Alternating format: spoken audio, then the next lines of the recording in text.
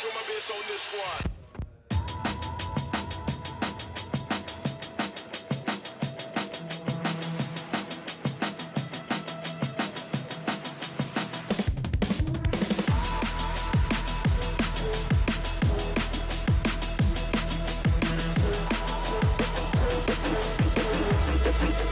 Listen to this ultrasound.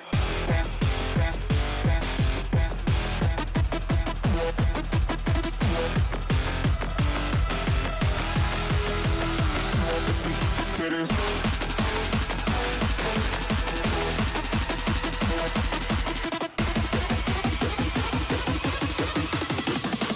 Listen to this ultrasound.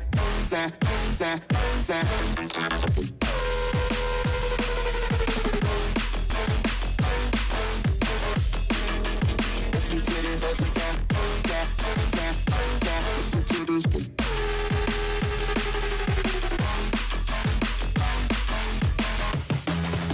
Listen to this ultrasound. Switch it.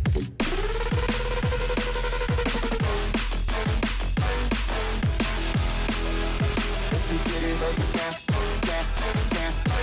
Listen to this.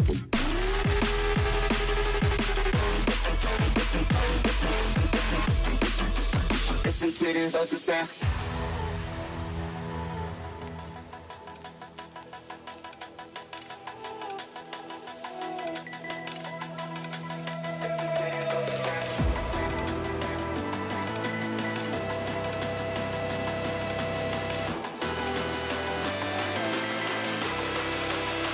Listen to this.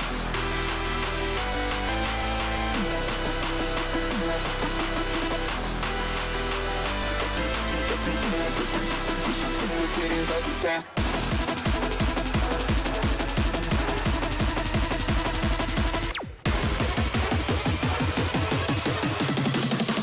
Listen to this ultrasound.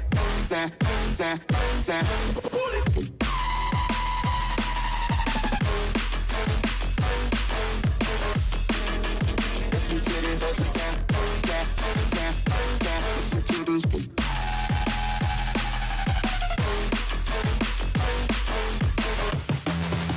Listen to this ultrasound.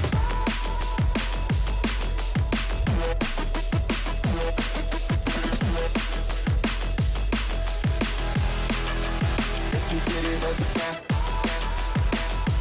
Listen to this.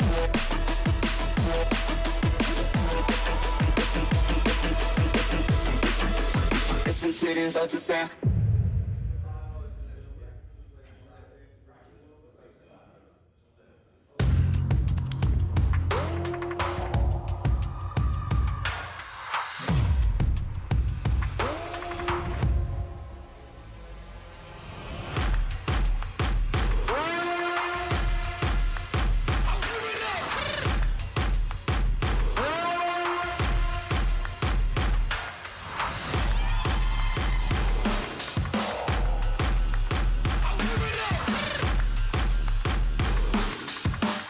Step, then I bring it right back.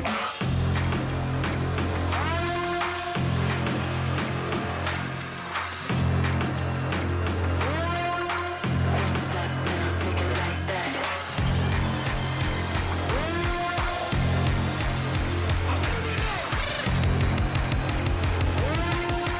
Two step, then I bring it right back.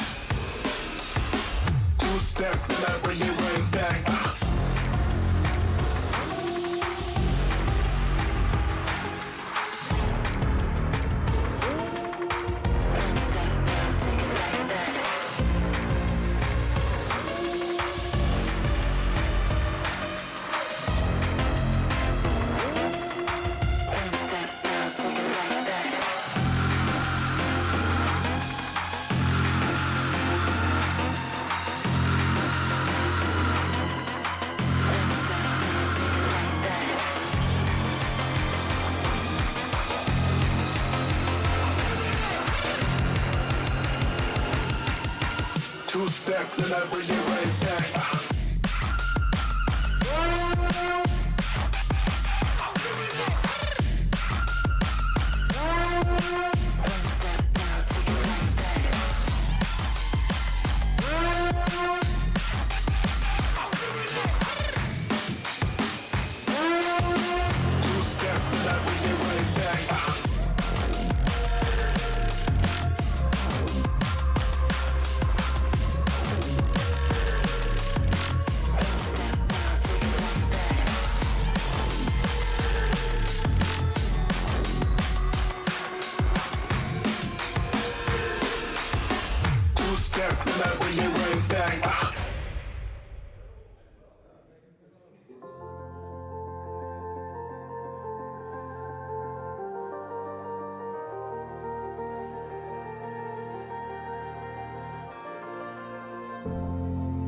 You wanna talk, I'll listen. But if you don't, I'll put your hand in mine and keep you company. Uncover the piece that's missing. Follow the light that guides you on your way and leads you back to me.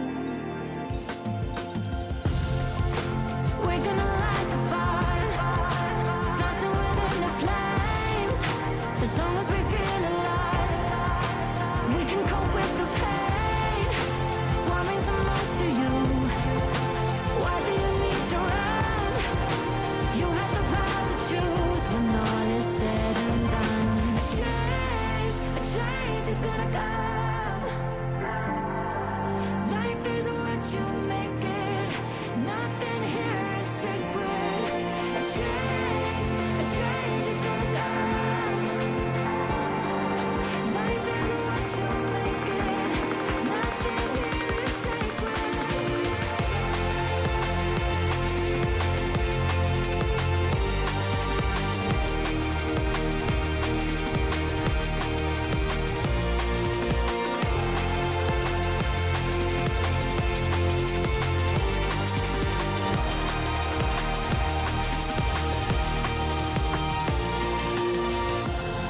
When the weight of the world is heavy, no, you're not the only one to ever see a darker place. I'll be there when you're ready to guide you through the storm and help you till you see a brighter day. We're gonna light the fire, dancing within the flames. As long as we feel alive, we can cope with the pain. What means the most to you?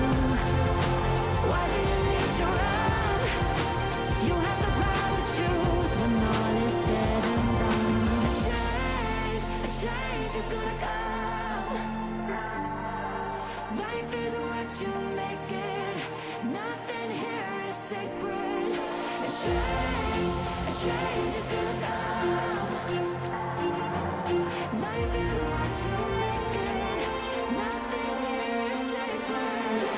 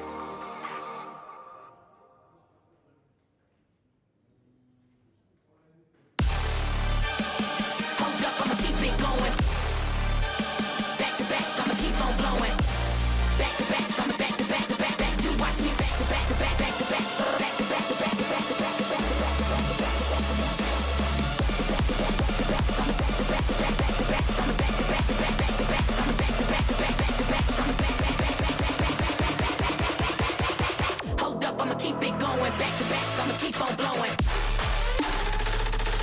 I'm trying to. Let me back up. Back to back, I'ma back to back to back. You watch me back to back to back, back to back, back to back. I'm trying to.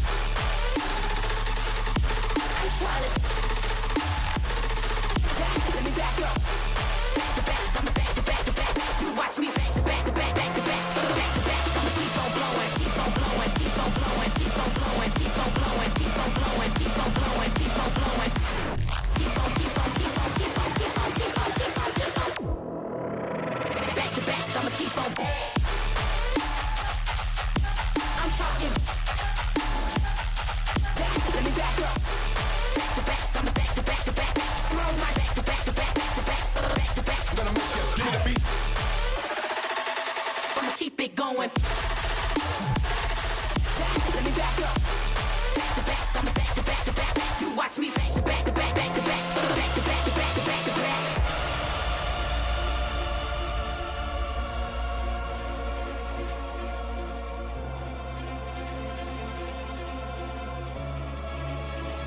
Through neon streets in endless black, they forge together a sacred pact.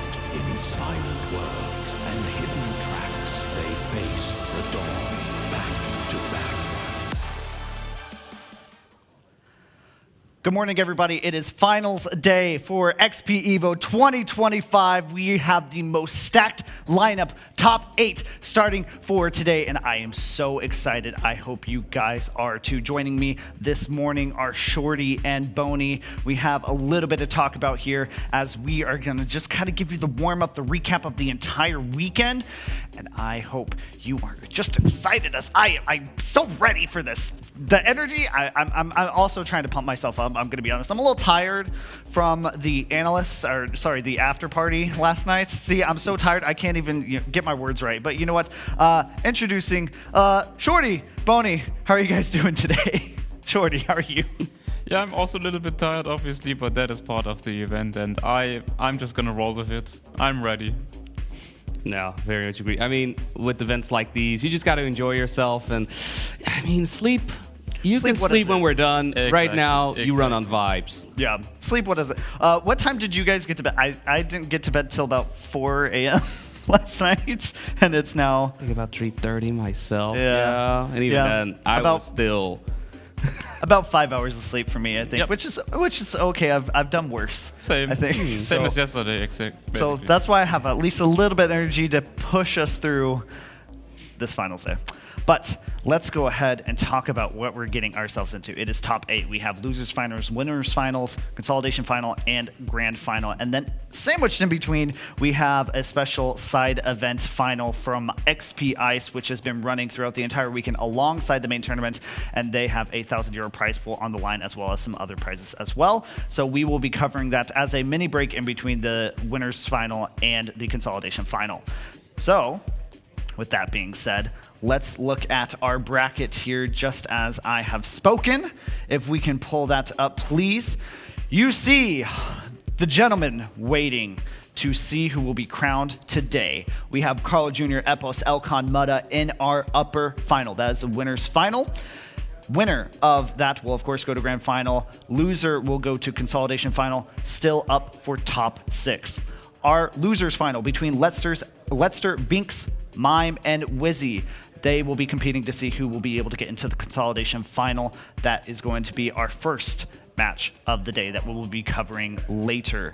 But maybe we can go into the overall arching aspect of this event, the top 8. Gentlemen, what do you feel like this means to the players? Boney, I'll start with you. I mean, it's all or nothing, right? You're here, you're on Sunday. Yesterday was that endurance slog for quite a lot of people. I think one player in particular that has had that in spades has been Binks. Binks been in lower brackets since the start of top 64. He also was in the Ambit. Somehow he managed to play every single match that we had yesterday. And he's still in, right? He is still wanting to get a piece of the pie. It was getting so close, to be fair. I did see the match yesterday, just real quick. Quad finalist. It really did came down to the wire. It was a fight between Otak and Binks right at the end of that, but Binks coming out on top, and I think Otak quite disappointed after a quite convincing win right before that as well. But so much more can be said for each and every one of these players. Everyone has had their journey, their way to get through the brackets, and right now, after the storm that we have on this Saturday, it's time for our players to really show, like, okay, you've had your wrist. How good are you really? So they're putting it all on the line, Shorty, as somebody who has been in some tough competitions yourself. The second place man himself. Tell me, when it comes to coming into a huge competition like this, what do you think might be going through these players' minds? I think, at least the way I approach it, I was not really thinking much about it, because you can't really change much. You had a lot of matches, maybe a couple of good ones, maybe a couple of bad ones. Of course, that kind of flow goes through you, but all of the players won their last match, even though except from Binks, all of the players came down from the winner bracket semifinal, I believe. But all of them already won another match afterwards, so I don't think anyone is going into the day with like bad feelings or, I didn't play well yesterday. I think all of them are just fully focused on the next game, trying their best, not really thinking about before or after, just locking in, as some people would say. And I want to quickly also mention Binks, because you said it as well. Speaking about energy, he had played every single possible match, which in fact is 10. And if you compare that to like someone like Mime or Ledster, who came through the ambit, they played 5 matches only yesterday in comparison to that. Obviously today's a new day, and that will change up a couple of things as well. You gotta get into the groove first, you gotta be here early, warm up, try to get things rolling, especially someone like Binks, for example, that had a very bad start yesterday, might struggle with that potentially, but I think after his runs from yesterday, I think he's also gonna lock in. I would agree, and it's kind of funny. Good thing that you were discussing Binks, because we will see in a short few moments here in the future the hype trailer that we have prepared for this top 8, and surprisingly, nobody really talked about Binks in that hype trailer. So when I was interviewing the players and interviewing the casters and everything, nobody really talked about Binks. So thank you for doing that. We got some Binks love in here. Actually, no, wait, I take that back. I do believe Patster actually did say something about Binks. So, but Binks, definitely a good one to shout out. I would like to shout out Wizzy in this top 8. I am very impressed by this man, because I know for him it has been a huge struggle for him to get over the mental hurdles he has put in front of himself, because he's so extremely critical. We were joking, I think, yesterday on the analyst couch. It's like, oh, get in here, bro. We're all critical of ourselves. But I mean, this person will literally sit you down for an hour and go through his life story and tell you how just like his entire mental process on things, and it just tells you how thoughtful he is of this game and the process and his wanting to win. And I feel like finally he's having a breakthrough where maybe he's letting a little bit of it go, not stressing too much about the result and just focusing on what he has directly in front of him. I think he's going to be somebody to watch out for today. Hopefully. Now I said it, it's like, well, we'll see. Put it out there. Wizzy, please do good today. Otherwise, you know who to blame now. Yeah. Anybody that sticks out to you in particular today that you would love, can't wait to see? I mean, if you say Carl, this is not going to be a Carl glazing segment. So. No, I think one of the players, and I mean, he's done phenomenally in past events as well. I want to say this is now his deepest run is Ledster. Ledster, who has had some ups and downs throughout yesterday, right? Some tough matches along the way. Had a couple of situations where he was stuck in finalists for quite some time, right? And when do you cash in? When do you cash in? When do you cash in? It can creep in quite a bit, but he still managed to crack this top 8. Like I said, I do believe this is his deepest. I believe, last year was 9-12. Correct. Making Making his way in. He wasn't here last year, but on 2023 it was 9-12, yes. Yeah.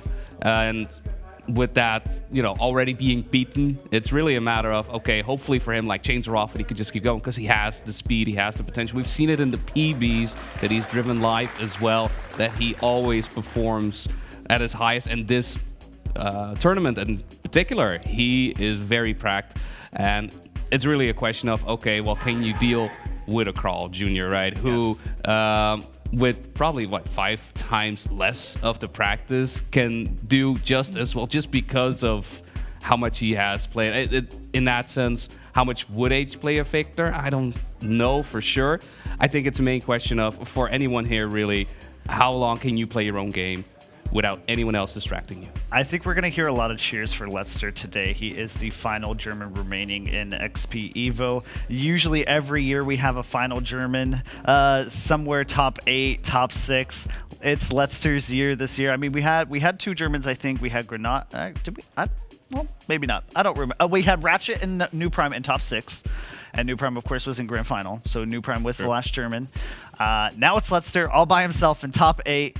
So hopefully he's going to be able to bring it home for the boys here. Interestingly enough, about Letzter, we had a couple of his matches on stream as well. And I feel like even though he played well and he was also like leading most of the matches, or at least at the top always, obviously driving very fast times, as we saw. Even some of the times, like, he's up there with someone like Epos on the times, like especially in the match where they both played at the same time. But I feel like he didn't have like a great match so far, if that makes sense. Like, I feel like when I watched the matches, he like never dominated in a fashion that I think he probably, if he brings his like A+ game, he could. So that would be very interesting to see if he can pull that out. And I kind of want to see that happen, because with his kind of pace, if he can bring some consistency in, we could see like a real big upset from him. Yeah, and I think that's just Letzter as a player from all the years that I've known him and seen him play. He is not the, if there's even flashy in Trackmania, he's not the flashiest when it comes to performances, blowouts, that type of thing. He is somebody who hits that line, that red line where it's like he is gonna hover around there, and it's kind of like maybe almost like a Carl Jr. You know, Randomize said yesterday on at some point during the day to us off stream, he was like, you know, Carl Jr. doesn't win, he just doesn't lose. Well, he did say it on stream. As well. Oh, he did. Okay, all right. Well, then there you go, Randomize. And he's over on here. He's laughing at me right now, probably. But yeah, I think Letzter is kind of in a similar fashion, maybe just not as strong, not up to that point or level of Carl. But he is the type of player who he may not just blow you out and, you know, just have a super strong win, but he's not gonna just easily lose either. And I mean, you could say that about a lot of players, but I think for Letzter, that's definitely his type of attribute in going into this first matchup of the day. I think like watching that one match with Carl Jr. and then comparing that to Letzter, I think you had the same feel about them, even though they are very different players. You know, Carl Jr. is not really known for his insane pace, but he is very consistent. He's always there. He is there to take the opportunities that other players give him, which you have to give him credit for as well. Of course. And Letzter, obviously, the exact opposite. He's just creating opportunities for himself with that pace. But at the same time, it works out to the same for both of them. Yeah, I would agree. Maybe one more shout out. Or actually, let's go into predictions. We have very few minutes left before we go into our player intros, or first our hype trailer of today for our top 8. Let's do some predictions here on the couch here. I will start with Boney. Winners final, Mutta, Elcon, Epos, Carl. Who's your 2? I'm inclined to go Epos for my 1. He just looks so strong, right? And in every single match that I've seen him play, he is 100% in it. Like, he is in his own world. He is doing what he needs to do, and it's so important, especially with the pressure building up. I think in that sense, reigning champion, and now a year later, more experience built up, getting more accolades, and returning back, looking fully pracked. I think for me, he is my number 1. And then your other one? I'd say Mutta, honestly. It's a shame I haven't seen too much of him, but from what I can tell, he is his usual self. He's able to just be able to play the game that he wants to play, and I think the wheel setup is working just fine for him. I even liked how he had the keyboard on top on stage at one point. So that for me is going to be my 2. All right, less than 2 minutes, Shorty. Give me your rapid fire. Who's your 2 for winners final? 100% Epos, and I think I'm going to go with Elcon for second place. Okay. All right. Rapid fire again. Boney, lowers, which is going to be our first match of the day. Wizzy, Mime, Binks, Letster, who are going to be your two? I'd say Wizzy and Binks, honestly. Wizzy and Binks. How about you? Exact opposite. Mime and Letster. Mime and Letster. Fair. I'm going to go Wizzy and Letster. I'm going to be the odd one out of the bunch here. All right. We have had a massive amount of competition throughout this weekend, and it is now time to introduce our players into the top 8. There's been a huge community, a lot of side events here present, and we've had such an amazing opportunity to have the biggest Trackmania party here in Cologne, Germany. Thanks to MediaMarkt, our main sponsor. Shout outs to them, and of course their daughter company XPERION, the venue that we're currently in here in Cologne. Thank you, everybody, for your massive support throughout the year. You have no idea how much it means to us that you guys are here with us today to watch these amazing players play throughout the tournaments. Without your support, we would not be able to do this. Our entire staff here, thank you, and we would love for you to know how much we appreciate you. All of us do this with a passion for the community, and we do this just voluntarily, and we just want you to know how much that we put our heart and soul into this, even when we have a couple hiccups here or there. So let's go ahead into our hype trailer of today, and then I will see you on the flip side to introduce our first players of our first match.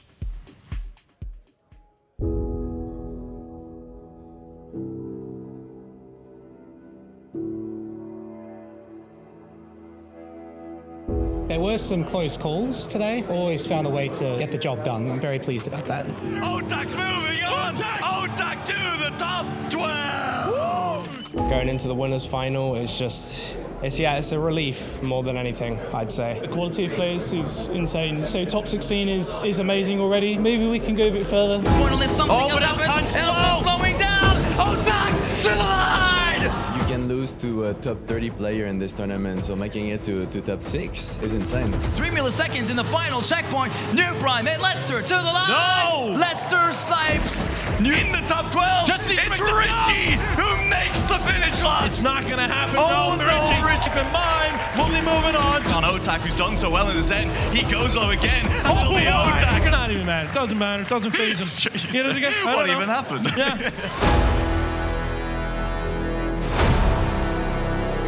At this point in the competition, it's do or die. You either do it or you don't, and nobody else is going to care. None of these players are ready to give up, and it's only going to come even closer on day 3. The crowd is definitely audible to these players. They hear everything that is going on. If you can't play under that pressure, you're going to crumble. I've never seen a Trackmania LAN at this level of competition, especially for a solos event. We have all the best players from the world here. With how I'm playing at the moment, I think I can win. I mean, if I step up, I will not rule it out. I believe I have a chance. So I'm just trying to take it a game at a time. I hope I'm gonna win, but I'll need to train hard. If I'm playing my A game, I don't think anyone can stop me.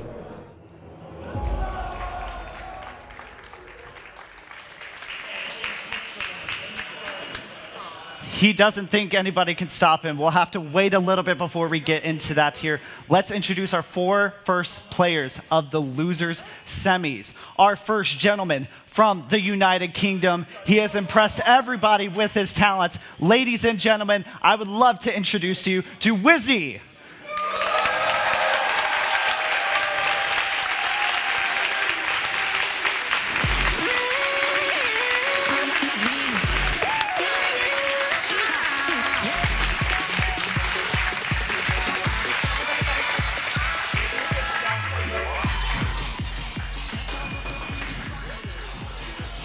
The flashbang master himself. You know the meme where the light screen goes up and blinds him and Trackmania. He's from Poland. He is here to compete and show everybody that he also can make it to the grand final. I am happy to introduce to you Mime.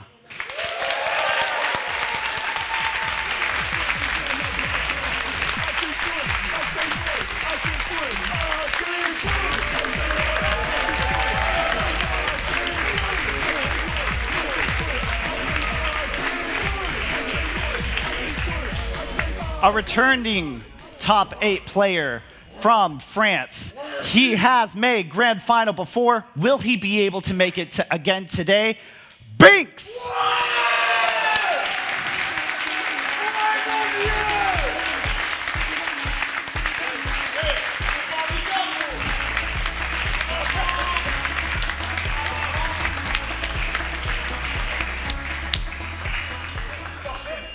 Last but not least in this match, Germany's last remaining hope for today at XPEvo. Will he be Letzter or will he be Erster? Letzter!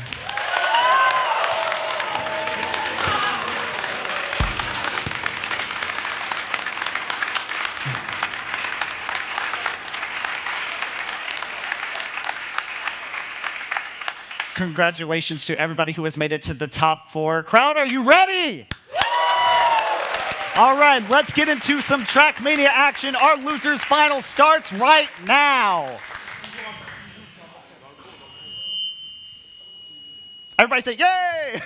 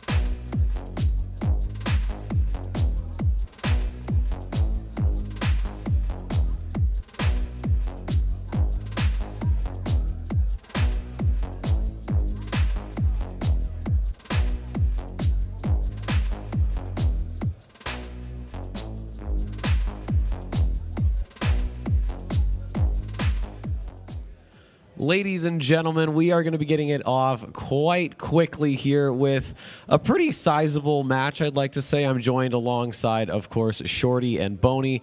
You guys have already talked about it plenty for this match of Wizzy, Mime, Binks, and Letzler.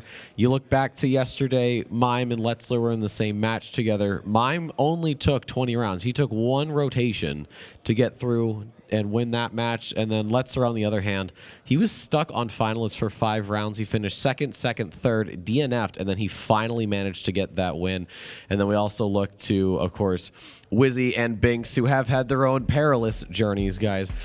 For this match, though, I'm having a very hard time picking out a player. If I had to say something right now, I would probably go for Myman first.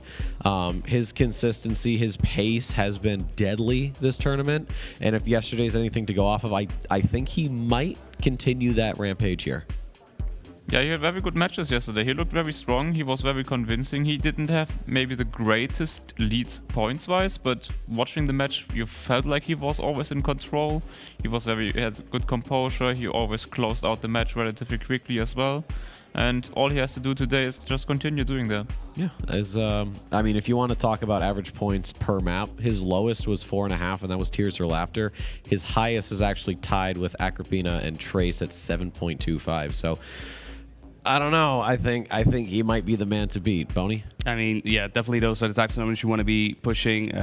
Obviously, we want to all get first place, but no round can always go as perfect as that, especially with the pace that everybody has been showing off. More than not, as honestly to be expected at this point. We have finishes with a few thousandths of a second separating players, and it is very much at those points and those situations that you really want to come out on top. We've seen players go down because of that, right? Driving a phenomenal race, but simply not being first across the line, even though they're right there. It's right there.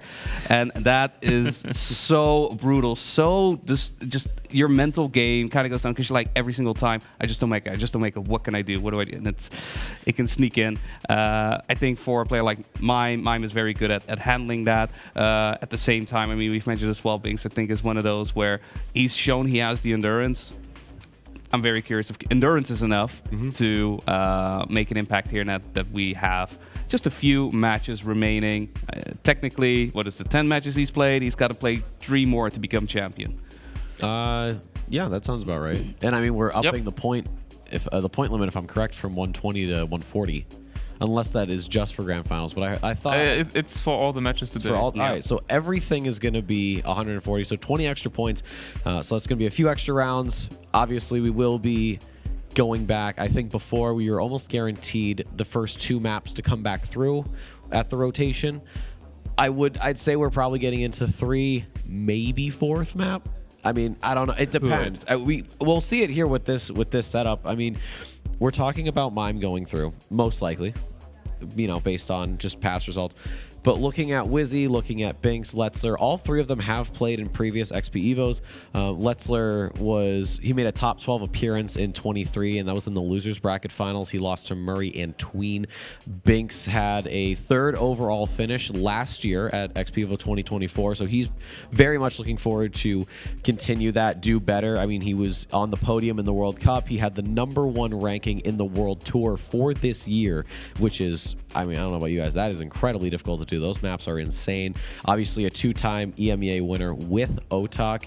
And then Wizzy, he had a top 20, or he had a top 48 finish last year, which was his worst finish out of the 2 XPEvos, because in 23 he went out in top 24 to Tween and Razk. And then 3rd in BDL with Mutta, the Duo League, the Wheel Team, and then 3rd in the Trackmania Formula E Season 2, and then 2nd in the EMEA tournament with Jan. So, I'm looking at it, and I kind of want to give a little bit of an edge to Wizzy just because he has that extra XPEvo experience compared to his opposition. But, it seems like every year, every tournament, it's always going to be a different outcome. Even if you have the exact same guys, how it all plays out, you can't call at all. So I may have to give a slight edge to Wizzy. I don't know if you guys feel the same way or if you think I'm crazy. Well, it's the first day, it's the first match of today, and maybe being a wheel player helps with that, especially like with nerfs and getting into it. We talked a little bit about wheel having some advantages to that degree, so maybe that also helps with this. I'm personally not sure. It would be kind of funny to see both Mother and Vizzy in the same match, both wheel players still in the game in this tournament. That is also an interesting statistic. Who knows? Boney? From what I could tell, especially yesterday, Wizzy just looks hungry, right? To me, I do agree seeing him in the top 2, and after 2 results right now, already beating both for 2023 and 2024. He's very hungry. I think he is putting everything he's got into this. He's not going to take no for an answer. Well, we are going to have to change course here and find out how that's going to be. We've got Nua and Randomize to start us off here in the caster booth. Gentlemen, how are we feeling this morning? Apparently more energetic than you, Legion. This is the lowest energy I've seen you all weekend. It is Sunday. It is lower bracket finals. Where is the energy on that couch, Legion? I'm saving it for later. That's insane behavior. Oh, you get to do a cast later, so I gotta be very polished for this. Nah, come on, guys. It is Championship Sunday. It is the last day of XPEvo 2025. There's gotta be some hype in this, man. Let's go. I'm so excited for this one. I'm so pumped. Lower finals. I mean, these are some of the players that we could see up when it goes, and we could see maybe not. You know, like people were talking about some of the players that are in here, right? How do you say? Letster. Okay, yeah, Letster. Let's get this right. Yeah. It's Letster and Wizzy, 2 players that people have been kind of going back and forth on whether or not they would get far, and here they are, top 8 out of 400 people we've had or something like that. Yep. We're down to the top 8, and players like that players like Mime and Binks. Yeah, if you're going purely on past record, you know, if you're on past achievements, of course, Mime and Binks, they're the players you're looking at in this match. But I mean, Letster in particular, yesterday, we saw, has the grit in a match where I frankly thought he was going to bomb out because he was denied after reaching finalist 4 rounds in a row across an entire map. He was not able to get it done. And to be able to dig deep, still manage to pull through that match, I mean, that's incredibly impressive. And meanwhile, Wizzy, over in the other match that was happening at the same time, was winning in quadruple finalists. I mean, both of these players have shown that they are hungry at this tournament, that they are going to try and get it done. We are live on Agrippina. We are live with our first round of the day in the lower bracket final. Yes, we are. Here we are, day number 3, starting off with Binks up in front and Mime making the first mistake of the day. Wizzy also following a little bit behind. So it's Letzer and Binks. Mind you, Binks has been playing so many games. He's played in every single round possible all weekend long, and here he is in that top 8, taking him on, and unfortunately Binks makes a mistake as well. So pretty much a free round potentially for the big player, but we do have the wild player Wizzy coming up behind with the wheelman himself. Not too much pressure going on, so it could be a free start for Letzer, I would say, as long as he doesn't make any mistakes to the end. Still just needs to get it done, get it across the line. Seems to have done the job here in round 1. Wizzy has held on, survived better than everyone else. Mime not too far behind Wizzy, but is running out of track. I don't think he's going to be able to catch Letzer. Got spooky there at the end. Will still make the thin. Wizzy in second. Mime will take third, and Binks, unfortunately, his error the most costly in round 1. Yeah, unfortunately that happens. But like you said, it's round 1. Yep. Plenty of rounds, plenty of points to be collecting as we go into the second round. And if there's, and like again, we have some veterans on the stage, we have some rookies that are on the stage, whether or not they have played in other lands, big or small. You know, these are names that we've seen for years, playing up against names that we've only been seeing for the last couple of years.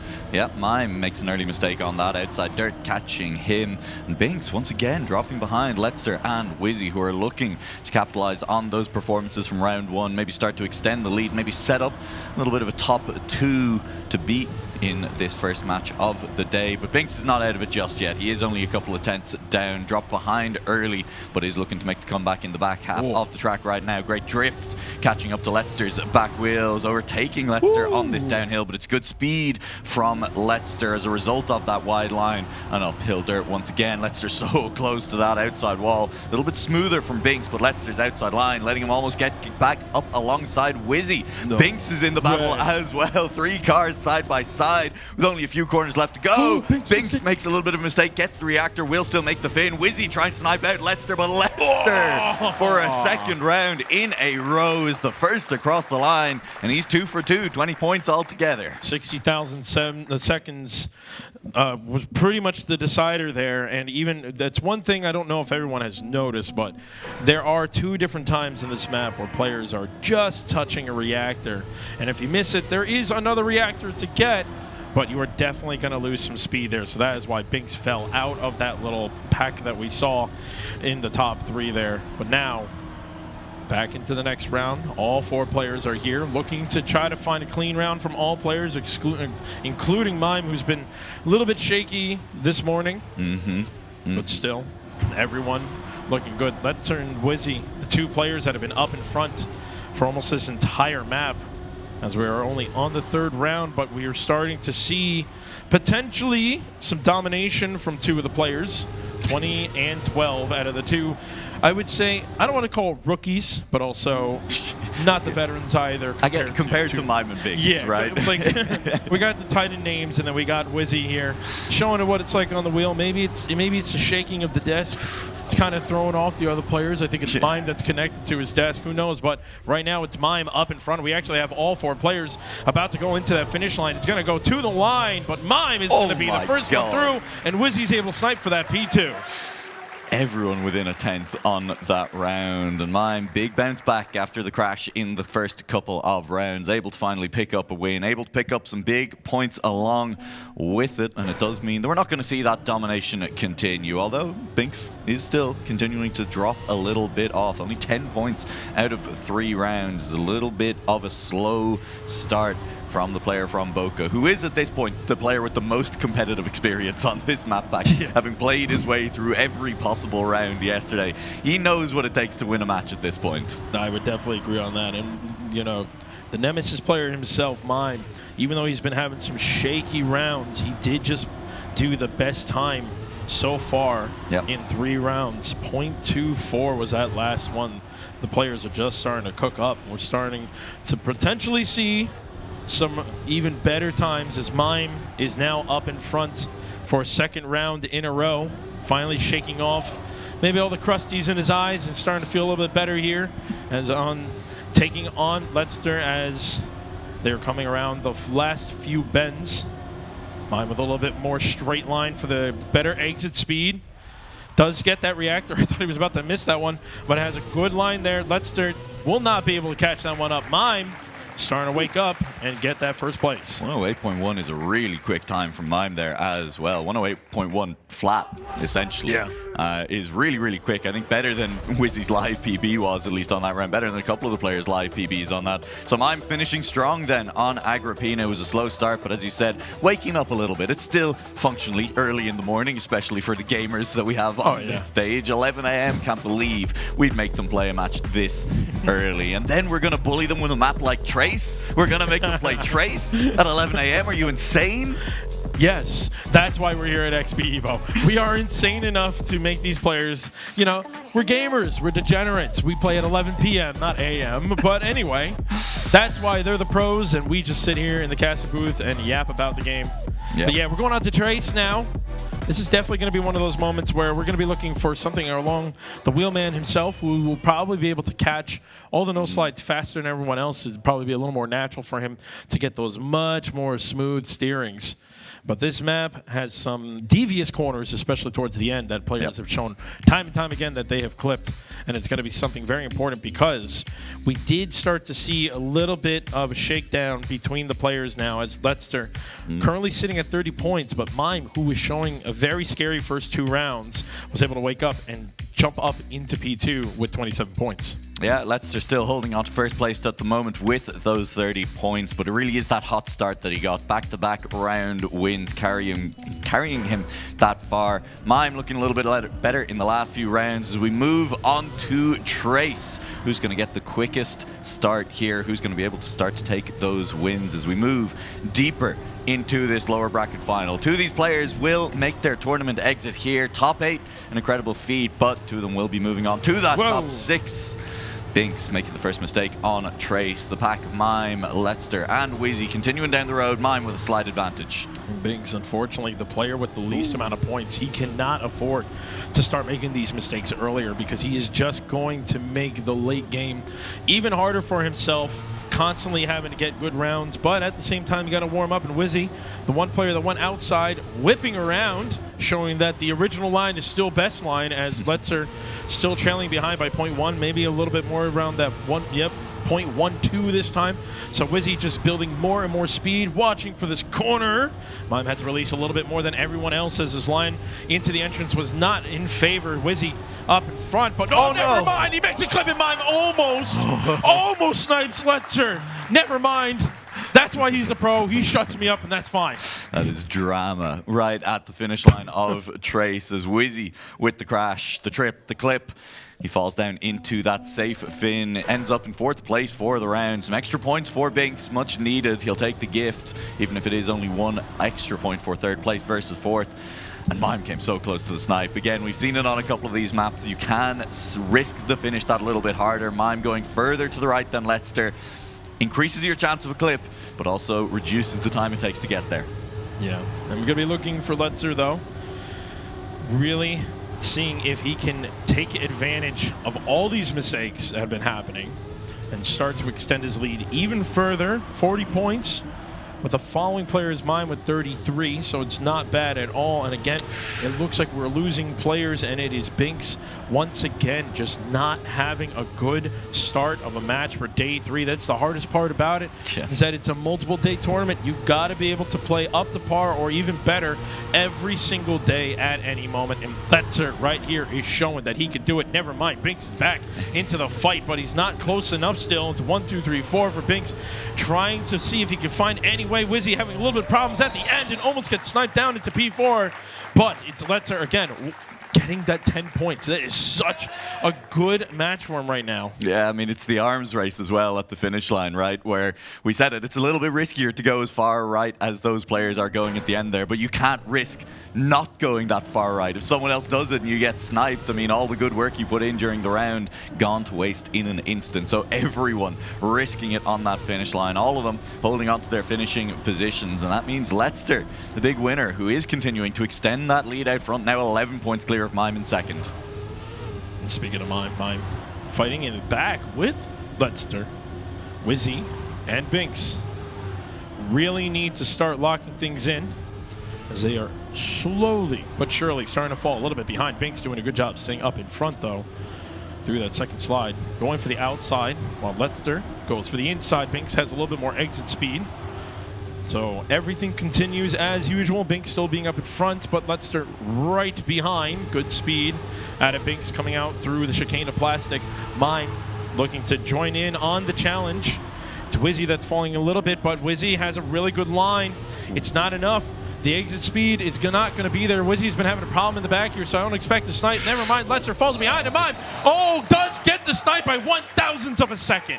Mime up front snipes out Binks, and meanwhile at the back Wizzy managing to take 3rd place as well. Still Binks looking better in that round. Important for him, as he has been struggling a little bit to get into this match, to get his head into the game. Not far behind Wizzy, who is only a few points clear of Binks at the moment, but Leicester and Mime are really starting to stretch that lead in front. It looked at the start of the first map like maybe it was going to be Leicester and Wizzy starting to pull away from the field.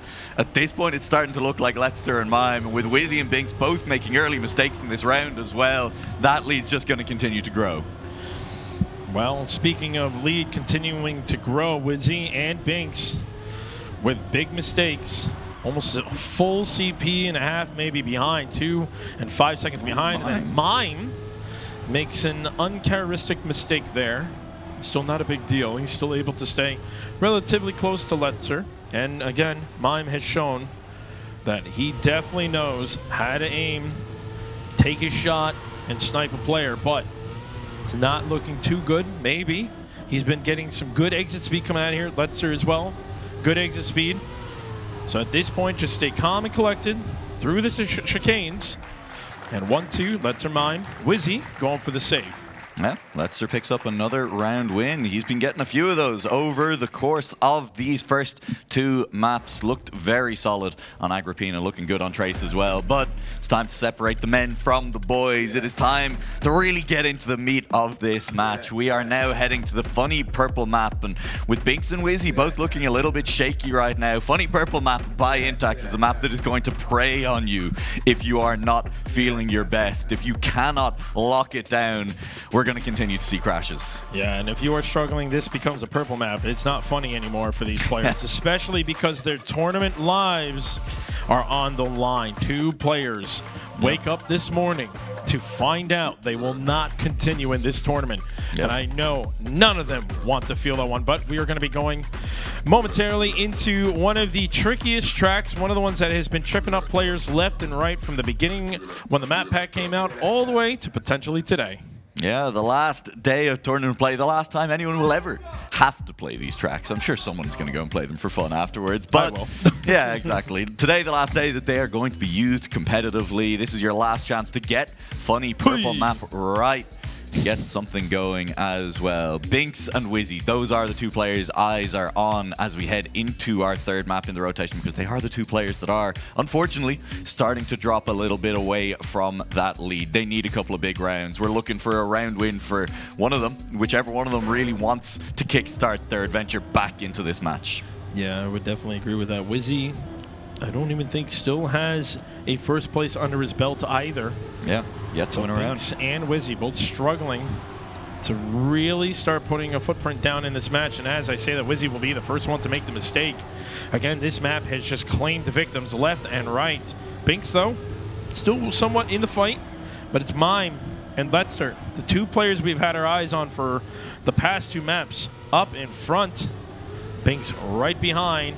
Good exit speed for all 3 players, and it all depends on how they're going to handle the chicane here, because there could be a chance you lose a little bit of that speed if you turn a little bit too hard. You also want to make sure you don't get any airtime, and all 3 players demonstrate that very well. As I say that, though, Binks jumps up and slams into the side. That may even give Wizzy a small chance to maybe fight for P3, but up in front, Letzer is trying to see if he can catch up to Mime, maybe go really tight on the right side, but it won't matter. Mime had plenty of room to take P1. Yeah, that's, again, Mime and Letzer. I mean, they seem pretty content, frankly, the 2 of them, trading off first places, you know. Neither of them pushing each other too hard when they're in that 1-2 position up front, because, hey, 2 players go through. There's not even a seeding concern at this point. If you can trade off places, if you can just continue to trade off 1-2s between you, you're not feeling too bad about how the match is going, and I don't think you have to feel bad. Letzer on 69 points, Mime on 65, and it is a gap of 25 already on round 2 of map 3 to have a 25-point gap between 2nd and 3rd. It's kind of panic stations already for Wizzy and Binks. Yeah, it's starting to definitely feel it for him, especially Binks, who's just been struggling. Binks has fought long and hard all weekend long. Yeah. Just to have a match like this, hopefully Binks will be able to shake it off and really start to make some changes in his driving. As I say that, though, Binks is up in front with Mime.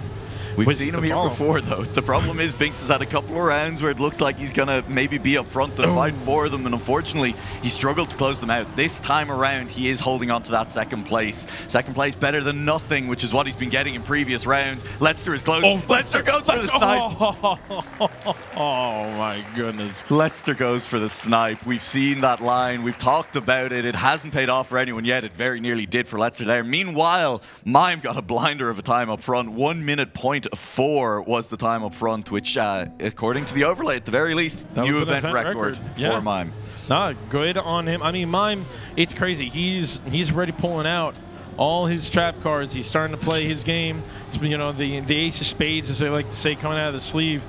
I don't think he really needs to be pushing these times right now. He may want to reserve some of that energy for later on. You say that. Binks and Leicester were not that far They behind were not him. far behind him for sure, but it's almost at this point where like there's so many mistakes happening. Again, like you said, it doesn't matter if you're going through first or second place. You just have to make it through. And right now, Mime this is might sitting be my comfortably. fault. I did ask Mime last night to make this match fast because I was pretty sure my voice was going to be gone.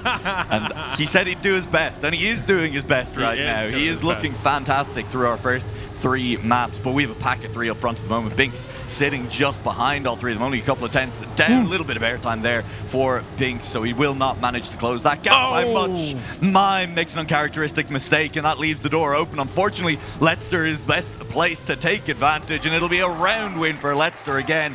Better round from Wizzy and Binks, but Leicester still keeping them out of the points. And that puts him up in front point-wise. Definitely going to be important. Even though we talk about how the 2 of them are, starting to create that comfort zone, we've seen time and time again, how many times does a player who looks like they're playing terrible somehow still find finalists and bring us down to triples and quadruple finalists. We can't count anyone out yet.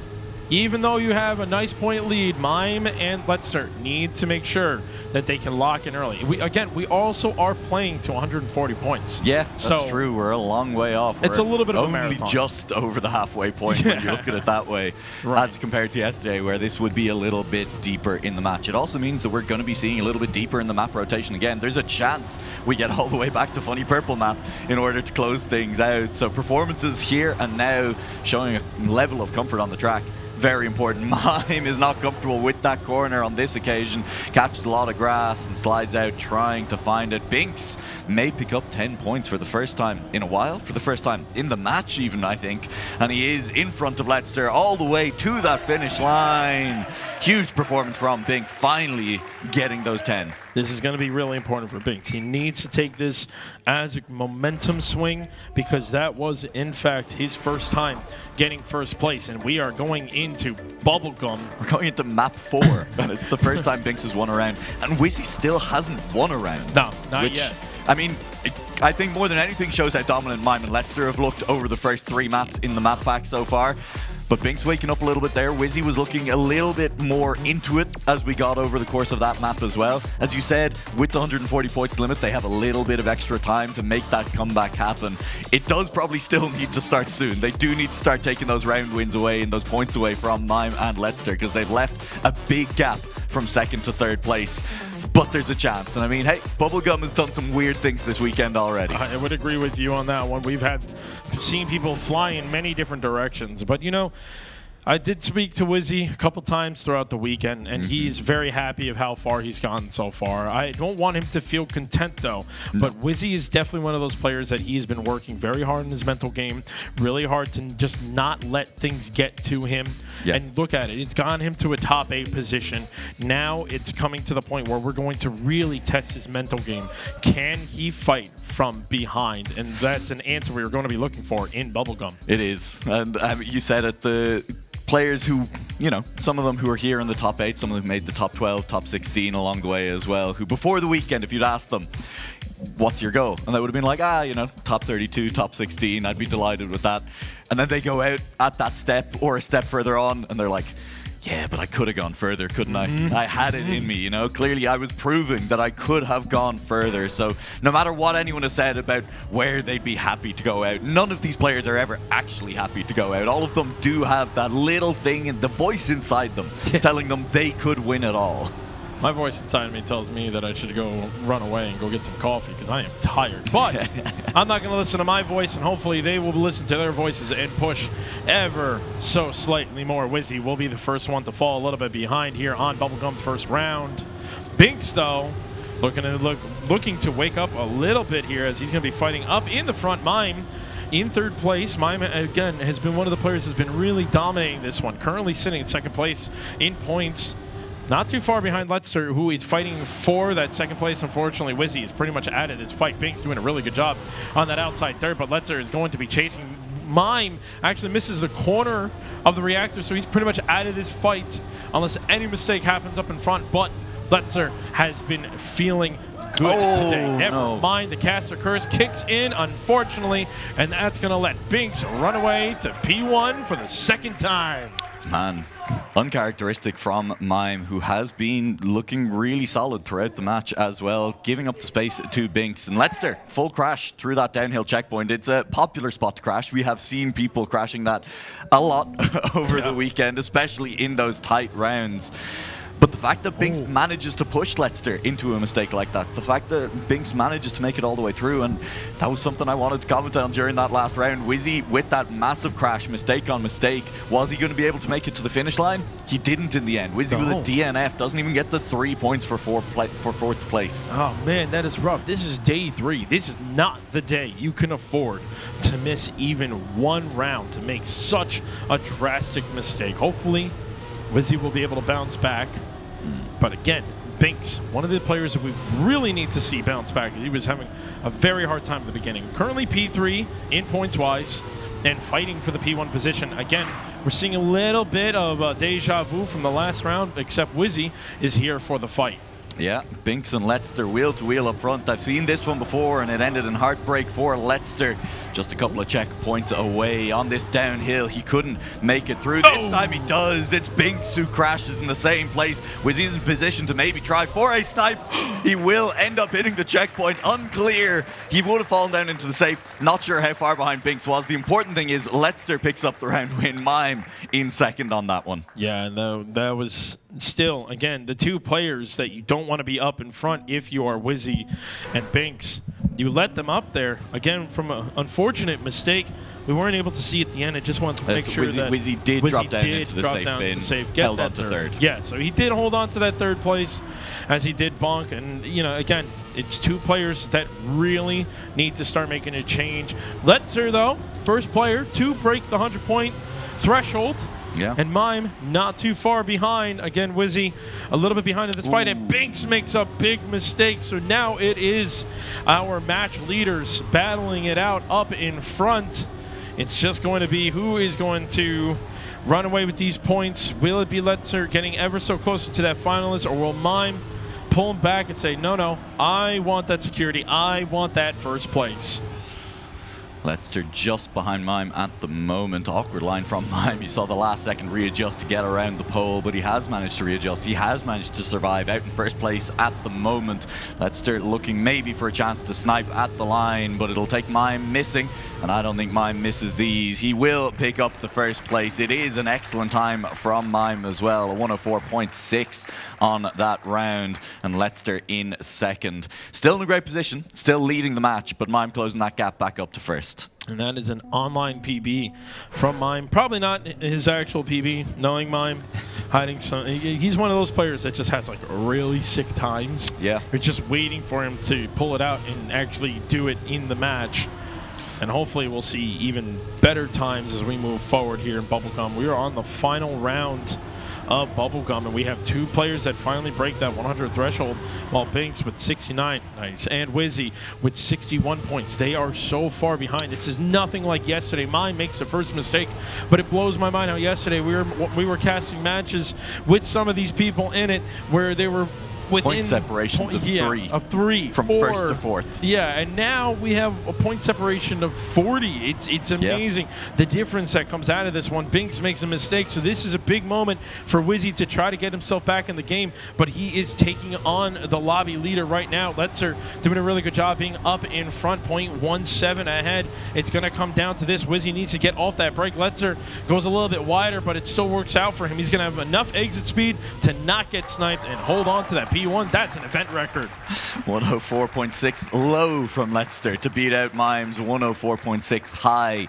in the last round. And the problem for Wizzy, it feels like, is he's just not quite found his pace yet today, and that means he's relying on mistakes from opponents. And when Mime makes a mistake, Letster wins the round. When Letster makes a mistake, Mime wins the round. And on rare occasions then, Binks manages to sneak out a win, and it has left Wizzy, unfortunately, with nothing so far. He needs to find a way to to get that pace. He needs to find a way to calm down on that stage. There's still time left. We're playing to 140. The players, once they get to finalist, still need to actually win that round. Comebacks are possible. We saw it yesterday, but you need to be in the right frame of mind. I think you just got to let go of it all, right? Yeah. Whatever happens, happens. As we saw Wizzy say in the hype trailer earlier, he is taking today one match at a time. I think you got to take it one round at a time right now. Yeah, it's almost turning into, it's almost becoming a point where you may have to take one turn at a time, because sometimes you might be just looking so far ahead in the track in your mind. To be clear, terrible Trackmania advice. Definitely do think about what the next turns are going to be. You do need to be setting up for those, but I see your point. Yeah, just sometimes, I mean, it just seems like they have their eyes so far set ahead that they don't even see the one little corner. I Absolutely. mean, again, we were in the losers finals, top 8, and we were seeing so many mistakes out of almost all the players. Yeah. Whereas yesterday, again, it was just everyone was on too early in the morning. Okay, it's 11 a.m. These are the pros. They're meant to be playing at any time. That's true. They got to be able to handle this one. But here we go into tears or laughter. Probably each one of them is feeling one of the two emotions at the moment. Yeah. Emotional damage, look, I'm saying that Binks and Wizzy still have time, but Leicester is on 119 points. He's only a few good rounds away from finalist. He could be hitting it before we leave Tears or Laughter. And given the 140-point increased points limit for the final day of XPEvo, to hit it in the first map rotation is still incredibly impressive. Speaks to how well Leicester has been playing. Mime is not far off him, and frankly, no one is far off each other in this round. 4 drivers started the round. We still have 4 drivers very close. Wizzy, no mistake, just setting up differently for that corner, holding on to his speed, finds himself in front of Leicester behind Mime and Binks, and they are wheel to wheel, 7,000s between them at the last checkpoint. Ice Slide can separate, it will separate out Wizzy. He lost the gear, he slid on out of there, and that means 3 players fighting for first place instead. Yeah, it's unfortunate for the wheelman himself to fall out into the ice part. Was going to question whether or not it was going to be too hard for him to handle it in this high pressure. Binks makes a mistake. Mime is going to be up in front. Again, the lobby leaders are the 2 up front, and they are running away with this match. And I mean, yeah, at the back, Wizzy did manage to beat out Binks because of Binks' mistake as well. But as you said, it's the lobby leaders who get first and second. Frankly, that changing of places, who gets the 1 extra point for 3rd place instead of 4th, doesn't really matter at the back right now. Wizzy and Binks, they need to find firsts and seconds as well. Apparently, Leicester has won. Woo! That's ignore the overlay. It doesn't know what it's talking about right now. Unfortunately, the overlay thought that we were going to 120 points, but as you can see, Leicester is still playing. We can manually track this. Leicester was on 119 points. He's now on 129, right? Yes, I would agree with you on that one. And Leicester is looking to make it 139 as we see 2 players come making big mistakes at the beginning. Binks is going to be the only one taking him on. Binks, who is currently sitting in P3 points-wise, is really going to need to take advantage of this. Mime is not here, but Mime had the best line in that no-break section there. But Binks and Leicester do not give up their positions. Binks having a lot of mistakes here and there, but he's looking really good here. Just maybe a little bit harder push to try to get that P1. Those 10 points are really going to start to matter for Binks, because again, you cannot let these players get in way too much of a comfortable position, as Leicester pretty much is. And at this point, it's looking good. Binks has a little bit more exit speed, but I don't think he has enough track to get up there. And Leicester gets another 10 points. We can't see what Leicester's final round time was there, just because apparently Leicester's already won. Ignore the fact he's still driving. The party It's a told you to ignore. pre-prediction. Yeah. It's like, when chat puts pre-GG. It's not feeling like an unfair prediction, because Leicester is now on 139 points. Yeah. He's 1 point off finalist. We have to do mental math now. The caster math is never. He's made it very easy by winning back-to-back rounds after being on 119 points. You just add 20, you get to 139. So Leicester will be entering finalist mode shortly. I mean, guaranteed, as long as he can finish this round. Mime still has a little while to go. Crashes like that are not going to help him in his search for finalists. Binks has come a little bit alive on this track, was at least pushing Leicester, and with Leicester making a mistake as well, Wizzy makes a touch. So Binks should be well clear. This should be 10 points for Binks. Wizzy is still in position to hopefully pick up the 2nd place. 6 points. It's not nothing. It's not nothing, but it's still, again, these are the two players that have been really needing these points. So if I were Wizzy, I still would not just walk away with 6 points. I would try to make that push. I'd try to make it happen. He's making it. And if we're actually correct, eCircuit Mania, our friends over there, has been giving us our points. Letzer is actually 135 points, and Mime at 119. So Mime's points might disappear in just a moment, but it's Binks who's looking for that first place again, gets it, and it's another 10 points for Binks. He's getting closer to that 100-point threshold, but might not get there in time. Yeah, and if Leicester was in fact on 135, which I have no reason to disbelieve, we trust eCircuit Mania in this house. Yes, sir. That does mean that the 3rd or 4th place that he has just picked up does put him at just below the 140 points he needs for finalist. That was exactly the point. Leicester is officially on 139. Mime is over the 120 mark and has therefore also managed to join the club of breaking the overlay. We'll have to see how it handles. It's really not meant to handle more than 2 players winning, so we'll have to see what happens when we get that far into the match. But Binks is still a little ways off that. Tears or Laughter has been going very well for him so far, though. Leicester way out in front on this round. He doesn't even need to be. He is going to be hitting finalist as long as he finishes the round this time around, but he is doing very well. It's a mistake from Wizzy. Mime is trying to overtake Leicester, get the 10 points for himself, because those 10 points do still matter for Mime, who's a couple of rounds off finalist. Mime gets these 10 points and he goes up to 132, set himself up a little bit better to try to get that finalist. But yeah, Leicester at this point try to deny as many points as you can, force these players to play a few more rounds so that you can buy yourself a little bit more cushion, because Binks, who has been struggling to try and get a good match going, is starting to wake up a little bit. He is here in the fight. Does he have enough? No, unfortunately, no. Another neon light takes him down. Mime will take first place, and that's going to put Leicester into finalists. Mime will be sitting at 132 points. Yeah, and don't forget that after this, we go back to Agrippina, where Leicester won the first 2 rounds of the match. Yeah, he's now on finalist mode, and we're going back to a map that he looked very good on. Yeah. And even past that, I mean, Leicester has frankly looked good on every map so far in this map pack. He's been looking fantastic to start things off on Sunday. Lower bracket final going incredibly well for him, and Mime also looking great. The question really becomes, do Wizzy and Binks even have enough time left to catch back up in this match to try and make the comeback stick? Well, what really worries me is that when we were first on this map, everyone was having trouble to really have a good amount of, like, a good 4 rounds in a row. Their mediums are a little bit off of each other, but Mime still, even though he was struggling at the beginning, he did drop the 8.1 time. He did. We could potentially even see this squeezed into the, the sub 7 point something. Yeah. Because if anyone's going to do it, it's definitely going to be Mime. So the question is, will Mime be able to continuously stop Leicester? Yep. And get that first finalist and get that first place just to secure himself a little bit more? Because again, it's the top 2, but I'm pretty dang sure I would like to walk out in first place just to know that I've secured myself into consolidation. Yeah, and can we get some noise for our lower bracket finalists? Come on, we need some you're all energy. just sitting there.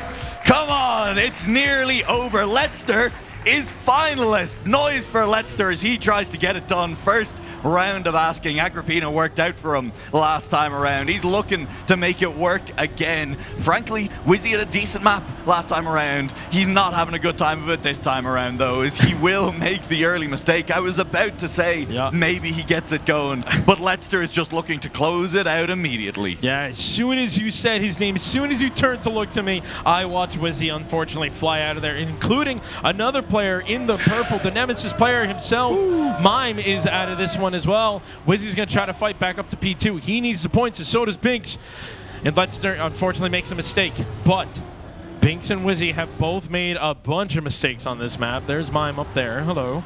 But Leicester, at least at this point, you could try to bully Wizzy out of a few more points. He's kind of in a position if Binks made a mistake where, you want to be in front of Wizzy so that you do win at that point, but it doesn't look like Binks is going to make the mistake. He has survived to the end. Leicester full risking on that reactor as well. But there's 10 points for Binks. There's 6 points for Wizzy. Much needed at this point of the match as well. But Leicester can't get it done on first round of asking. That's only one. Start to count them. You got to count them. Leicester got denied for a while in his last last match yesterday, but still clutched up, was still able to get it done, and he's given himself a huge buffer this time. Definitely giving himself a buffer. Binks being able to break the 100-point threshold, and Mime is 5 points away from making this match a double finalist. Mime had a rough one there. Wizzy again making a mistake. Mime making a mistake, so it's down to Letzer and Binks again. These two were battling it out last round, and they're going to battle it out again. Letzer made an early mistake last time as well, and pretty much let Binks run up in front. Let's see if he's going to be able to fight this one back. Binks holding the lead for now, but it's a car length, maybe two on a good corner from Binks, but Letzer's closing that gap. They are wheel to wheel, side by side through the middle sector of the track right now. Letzer gets his nose in front. Letzer may not want to repeat yesterday, as he is so close to the outside of that dirt, and he just wants to get it done. He wants this match to be over in his favor. He looks like he's maybe done enough. He only has the reactor corner to go, but Binks is coming back at him. Binks has the speed. Binks has the touch. Letzer has the lead, and Letzer is your first player through to the consolidation final. One of the players that no one knew he was going to make it this far. Letzer has made it himself into that top 6 position. No one, if you asked at the beginning of day 1, no one would have said this man's name, and here he is in the top 6, defeating some of the biggest names in Trackmania. Yeah, absolutely huge performance so far from Letzer, and doing it comfortably, frankly, in this top 8. That's a crash from Binks. Mime, meanwhile, quick mind point check. It is 139. He just needs to get a finish. Unfortunately, it was that mistake in the last round that put him out of it. He could have reached finalist on the last round. Instead, he has a couple rounds to go. He does have a bit of a buffer, but hitting that 139 point mark now, starting to get a little bit scary. The fact that Binks has crashed in this round makes it significantly less scary, given he is the player who's closest to Mime at the moment. But still, Mime potentially leaving a door a little bit open. Potentially there is a gap here where Wizzy and Binks can try and force their way back into this match. You never know. I mean, Wizzy has been having such a rough match, honestly. But it just takes that moment. You can have that moment where you tell yourself, all right, lock in, and here we go. Wizzy way up in front, has so much room to work with as he goes to jump into the finish line. That's going to put Wizzy over the 100-point threshold, 104. Finally, Mime will be hitting finalist. So will we see our second player to move on is the question. I mean, that was a much better round from Wizzy.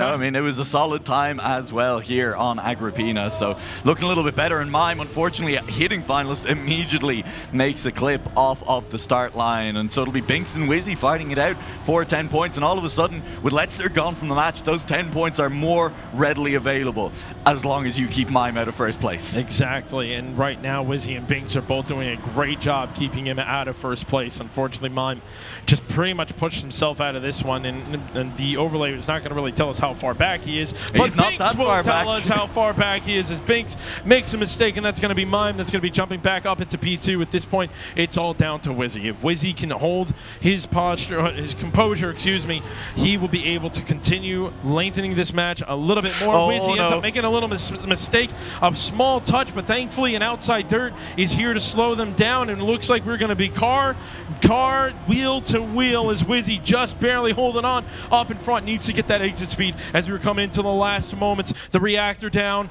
and Mime ends up slowing down. I think he ends up getting a small clip, and that's going to be a free jump for Wizzy. He just needs to aim. He gets in. Wizzy extends the game. Wizzy was on a really, really good time there, actually, as well. You know, there was a little bit of a slowdown in the middle that we saw from him. He still got a 108.3, still matched his time from the previous round. And with a couple of tenths loss, he was on for a low 108, a 108.1 possibly, maybe even a 108 flat. So Wizzy looking great on that final round of Agrippina. Gets back-to-back at 20 points, but Binks and Wizzy are both riding the knife edge right now. They are slowly working their way up there, finally closing that gap to Mime, who has obviously stalled out on 140 points on hitting finalists, so the gap is only going to shrink, but they gotta keep denying Mime, and it is going to be difficult to do on Trace. Yeah, especially for Mime. I mean, Mime constantly was fighting in that second place.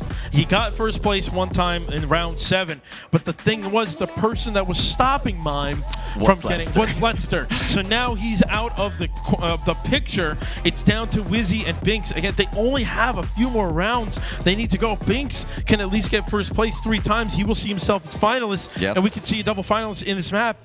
Wizzy, unfortunately, will have to get first place through every single round if he wants to see finalists and bring us back to funny purple map. There is at least 2 of them, right? That's True. your solace. I mean, it is the Wizzy and Binks brotherhood right now. The brotherhood of Bully Mime. Deny him his spot in the consolidation final.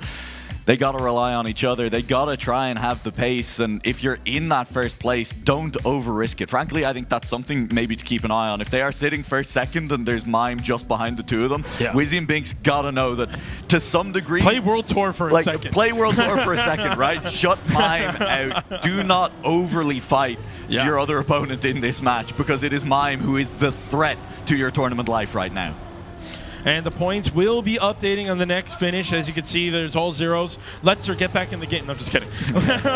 Just give him a heart attack for a hot second. But yeah, so we're finally going to get the overlay to fix up a little bit, but it may not even matter, because right now Mime is currently up in front. Wizzy falls a little bit behind. Binks is currently the player to battle Mime and defend the match itself, but Mime with the inside line. Binks, though, was able to get right behind Mime again, even though he went for that outside line. Reactor's down, and you got to be careful. Don't want to take too much airtime here. Beautifully done by both players. Mime is still holding up in front, and Binks cannot clip this moment, and the 2 of them are going up in front. It's going to be a wheel-to-wheel match. Mime is barely holding on. We've seen players clip, but it won't matter. Oh my Lord. Mime is moving on to the top 6 match. I thought he clipped it. That wheel touch at the end. He lost a little bit of speed. It wasn't quite enough. Holds off Binks. Holds off Wizzy in the match as well. Mime joining Leicester and moving on through the lower bracket. And, I mean, unfortunately for Binks, the fairy tale run ends here. Doesn't manage to play in every single round of XPEvo, but hey, only missing out on 2 isn't bad. Yeah, just about to say, only 2 rounds. I think Binks has literally shown what can happen when you go on a marathon run. It's tough, you know? Yeah. He had to play at his best, at his peak, for 3 days, and he was kind of wish-washy on day 1. It was a little rough for him. You know, he was losing to players like Nixotica, you know, my NCSA player. But then he picked it up in day 2, ran it through the lower bracket. Oh, I don't want to say flawlessly, but like, what a pro looks like in the lower bracket. You would hate to see him down. I also think you have to be a little bit scared for the players who drop out of the upper bracket match that's coming up next, because Leicester and Mime are both looking great. Leicester in particular had a fantastic match just there. Both of them showed pace at different times as well. Yeah. Whoever drops down from the upper bracket is not necessarily going to be safe just because they are dropping from the upper bracket. Yeah. Well, we're going to go to a quick set of highlights, and then there will be an interview happening on the stage after that. Don't go anywhere. Action continuing all day at XPEvo 2025.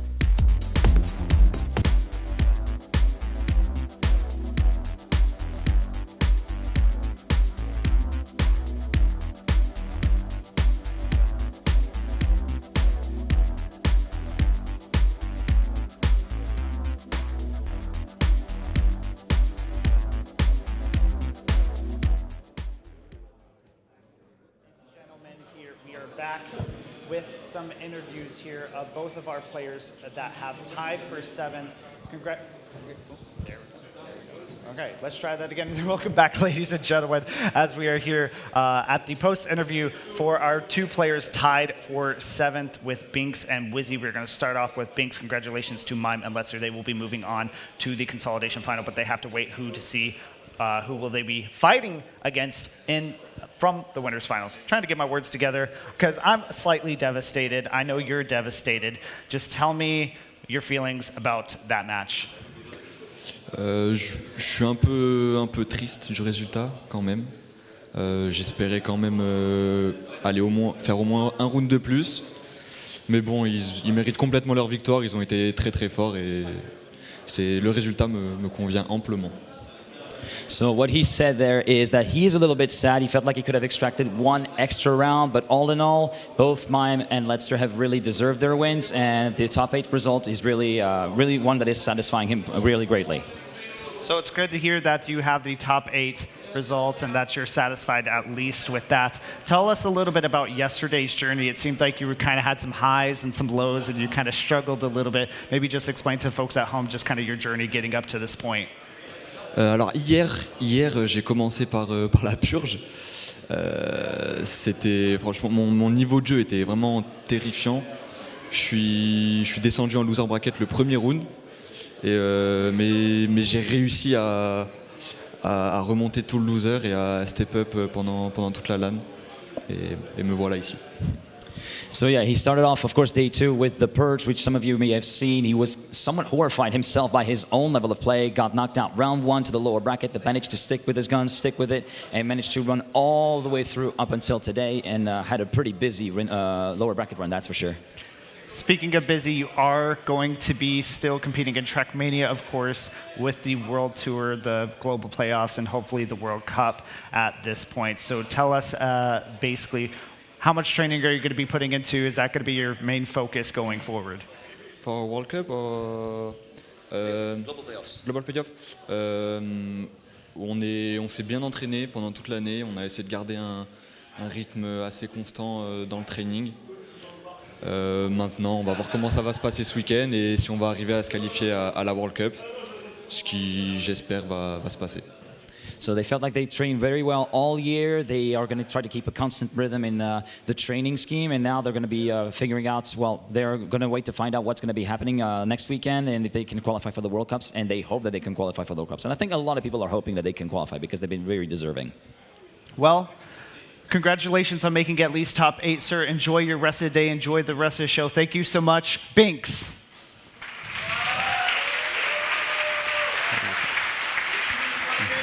Also, thank you to G-Geek for the translation. Wizzy, if you may come up with me now for our second exit interview. Just a little bit closer to me, sir.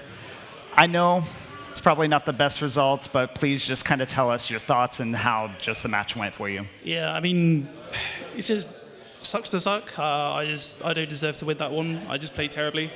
Just couldn't get in the flow of it at all.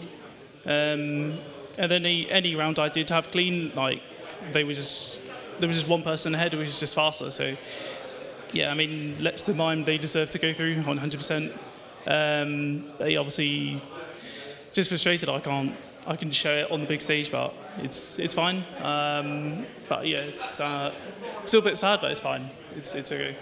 Yeah, and then going through just referencing your previous XPEvos, this is still your best performance at XPEvo. This is the first time you've ever made it top 8. It's the first time you've ever made it to finals. You should at least feel a little bit proud of that, right? Yeah, for sure. I think it's just the initial reaction, isn't it? It's you know, we're here to win. We're here to compete.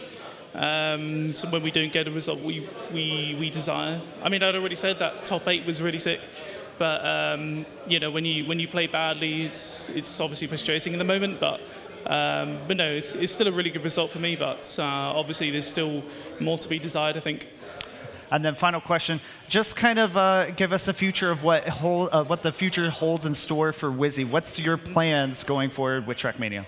Sure. I mean, I'm obviously going to still compete. For those people who think I'm gone, I'm no longer playing or whatever. I'm washed. I'm not. I'm still here. I still exist. So, but I was kind of sick and tired of seeing Epos, Jadon, Bars, Pack to kind of take the spotlight. So I just want to make my mark in UK Trackmania, but also make sure UK Trackmania can prevail and be well in the Trackmania scene. Because there was a good comment Carl made, and there's quite a good emote in the Discord. So, but I just want to thank everyone and also thank God for giving me this opportunity. But yeah, thank you everyone for continuing to support me. So. And I think you should be proud of your top 8. I think BITM will be proud of you as well. So, Wizzy, congratulations on top 8. You have a good rest of your show day. That is going to be our final interview with Wizzy. Congratulations to him and Binks. We have more Trackmania action for you coming soon. Our winners final is coming up almost immediately, but before we do that, we're going to head it over to our analyst, Cube, to break down that match. Guys, take it over.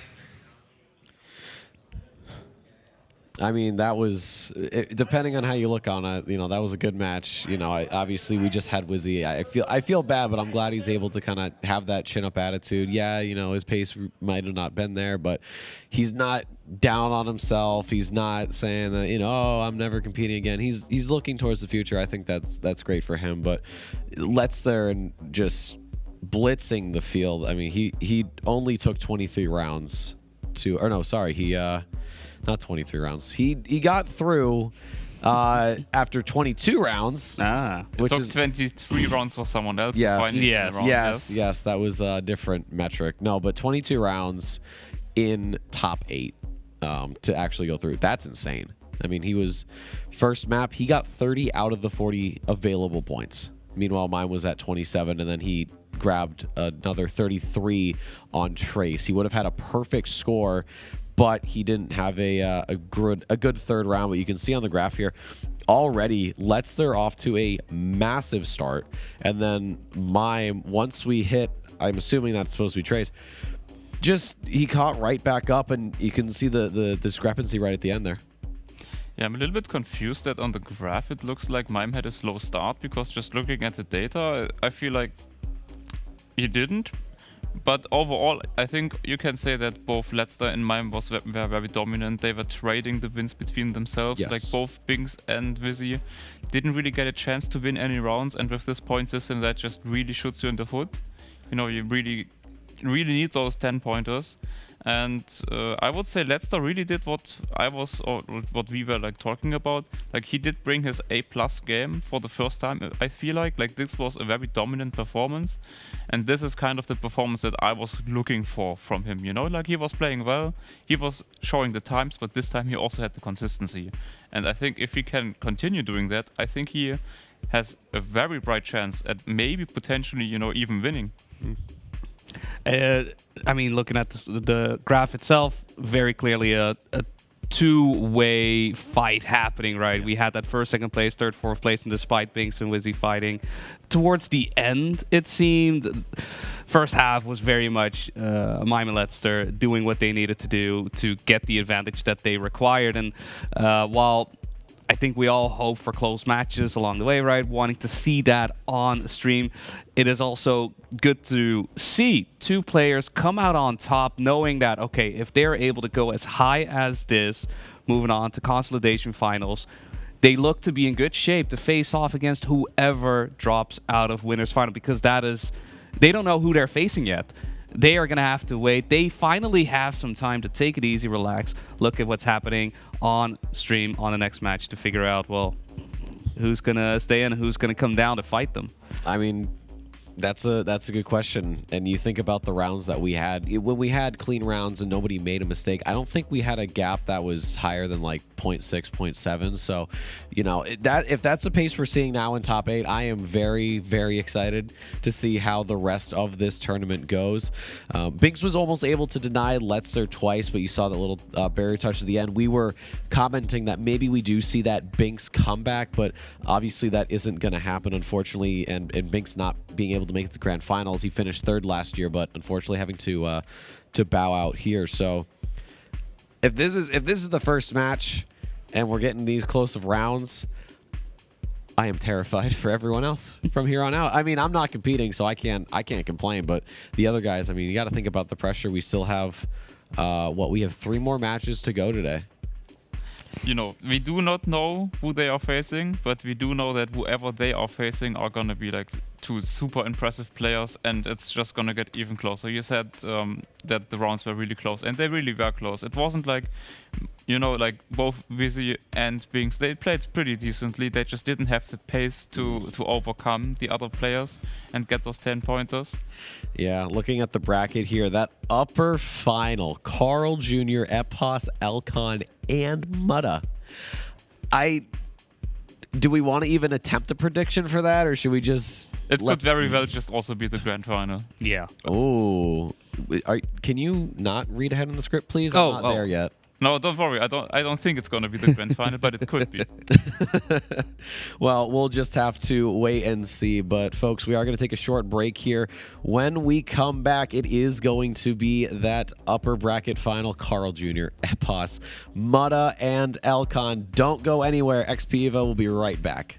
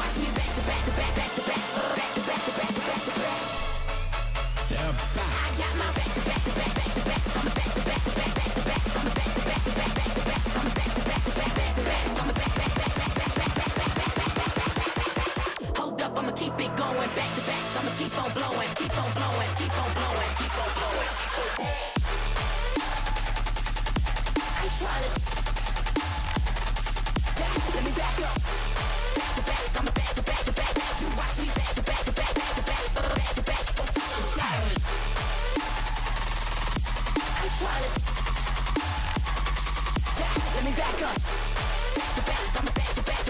You watch me back.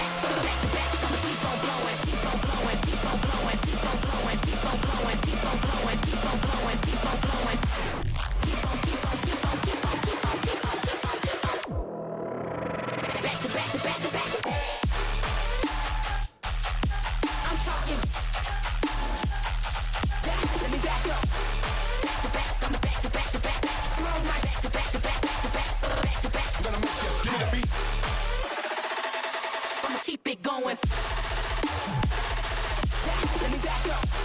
Back to back, I'm back to back to back. You watch me back to back to back, back to back, back to back to back to back to back. Back to back, the warnings rise from hidden screens and coded lies. A dark shadow yet to be seen. We hear the sound of the machine.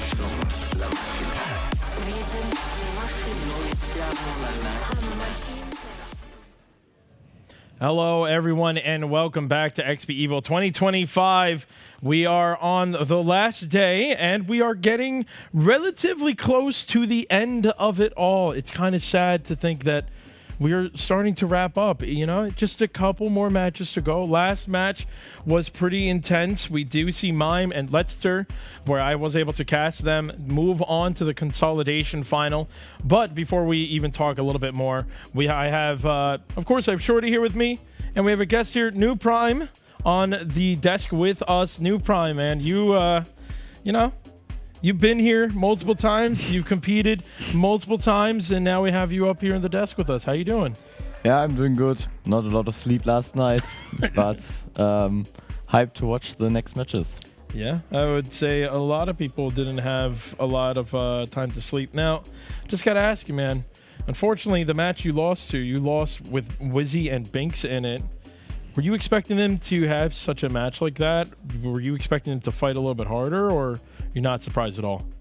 I don't know. It's the next day. Like, momentum can shift really hard on the next day. So, Letzter was probably the favorite, and Mime also, I think, throughout the tournament looked better.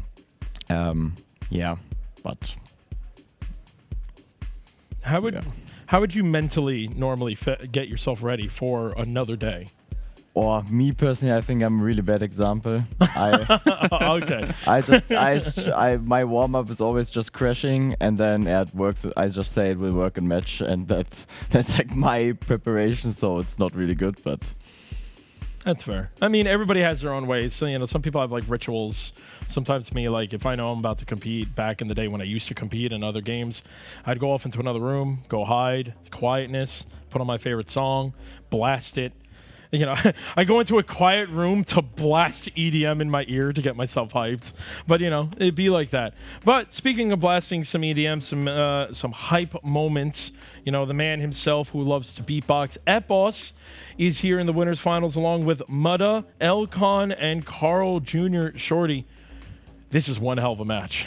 You kind of give me the hard task here because I don't really know what to say about this match. Honestly, it's just four very impressive players, and I would say apart from XPEvo, who I think I would give the slight edge just simply because he has played phenomenal throughout this weekend. He has played insane.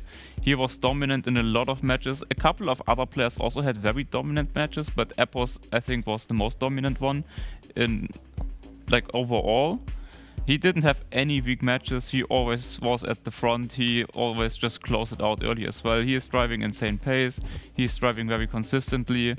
And honestly, I think he's gonna win so far. And that's also my prediction for that match. Obviously, the other three players are very good. Difficult to call. Carl, maybe, I don't know. I think he can still step it up from yesterday a little bit. And I feel like he kind of has to.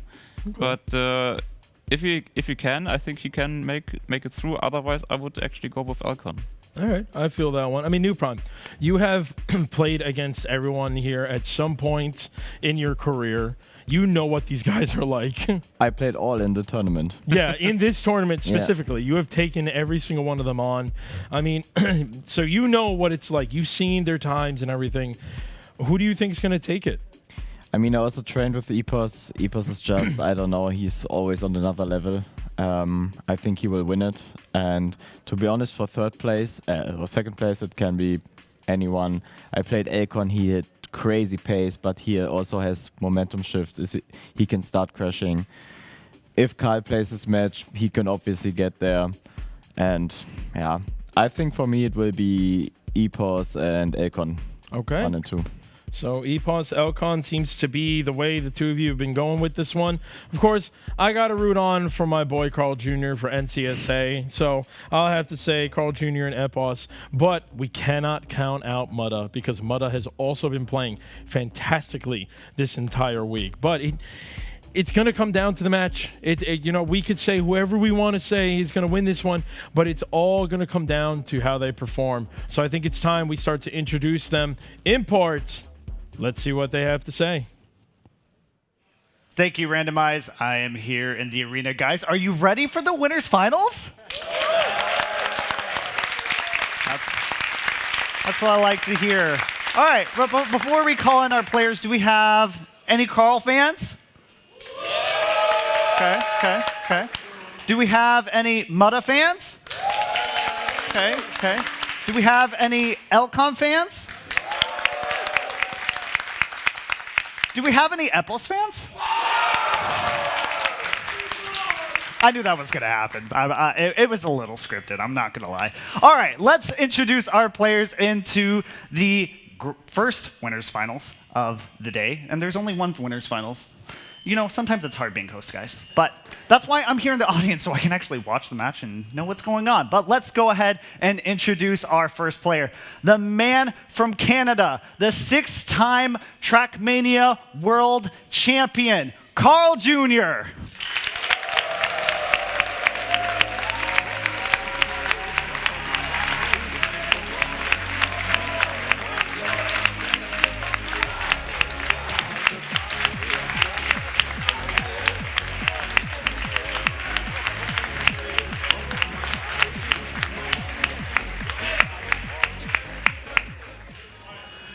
Next up on the stage, he has amazed us with his talents. He is the winner of this year's Comic-Con Baltics from the Ambit circuit, and now he is here in top 6 for winners finals. It is the man from Czechia. It's going to be Elcon.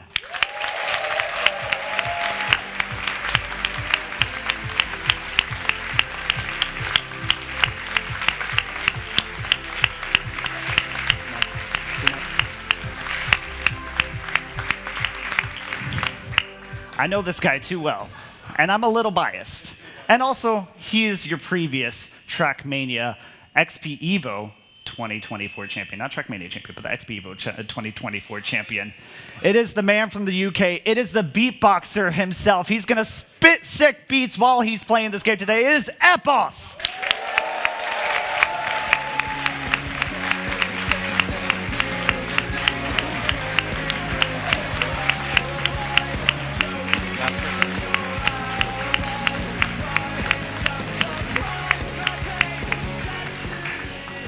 He's come a long way, all the way here to Cologne, Germany. The man from down under, one of the former Trackmania World Champions. Mutta is here.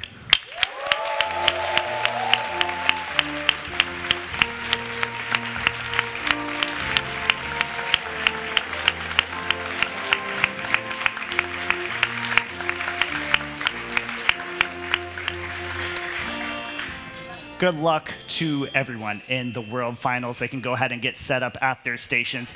Before we hand it over to our casters, if I may, gentlemen who are sitting right beside me, you both look handsome today.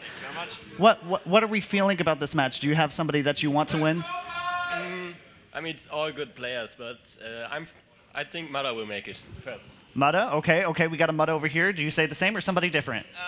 I mean, the lineup is ridiculous. Let's get this straight, but I think I'm leaning a little bit towards EPOS. EPOS. Okay, we got a Mutta and an EPOS. Casters, what do you guys think? Tell you what, Thank you guys. I do not I couldn't know. leave anymore after that. It is ridiculous the amount of talent we have ready and waiting to fight in this winners Usually, final yes, to yeah, make their way into the grand finals. That is the name of the game. That is the goal. They can hopefully then take it a little bit easy, get into grand final two. I mean, they have to face off against Mime and Letzer, but that's not things you want to think about too much. What you want to think about is right here, right now. You've got your opponents right in front of you, and well, you know, we're only halfway here. Just dream matches remain in this tournament, and what a match for this one here, joined with 50. How are you feeling about this one? Oh, I'm feeling awesome about this one. I'm so excited to cast for these 4 legends of the game. All so well known, all so well loved by the fans. We are all ready and excited to see what they can do on stage today. And yeah, I mean, I'm just looking forward for it to start finally. Yeah, I know one of the things that you do notice, we've heard XPEvo being mentioned as, definitely one of those favorites to look out for. Mudda also mentioned by, fans from the audience, and it's that thing. Who do you put out on top? Who do you put first, second, third, fourth? We're playing up to 140 points, so there's definitely a lot more room for these players to prove themselves, to show what they can do, not have to worry too much about, 120. You get a little bit more breath. You don't have to worry about, somebody doesn't even need to finish out the rotation, which could occur. But honestly, with as tough and strong as this lineup is, and officially our last wheel player in as well, so hopefully the desk won't be shaking up the podium too much. I am very curious to see who will be able to, secure that spot into grand finals. Personally, my heart does go out to XPEvo. I will admit, right, I'll show that little bit of bias, but even then, honestly, I'm just hoping for an amazing match. Yeah, I mean, it will be an amazing match, and similarly to you, I mean, I said yesterday at the end of the main broadcast that it's like, at this point, it's forget all of your stats, forget all of your strategies. Right now, it's all out driving as fast as you can every single round. No more hiding lines, no more nothing. It is all out. And you said your favorite was XPEvo? Yes. And it sounded like it was also the crowd's favorite. Yeah. But I mean, you can't rule out anyone here. No, that's the thing. That's the beauty of it, right? Each and every one of these players has what it takes. Each and every one of these players could easily be in grand finals for that matter. It just goes to show how stacked this tournament has been and how far we have gotten, weeding everything down to 6 players, when around this time yesterday we had 64 players in. Talk about a quick turnaround time. It's the beauty of these weekend tournaments, and I mean, it's really getting to that conclusion. But first off, that winners final, we got our players, making sure they're getting ready. We see Mudda right now already, getting those kinks out of the way. This is when you want to make these mistakes. Just make sure they don't happen during the match, because then you'll do just fine. And I think especially with these players, I mean, Carl Jr., very hard not to mention. While we had him on stream yesterday, he was in a bit of an awkward position, found himself in 4th place throughout that match. He always stayed close. He always stayed nearby, and he was able to strike when it mattered most. And that is one of those things that I'm sure that these players, they've already played against Carl in the past. They will have in the back of their mind, keep that focus, never let him close. And I do believe that every one of these players, they respect one another. They will give each other that room, but at the same time, when it comes down to it, they'll push it. Oh, for sure. I mean, yesterday when the match with Carl was happening, I was actually on the B stream, and so I only caught the very end of it, with Carl being 15, 19 points behind or something, and winning 3 in a row, sniping every single round, going for PB after PB in order to just stay ahead of the competition in that sense and secure a spot in this winner brackets finals, which we are here right now for, on Intax's map, the funny purple map. And it looks like we are about to go live, as we see some beautiful crowd shots. Talk about relaxation right there. I'm not sure if that relaxation is going to be possible, because it is about to pop off. Funny purple map, our first map for the first round here in the winners final. We are off. Carl Jr., Mudda, XPEvo, and Mudda are going off, doing what they need to do. And a very early mistake from Carl Jr. from the get-go. Not necessarily what you're looking for, but hey, that is the way it goes, especially with the way the finish is, right? They have been optimized to the uppest of limits, and sometimes you will run into a little bit of a speed bump. Still though, XPEvo and Mudda will be facing off, heading into the backwards section, get that backflip in, make their way down, set up for the purple ramp, and they are doing just fine. Though XPEvo right now keeping Mudda away at each and every one of these turns, not allowing him to get by. And Alcon unable to keep up going into the slalom section. We have seen at this sector at the end a lot of speed. We have seen players accidentally end up in the penalty grass, but this time around no such mistakes are occurring. XPEvo's going a little bit wider versus Mudda, who takes a bit more of an inside line. Doesn't look like Mudda is going to have enough speed to get over it, and you know what, he goes a bit wider, accepts the 2nd place, but without XPEvo will pick up his first 10 points of the match. Yeah, good first round there for both Epos and Mother. Quite unfortunate for Carl with the early mistake. I've kept track through his time, and at the beginning he was 1.5 seconds behind, and by the end it was only 1.3. So he had the pace in order to keep up with the guys, and just needs to eke out these small mistakes early on. Alcon also obviously sad with the bigger crash. They had to respawn as well, getting last place only. But right now, as the next round is going on, we are seeing that so far it looks like Carl Jr. is the only one that hangs back slightly, about 1.5 tenths behind the leading driver, which so far is Alcon, but is incredibly close up front. 1/10 between 3 players, half a tenth even between the 3 players as they're going into the flip or over the flip, jumping down towards this purple ramp cut. It always sketches me out. I always think someone is going to crash there, and it always goes well with these top players. Beautifully here through the zigzag, going up the hill. Let's see how they will go into this grass section. Epos right now leading. Oh, and Alcon once again just going a little bit too fast, trying to eke out a little bit more speed than he could, and crashes into the checkpoint. Carl Jr. dropping far behind, and it's going to be Epos. Picks up his second round win in a row. He's looking strong early on. Yeah, I mean, that ending as well. 2 wheels on the ground at pretty much every single point along the way. Really giving everyone a run for their money and putting the bar high when it comes to pace. I mean, that's one of the most important parts. When you are at this position, you cannot take it easy anymore, right? You don't have to be in the mindset of, well, we're just playing qualifiers, so, you know, it's all okay. Oh, we're playing top 128. Don't have to show off all the lines that I have. It's going to be okay. No.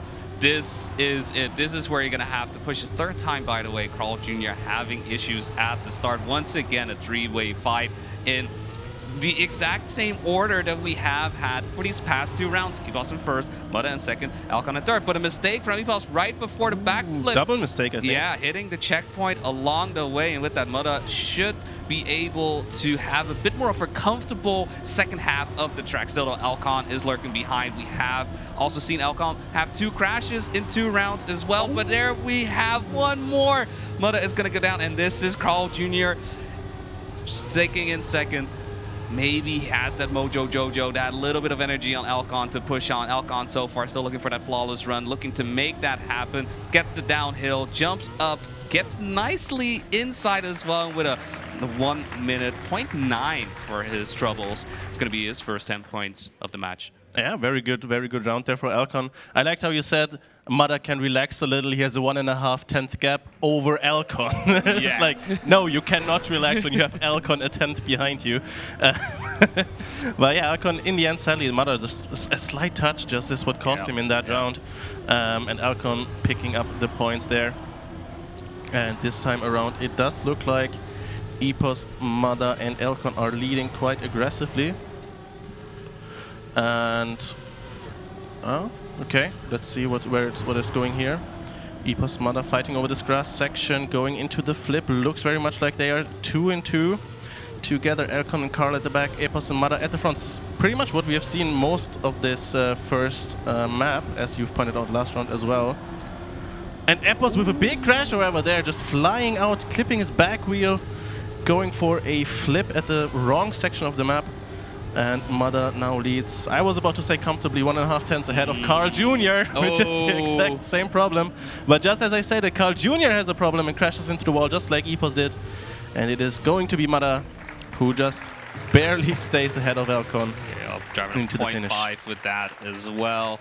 Great time being put down by the Australian. And with that, we have had 4 rounds done. 2 rounds won by Epos, 2 rounds won by Mudda. Right now, they are looking quite strong, though. A little bit of a shakiness, you know, on Epos' side. Just quite big crashes for his troubles. Carl Jr.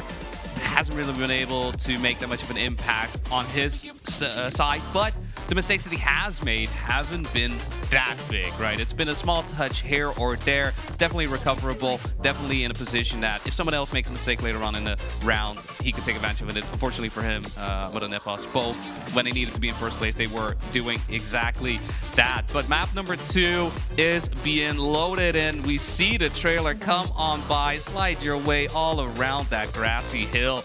And it is that risky fin that we have seen be quite brutal to some players, for sure. Caught out some big names as well. Oh yeah. So there's no point about it. As we're seeing Otak there in the crowd, trying Check to it out. find the camera. There it is. There it is. Good to see him. Good to see him. Hopefully he's had a great night. I know yesterday he was doing phenomenally with karaoke. I saw that. That was I missed that. Peak performance. I missed that. That's unfortunate that I missed that. But good to see anyways that they were enjoying themselves. And the question is, are the people in the crowd enjoying themselves as well? I'd say I'll give it a medium. A medium? All right, if I'm getting spicy food, I call this a medium. Okay. Yeah. Well, who knows? Maybe we can get like very hot, spicy, caliente in. Who knows? Either way, we're just building things up. It's only been one map in a match for 140 points. And once you do hit that, 2 spots are available in the grand finals. Off we go here on Bubblegum. All 4 players ready and waiting to try and get a win in. And Elcon and Carl Jr. still looking for their first 10 points. Despite that, still relatively close to their opponents, but Epos, who are tied at 26, making their way around the grass. And down we go once again. Carl Jr. finding himself in 4th place. On the previous track, even with the mistakes, seemingly, not necessarily on pace with what we've seen at the front this time around. Also just lurking behind, waiting. But in that sense, pace has never been the issue. It's really been consistency and how far players are able to push it here on this outside third line. Alcon, Mada, Epos all doing a phenomenal job hitting the reactor at the site as well. It's a beautiful round. It's a bit of a conga line, I will say, as Alcon is getting further and further away. Same goes for Mada. Bit of a no man's land right now as we have the final turn into the finish. Let's see how these players are able to jump their way into the risky, looking clean, looking classy. And it is going to be a beautiful 10-pointer. Not a lot really to be done for each and every one of these players, but honestly, they just drove a great round, and none of them really were able to risk it. None of them really found any way to get past the other one. Exactly. So the gaps were established quite early, and then they just kept growing between the players, driving exceptionally out in front to create this sort of gap over the rest of the field. When the field is this high of a level, to pull out such a gap is quite incredible. This time around, someone we haven't seen towards the front, though, leading, and it looks like it's going to be Carl Jr. And just as I say that, he is getting overtaken by all 3 other drivers in the field, as Elcon, Epos, and Mada are now leading. Although Elcon now having to release quite drastically there, went a little bit too wide, and lets Carl Jr. back into the game. Mada now nibbling at the heels of Epos, trying to get an overtake done to maybe snipe the round win. It's going to be extremely close here in this dirt uphill. Mada is ahead. Maybe a little bit of advantage even with the wheel in the uphill section. And then the grass slide looks good with the reactor from both players. Not sure who has more speed here, but it is Mada who is leading Epos into the final drift. Decent drift by both players. Looks like Epos has maybe 1 or 2 more speed, but it's probably... He goes low. Whoa! He misses. Epos misses it and gets sniped by both Elcon and Carl Jr., who sets a personal best in third. Babs pretty much encapsulating exactly what happened there just now.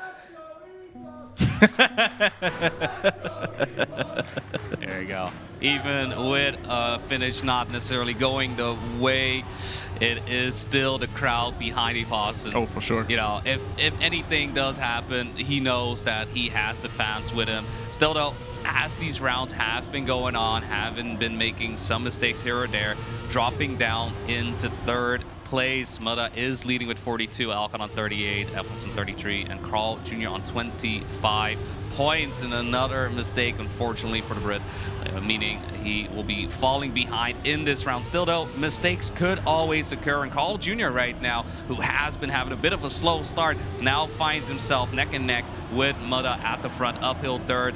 Always one to be a little bit careful of, right? We have seen how far these players dare to push it, and fortunately for each and every one of these players, they haven't touched the wall in any instance yet. Still, though, Carl Jr. unable to match the speed that Mada showed off, but Elcon then shows up and slows down through the risky fin. Epos and Carl Jr. now also catching up. This time, no low jumps from any of the players. And Mada will pick up a 1st place with Epos. I think we'll be quite happy that we're still able to get a 2nd place out of all that. Oh, for sure. I'm not quite sure, however, what happened there at the end with Elcon. Did he have to release? Did he clip something? He did have a small clip there. That is unfortunate to happen so close towards the ending. I think you were the one that said you can recover from an early mistake, you can never recover from a late mistake. and it bit Elcon right there, going from second to fourth, even getting sniped by Carl. And when looking at the points so far, Carl only on 29, although right now fighting Epos for first and getting a nice line here into the first section. Epos clipping something, that's why Carl had so much more speed. And Carl now, for the first time, it feels like leading out in front, half a second ahead of the rest of the field.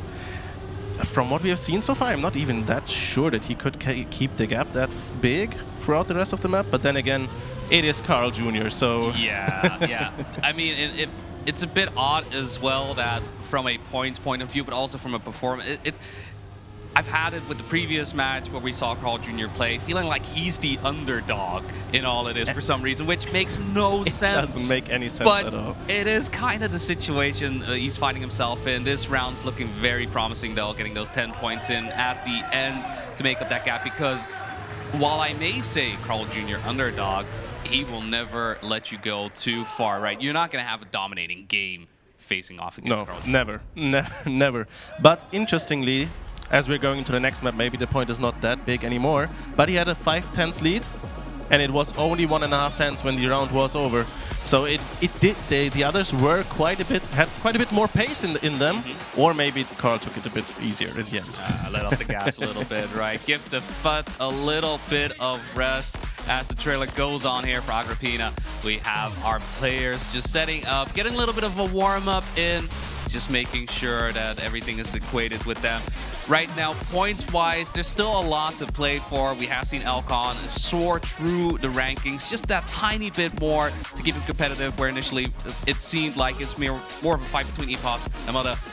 No longer the case. Everyone is starting to show off. Everybody has been able to finish first place, which already makes a big difference, right? You are on stage, you know, okay, maybe pace is going well, maybe it isn't going too well. It's been 2 maps.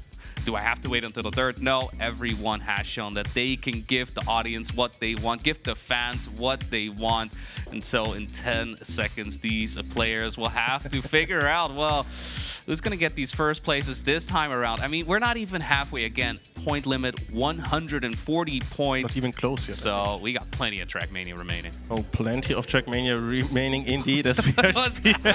I'm not sure what that spinning camera was there that Mada was showing off. Joel, I think for Joel's. Oh, maybe. Shout out to the Joel community, to Joel Esports.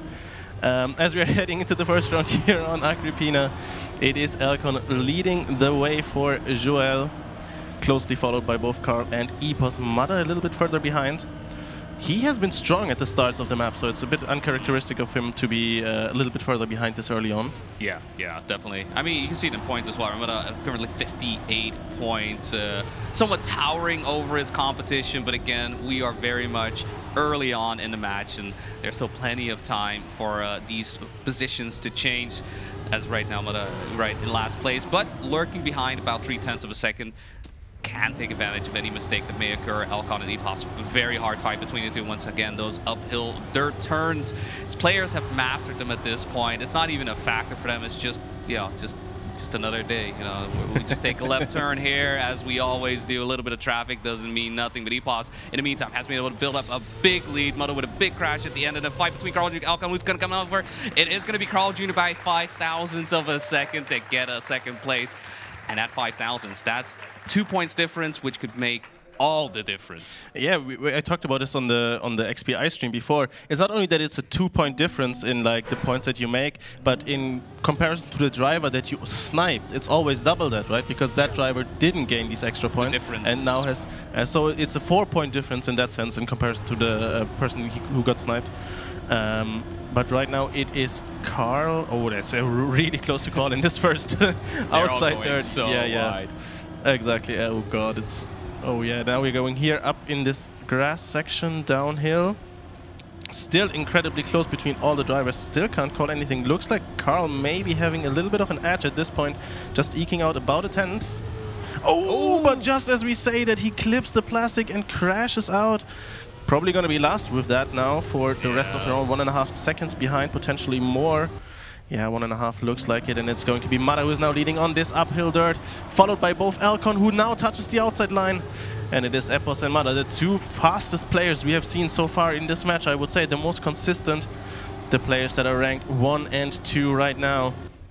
And it is actually going to be XPEvo who overtook Mother just a couple of moments ago and will get the first position after a nice jump into the finish, making up some good points towards the leader right now.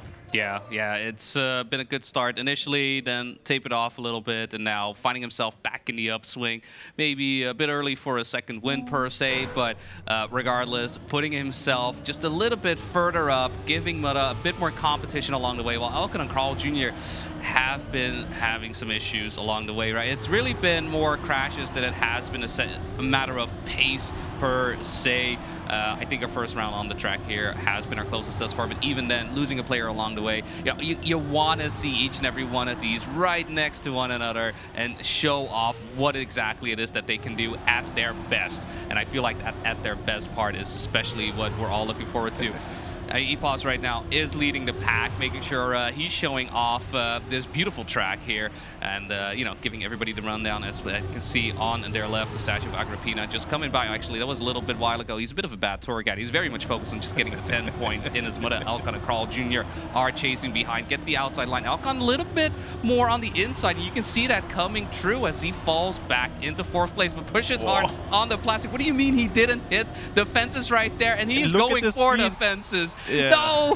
Unfortunate. What a clip. He had so much speed all of a sudden out of that section, and you're right. How did he not clip even like a few seconds before that on that plastic transition? That was so incredibly close there. Sad that it had to end like this, just hitting the reactor in the end. Yeah. Unfortunate with how it ended up. There you go. Who's? Oh, we're pointing. Yeah. Left, right. All right. So far, now the field has spread quite a bit. XPEvo has caught up back to Mutta, and Alcon and Carl Jr. firmly 20-ish points behind.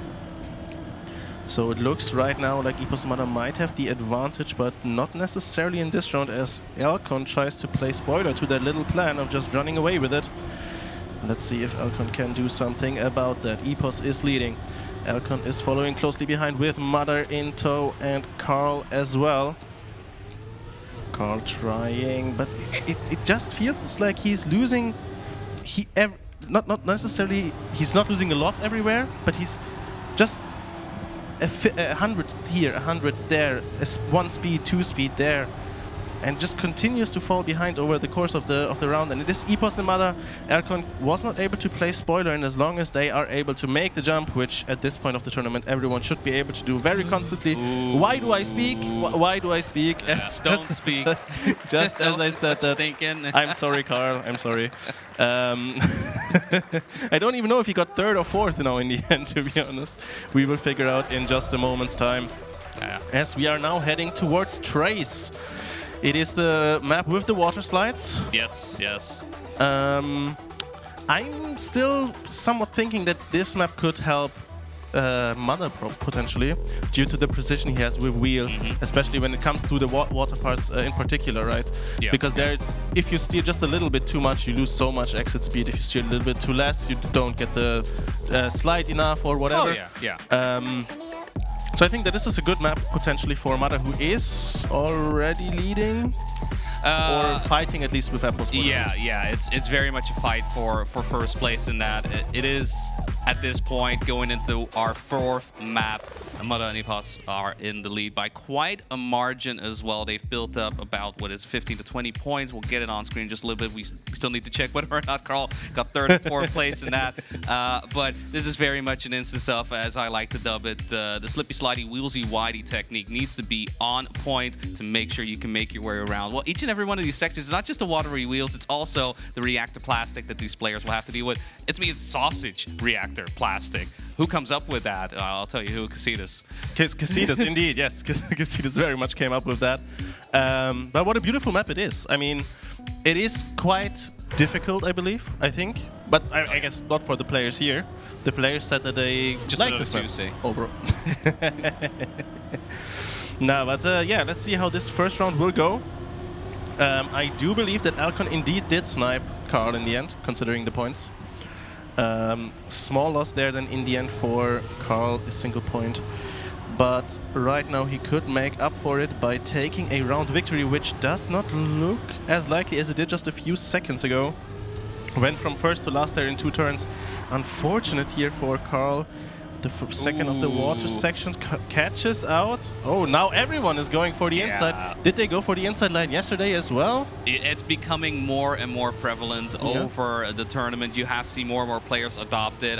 There is still like here or there some discussion out there, but at the end of the day, if there is a way for you to save some time and you're able to drive the line, why not? Fair enough. Very much what it comes down to. XPEvo, though, at the same time, I mean, he's keeping Alcon away at each one of these turns, but we have seen how the ending can be a brutal mistress, and it is going to be XPEvo's going too wide. And Alcon... In both directions. Yeah, he just took a... I mean, you already want to exit out quite early as you enter into that final plastic sector, but yeah, then ending up a little bit too wide, losing speed along the way, and Alcon, straight as an arrow, makes his way across the finish line, sniping away those 10 points to give him the nice 69. What caught him out there was also that when you enter it already a little bit late, then you have to take the wider line. And Alcon was just able to enter earlier and then keep the straight line overall, keeping more speed and being able to snipe in the end just barely. And he is leading once again in this round with Carl in tow. And all of a sudden it is Carl leading.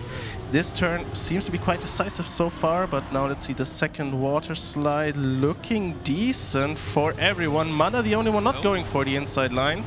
Seemingly though, it is difficult to tell. I mean, either Mada just got an incredibly good outside line or all of the inside lines weren't that optimal.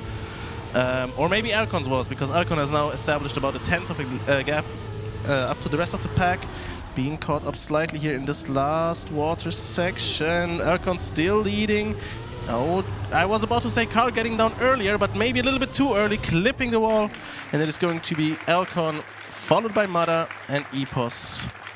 Tell you what, Carl picking up last. Alcon taking like a fish to water here on Trace. 2 rounds in a row, getting 2 first places. That first one, I mean, was a little bit of a dicey one, as we saw XPEvo going a little bit too wide. This time around, though, he was in full control, able to lock in 20 points here on Trace. Very curious to see who's going to make a hat trick out of it. He is on 79 points, is starting to catch up. XPEvo on 93, Mada on 88, Carl Jr. on 62. Again, it is boggling to me to call Carl Jr. the underdog in this, to say like, oh, and Carl Jr. is in 4th place. What? But even then, he has always been close, and it's really been players locking down. Like, at no point have we seen everyone falter necessarily along the way. Everybody is still giving all the pace that they want, that they need. Alcon this time having a bit of a rocky line going through the second watery wheel sector, as XPEvo and Carl Jr. are the 2 in 1st and 2nd, looking to get themselves those 10-6 points. Like, that's a 2-piece chicken meal, if you'll tell me what. As Mada crashes into the sign. She can't park there, mate. As it's unfortunate for him. Will allow Alcon to go by. He's not going to relinquish his 2nd place for the time being, but it is getting a little bit closer. Mada not having the best of times on the track thus far. Nah, it's weird, because I expected him to do well on this map specifically, right? I pointed it out while we were waiting for the rounds to start, and now all of a sudden it turns out it seems like it's more like his worst map that we have seen so far. Yeah. As we are heading, I believe, into the next round already. Yeah, there it is. There you go. Carl, let's see if Mada can maybe redeem himself as well. Finish out this map in a better way than it has gone so far. Went a little bit wide immediately though. Yeah. Lost his 1st position due to it, with Carl picking it up, although they're still fighting side by side. Not really able to call right now who is going to take it. I know who is not going to take it this round, and it is not going to be Alcon with that crash. But Mime, Carl, and XPEvo now fighting quite closely once again. Carl now changing his line. He used the inside line for the first 3 rounds, now going outside again. Did it do anything? I don't know. I don't know. It's up there. Maybe we should ask him why he changed his mind. But right now it is Mada leading, wanting to make the best of this last round. here on Trace, which did not go well for him so far. Might be a good ending though, however, as long as he can make the jump towards the finish. He makes it close by clipping the block, but just barely gets ahead into the finish ahead of XPEvo. Yeah, that was a little bit scary at the end, barely having enough speed to cross over the threshold and cross the risky finish. With that, 4 maps done and dusted, flying through. Tears or Laughter gonna be our 5th map. So far, technically, and this is a technically one, XPEvo could become finalists on this map. 4 rounds, 40 points, currently on 104. Technically could be possible, but honestly, technically doesn't mean anything when you're dealing with the likes of Mudda, when you're dealing with the likes of Alcon, when you're dealing with the likes of Carl Jr. You have to be on point, and we have seen that despite driving a great race, it's really only been map 2 where XPEvo has had the most troubles. From that point on, he's been able to get more into it. Alcon having a great start there on Trace, 2 first rounds going his way, but XPEvo's always staying close, and yeah, like I said, it's seemingly more that Carl Jr. and Mudda have been a bit more of the losers in map 4. Curious to see if, Tears or Laughter with the icy and no grip will be a bit more of a turnaround. Now, just a quick look forwards. You said that he was XPEvo was struggling most on the second map, right? Yeah. Does it now put pressure on him to finish it out before? Ooh, yeah, it could play a factor, very much so. You know what's coming up, right? At this point, look at that face from Ven. Dang, I can. I'm gonna take off this jacket, jeez. But yeah, there is definitely that in the back of your mind. You know what your performance was on that position. Sorry, 109 even, man. Look at me, just, underselling XPEvo right there. 109 definitely could get finalists, but it would mean first places 3 times in a row, end up on the funny number. And you know what? Unfortunately, when you hit checkpoints, you don't go fast enough for that. Well, I mean, at least because he's on 109, he can still get finalists technically with 1 last position, but still not the start that XPEvo would have wanted for this map. Only 4 tenths behind, might be able to fight with Mudda in the background here. Even overtook Mudda already. So, but in the front, it is right now Alcon and Carl. The 2, yeah, it still feels weird, but underdogs, the 2 people trailing right now, even though they are both incredible drivers. Makes you think how good the others must have been driving so far. And Alcon and Carl fighting. Carl trying to overtake here. Don't think that he has more speed. I believe Alcon has 1 or 2 more speed. Last drift here. Carl goes for it. Nice inside line. Goes for the jump. Gets it done and snipes Alcon in the very last turn. Yeah, it's definitely one of those where I think from Alcon's side, we're just overdrifting a bit, losing that speed, and Carl Jr. Having calculated each and every angle perfectly there, making sure he makes his way around. And yeah, exit speed, name of the game for that one. There's not a lot of space in general to get that drift on the sausage block, but yeah, it's a matter of, okay, how far do you dare to risk it? I mean, at the same time as well, Alcon is once again in that position where he has to start climbing up a bit more. He's had it, I believe, 2 times now where he started to get close to that second place, but each and every time things didn't really go his way and he ended up dropping down. It's been 3rd place for pretty much most of this match. Same goes for Carl in 4th, as we have all 4 players very close to one another, neck and neck, talking to each other. I mean, this is a bit too close. I'm not sure if we can show this on stream with how close these players are to one another, but hey, you know what? You guys came here for some Trackmania action, and that is what you are going to get. All 4 players getting ready for that second eye slide. White lines from Mudda and Alcon getting past the light beams, and there is our first casualty. Alcon falling behind. Mudda, from all of that exchanges and blows happening, finds himself in 1st place. XPEvo's flying forward, and Carl Jr. a bit of a slower line heading into that final sector. XPEvo's a bit more speed, not quite enough. Mudda has built up the gap and will get the 10 points. So with that guarantees no finalists after this match. Oh yeah, that does indeed guarantee that. XPEvo's not picking up enough points. Then again, having to pick up 31 points in the map is still... Oh no, I'm in 1st place. I only need 21 points. Woe is me. Exactly, like poor XPEvo in that sense. No, but I think I finally figured out how to explain what I think Alcon is like in racing games or in Trackmania. He has a win or bin mentality. He is extremely fast, and he will go for a win every single round. And he risks a lot to get them. And oftentimes it ends up with him crashing. Last time around rather, the outside dirt always so incredibly tight. Last time he just barely touched the inside wall on the second ice slide and fell back so much because of it. But this time around, he is once again fighting at the front together with Mada and together with Carl. Mada getting more exit speed into the ice slide. Looks decent. The ice slide looks decent from everyone. Tight section here. Now it looks very much a bit more like Carl and Mada are going to be fighting for it. But Alcon is coming back quite well. Right here on the exit. Maybe once again a little bit more exit speed. It will all come down to the last drift. Who will get it best? Who will get the most speed? It looks like it will be Carl, but Mada has the gap once again. About a tenth of a gap into the last corner. It looks like is all that Mada needs in order to pick up the victory. Yeah, just a lot of points going his way, creeping closer and closer to XPEvo, who has been in the lead for most of this match. It's already been quite a battle between the two, but XPEvo has been able to get up top. Look at the gap now, 2 points between the two players, but at the same time, they are the only two players currently in the triple-digit mark. Alcon and Carl Jr. still looking to get that one into the third slot.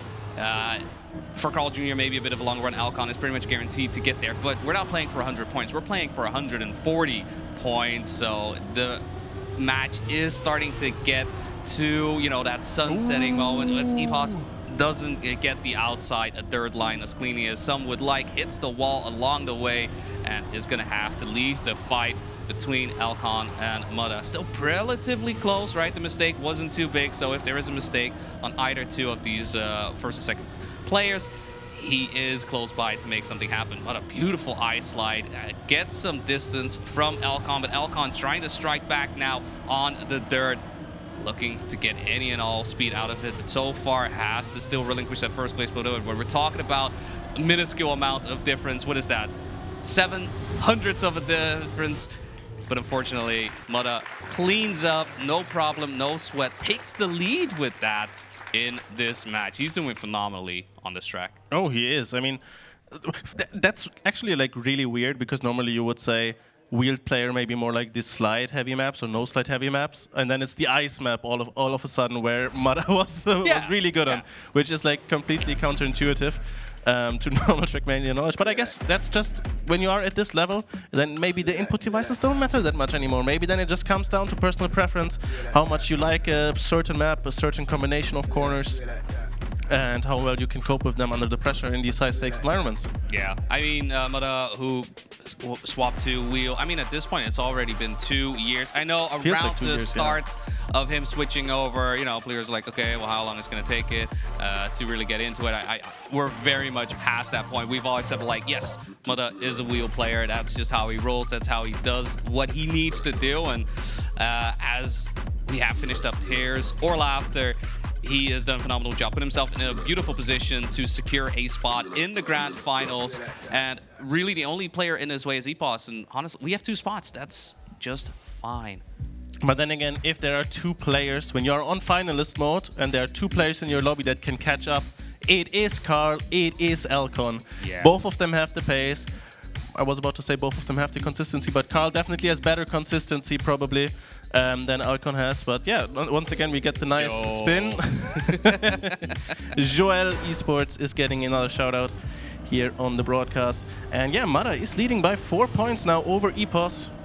About 30 points, 25 points ahead of both Alcon and then Carl, a further 10 points behind, which is not looking too great for them. But Mada now actually the favorite to pick up finalist first. Yeah, I mean, and we talked about it before as well.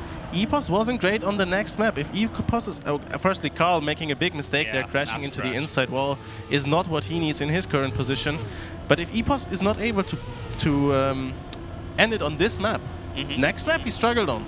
Yeah. So then there all of a sudden is a big chance for one of the other two to come back. Yeah, definitely. But right now, the one doing the comeback looks to be XPEvo, at least in this round, going for a little bit of a jump. It is going to be Mada who snipes both of them into this last section. Downhill grass looks decent. XPEvo, It is going to be extremely close, getting into the finish. XPEvo jumps and is... What a finish. What a finish. Was that 21,000 for 3 players? Yeah, it was photo finish. Fortunately, we don't have to have somebody along. Imagine somebody along the finish line, like, okay, I'm ready to take the picture. Oh, please don't hit me. And then then someone flies past the finish. Yeah. Well, that is an unfortunate start there from Mada, where initially he was in a position last round, get first place, get into finalists. Now he stuck in 4th. Can't get finalists from there, and XPEvo, on the other hand, anything will do. But hey, you know what's even best? If you can deny some opponent points, not from 3rd place, not even able to do that. But who knows? Maybe he will concede the fight between Alcon and Carl Jr., let them put pressure upon one another, and he's just, I'm just looking behind, seeing what happens. Just keep swimming as his car skin very much impresses upon us. I mean, he doesn't need to win. He just needs to finish the round. Mada actually needs to get 2nd. Which looks unlikely. But yeah, denying points is obviously a great help as well. Alcon and Carl fighting, both of them in front of XPEvo still. Can XPEvo do anything about it? Carl leading. Can he pick up another victory? It looks like he will be extremely close there with Alcon once again.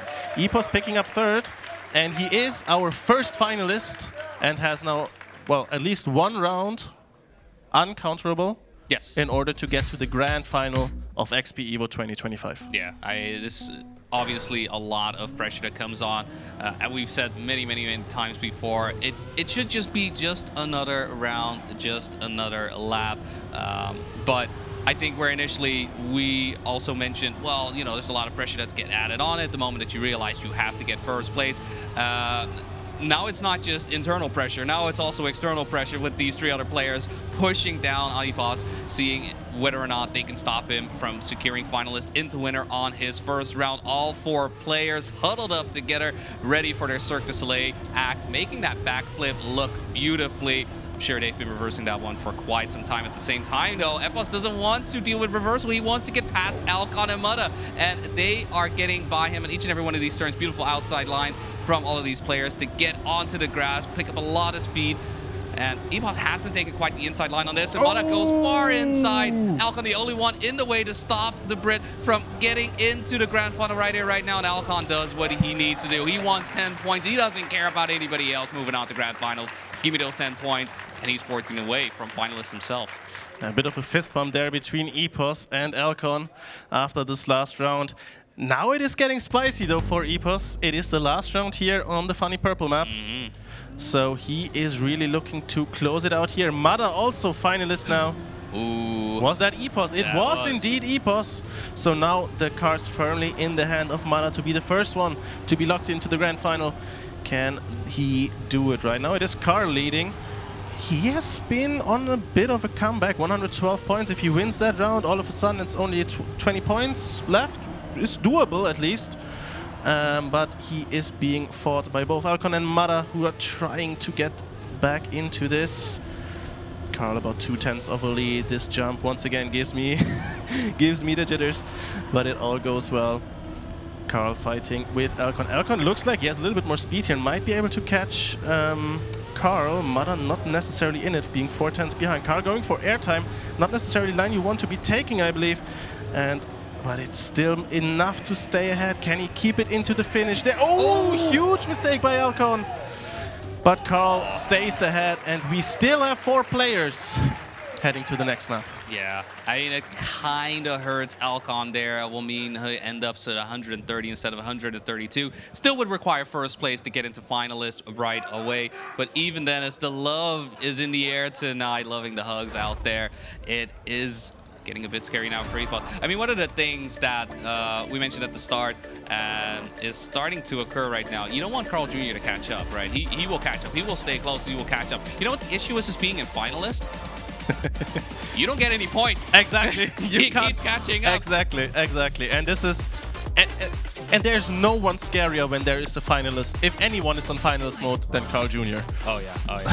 And you just see the added pressure. Again, for those who saw yesterday's match, I mean, a new Prime was looking phenomenal, and it was just that one mistake. It's just one mistake. Every round went totally fine, except for the one when it mattered most, and that is one of the strengths from Carl Jr. He performs when it matters most. Exactly. And that is the concern. Like, how far can you hold up against that? How much can you keep yourself composed and drive the Trackmania that you know how to drive without, you know, worrying about the what if?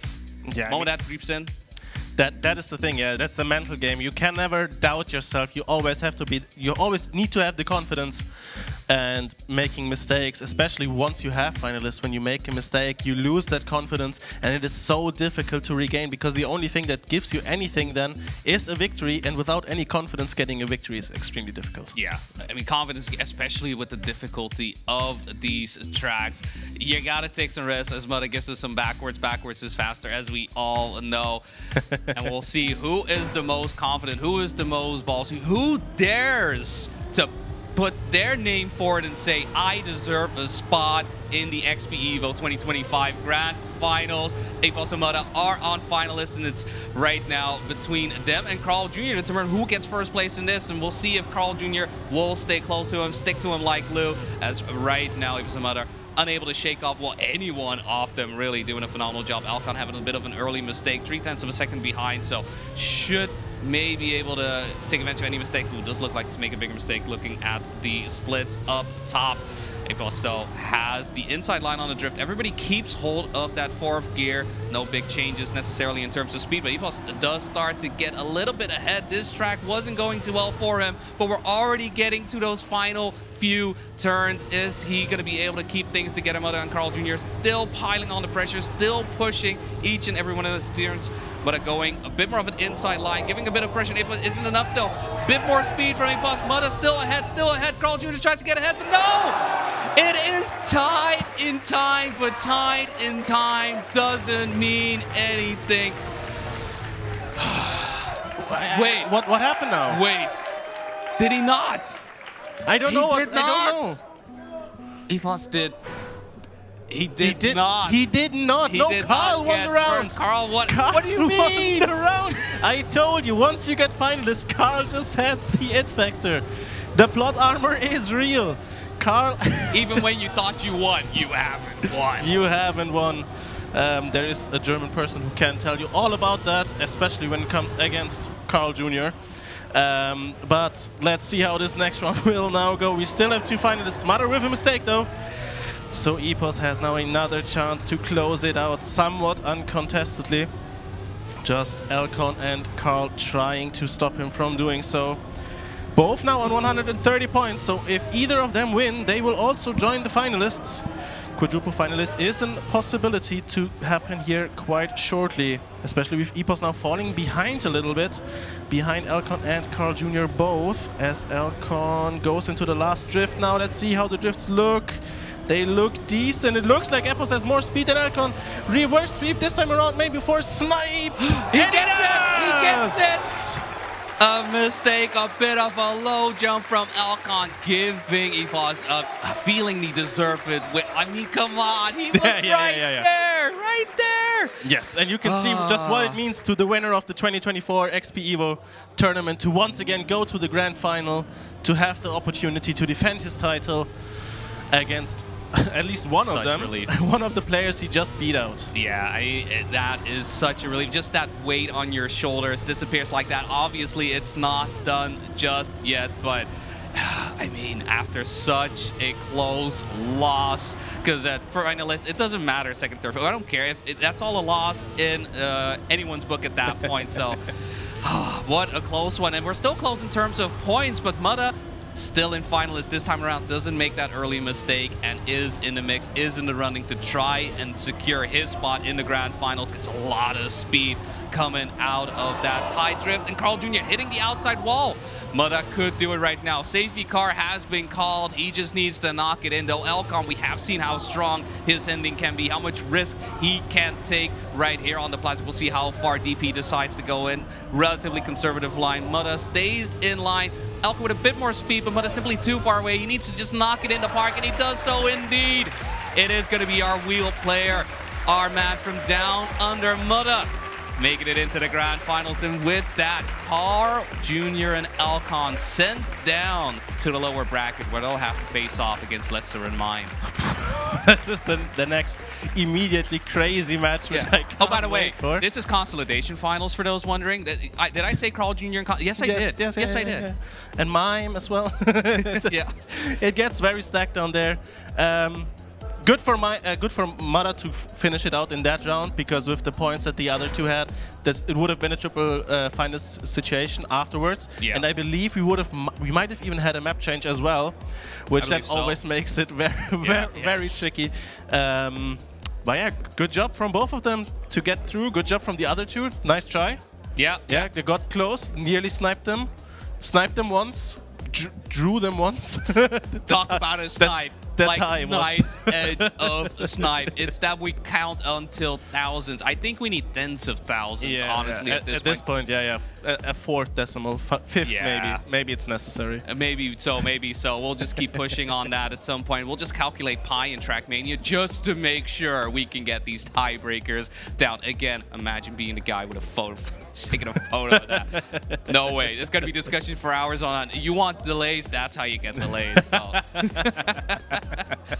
With that out of the way, honestly, where initially it was looking like Mudda and EPOS were set to win, and they have done so in the end, it didn't necessarily get that far out. It never got that dominating. Both Alcon and Carl Jr. showing off what it is that they can do, showing off how strong of a player they can be. Unfortunately, though, we only have room for two. For now, they'll be sent down to the lower bracket. They'll be sent down to the Consolidation Finals, as mentioned, to face off against Mime and Letzer. I'm just curious to see how they'll deal with it. No joke, I do believe that we could have a repeat of this winner brackets final in the grand final as well. Oh, yeah. Then again, I wasn't able to watch the first match today, so, well, anyways, I'm not sure how good Mime and Letzer have been doing, but they've we'll done see. Exceptionally. Okay, then we will have 2 more matches for you right after this highlights package.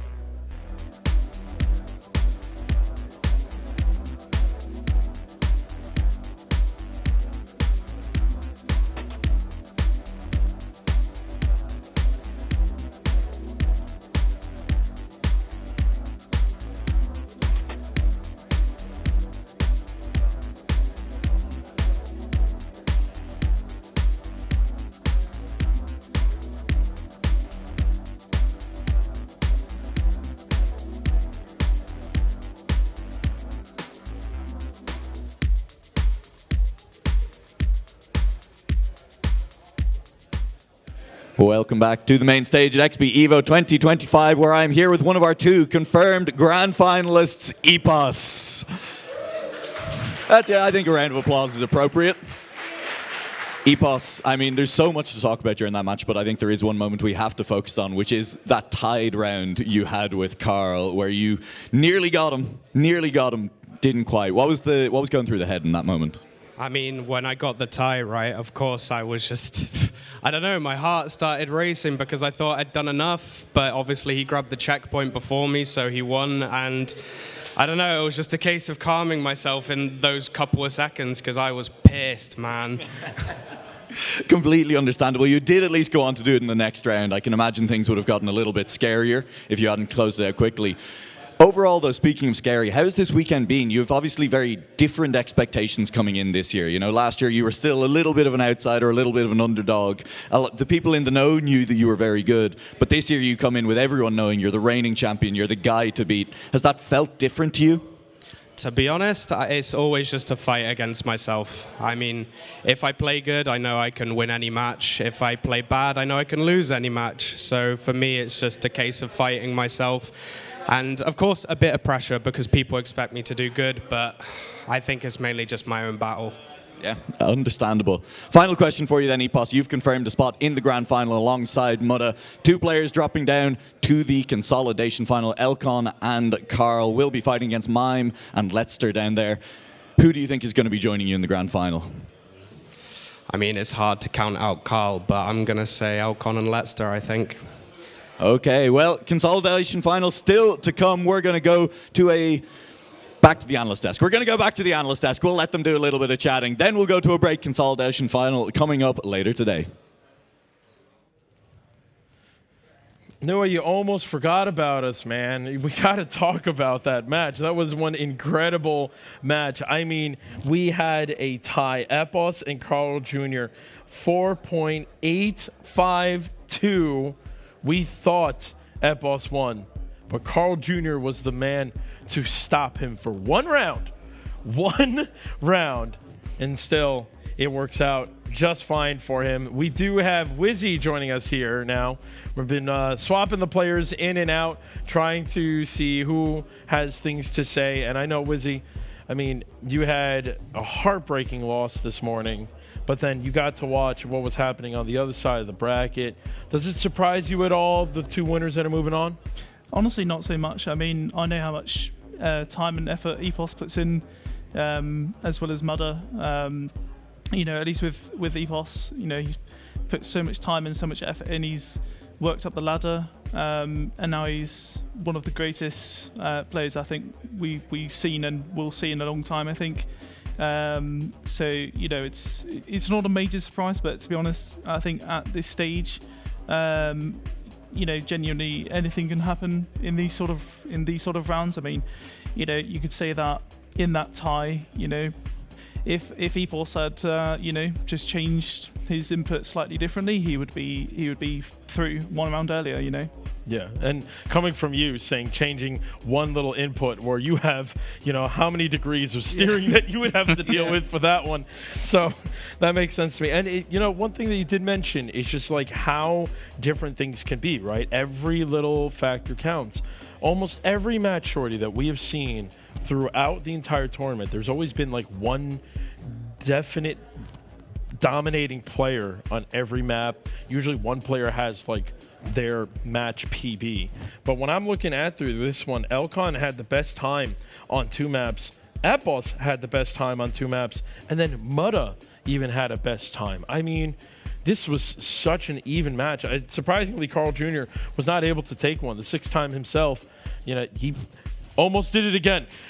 Almost did it again. When Carl Jr. got that draw, Shorty and I looked at each other again. Yeah. Like, no way. But I mean, this match could have gone in 10 different ways, I feel like. With those players and those names, it's hard to call. It's really hard to call. Yeah. I mean, we said it earlier. We are at the point where it's difficult to call. It was the first match of the day for them as well, so it's maybe expected, or you can understand why some of them struggled at the early stages of the map a little bit, but all of them like got into the groove. Even Carl at the very end, maybe a bit too late, but he showed that he can have the pace, and he's not done yet, and he will probably show that in the consolidation final as well. Yeah, and speaking of the consolidation final, you see on the screen the bracket. Elcon, Carl Jr., Mime, and Letzter are going to be battling for the last 2 spots in the grand finals. And I have to say, Wizzy, you just took on 2 of them. Do you think either of them have a chance to take on the 6-time Titan and Elcon, the man who just pulls out the most insane times in the world? I mean, Letzter is just insane. I mean, every single, at least just speaking on my match, every single clean run that I had, he was always in front. always winning. And his pace is phenomenal. I think it's always scary going against fast players because it's just hard to get those round wins. You know, they're very important in cut mode to gain that advantage. You know. Yeah. So I think both Letzter is insane, and also Mime is incredible on Trace. It's his favorite map. And I think he said to me before the match, and yeah, so I think they have a very good shot if, especially map rotation plays a big part in it. If you know, if Trace is, for instance, the first or second map, then Mime has a very good shot. Yeah, that makes sense to me. I mean, again, we're talking about Carl Jr. and Elcon in a lower bracket. Okay, Elcon, I always say he's the player that comes in guns a-blazing. That guy, it's either he's in first or he's dead last. There's no middle for Elcon. I don't even think sometimes he realizes he's versing people. I think he's always just trying to get another PB, another world record. If anyone's going to do it, it's going to be him. I mean, back in the day, they had that one big marathon map, and Elcon was the first person to get a 19, sub 20 minutes on that map when they were doing beat the world record with virtual. So, like I said, Elcon, I don't think he races anyone but himself. And then you got Carl Jr. But yeah, Letzer just coming out of nowhere. Letzer just, he was definitely not a player on people's radars. And now he definitely is, Shorty. Well, there were a couple of people that, very early in the event, already on the very first day, people told me that there might be some favorite that a lot of people might not know about, and especially, the Shift guys, Import, the ones that practiced with him, also I think Epos as well. Like they obviously all were aware of it. The big guys also were aware of it. So it's not the huge surprise, and he also did very well on his first year that he played here. So it's understandable that someone like him that is also like taken up as a rookie basically for big, that with that kind of environment, that after 2 years he's gonna come back stronger than before. But to this extent, obviously nobody could have really predicted it. And last match we saw that he finally found the consistency. The pace he obviously had, but he found the consistency. And we're gonna obviously talk about the match a little bit before it happens as well later today. Yeah. But I think if Letzter can, continue that and just repeat his performance, I see him go through that match. Yeah, I mean, I do too. I think it'd be sick to see Letzer make it there, especially because we have a player like Letzer who's been just trying to find that open door to break into I guess we call the pro hood of Trackmania. But then speaking of pros, we have a first timer here at XPEvo in the grand finals, Mudda. He's playing out of his mind. I mean, Mudda's still probably one of the best players in the world. And for him to just show up to the LAN for the first time, took him 3 years to finally get out from the land of under to come up here and then just show everybody what it's like to be done. And not a lot of people switch inputs. And Mudda just decided, you know what, I'm just going to break out a steering wheel. I mean, Wizzy, you've been playing on the steering wheel pretty much the whole time, right? And then can you imagine you had to just switch to keyboard or controller full time, and relearn it? What would you think that process would be like for you? For sure, I think it's sort of the play style that you kind of play. So I used to play on keyboards when I started. Used to play, I think, mostly Cam 1 and then keyboard, and then I made the switch. And the hardest thing really is it's just a whole different. You're almost playing a whole different game. I mean, you tried. I tried for like 1 or 2 months as well, a little bit. Yeah, so I mean for fun mainly, but sure. But it just feels like a completely different game. You're going from kind of tapping into full smooth steering, right?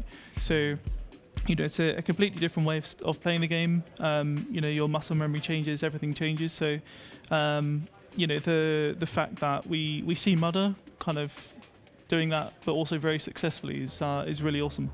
Yeah.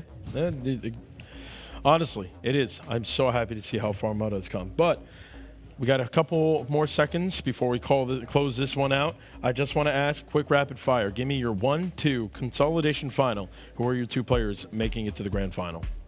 I mean, I don't know. Letzter and Mime, honestly. Jordy? I think I'm going to go with Letzter and Elcon, actually. Okay. And I think I'm going to go with Carl Jr. Letzer. So a little bit of a mix-up of them all.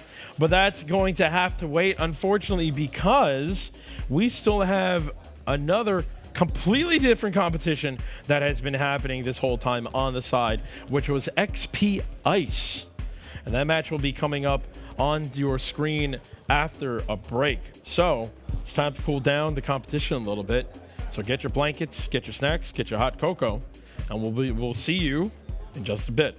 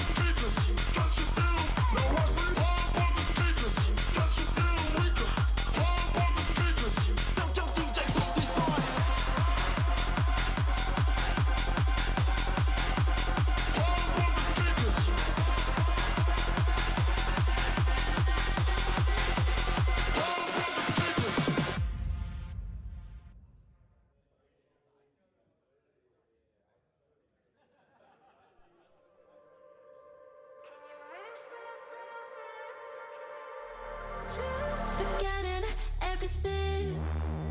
We out here, it doesn't matter. Words are sharper than a dagger. I'm slowly losing air.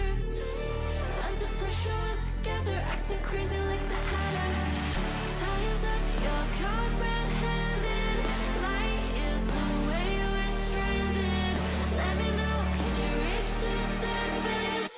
Can you reach to the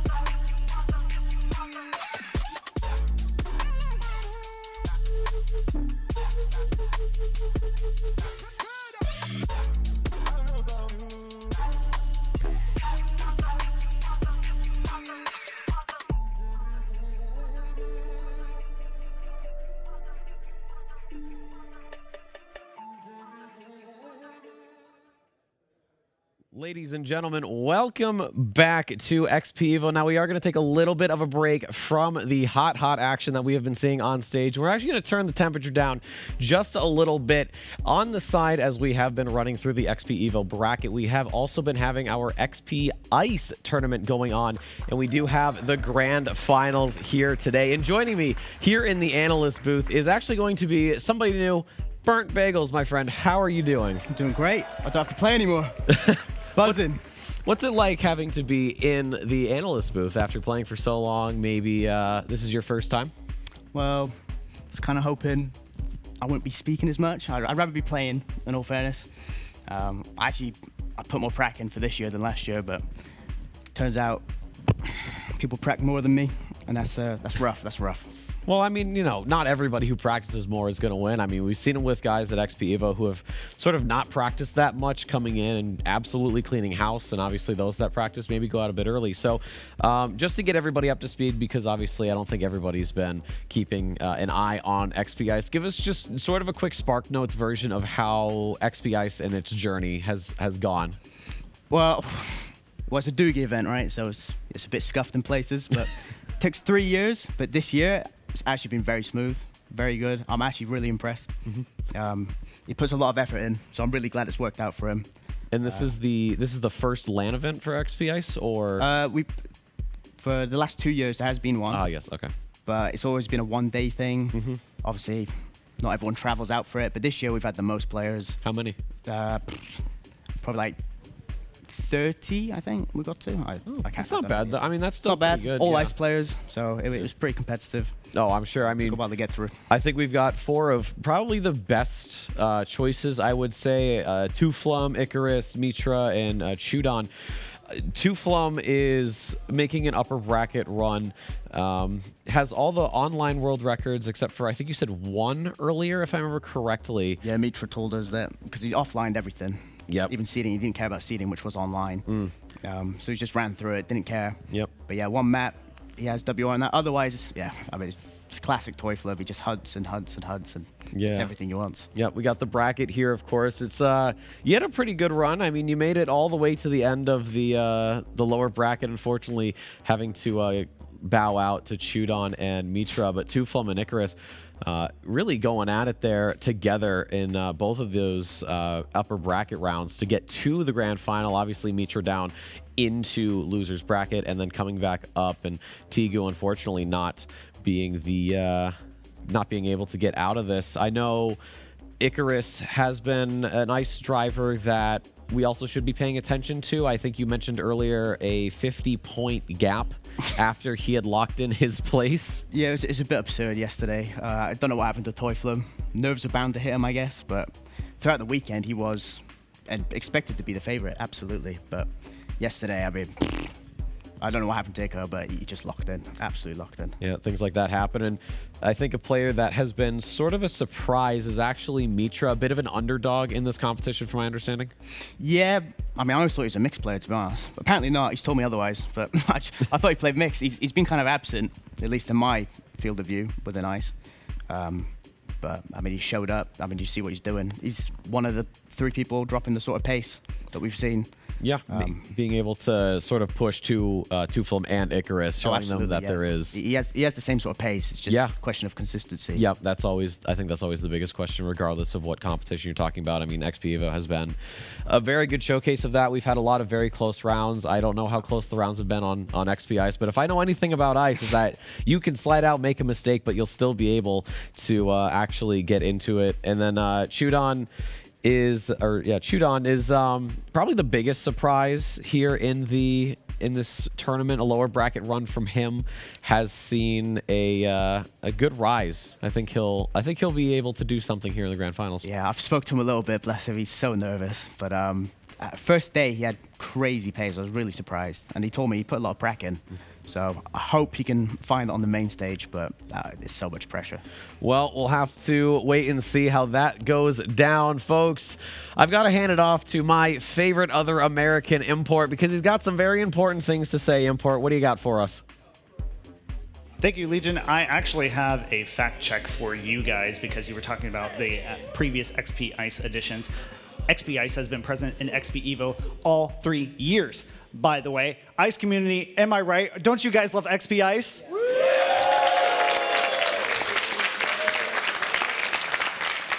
I got my 2 buddies with me, also somewhat Ice Andes, you might recall, and we are going to go ahead and announce our top 4 for this final grand match of XP Ice. €1,000 prize pool on the line. Are you guys ready? Yeah.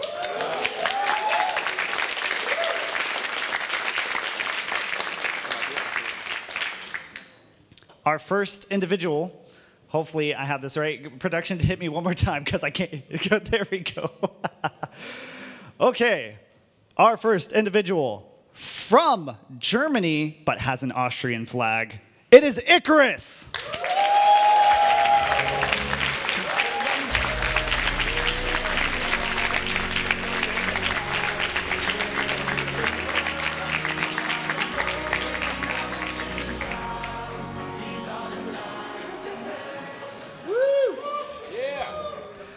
Next on the list, production. There we go. Guys, come on. Next on the list is going to be also from Germany, but actually has the German flag and is a pretty crazy time attack time setter. It is going to be XPERION.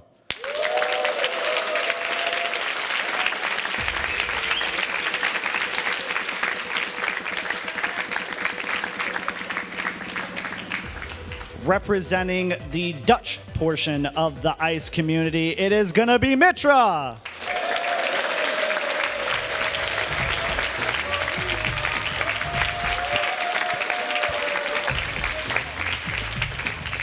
And finally, replacing Mr. Bagels for the United Kingdom, it is gonna be Chudon.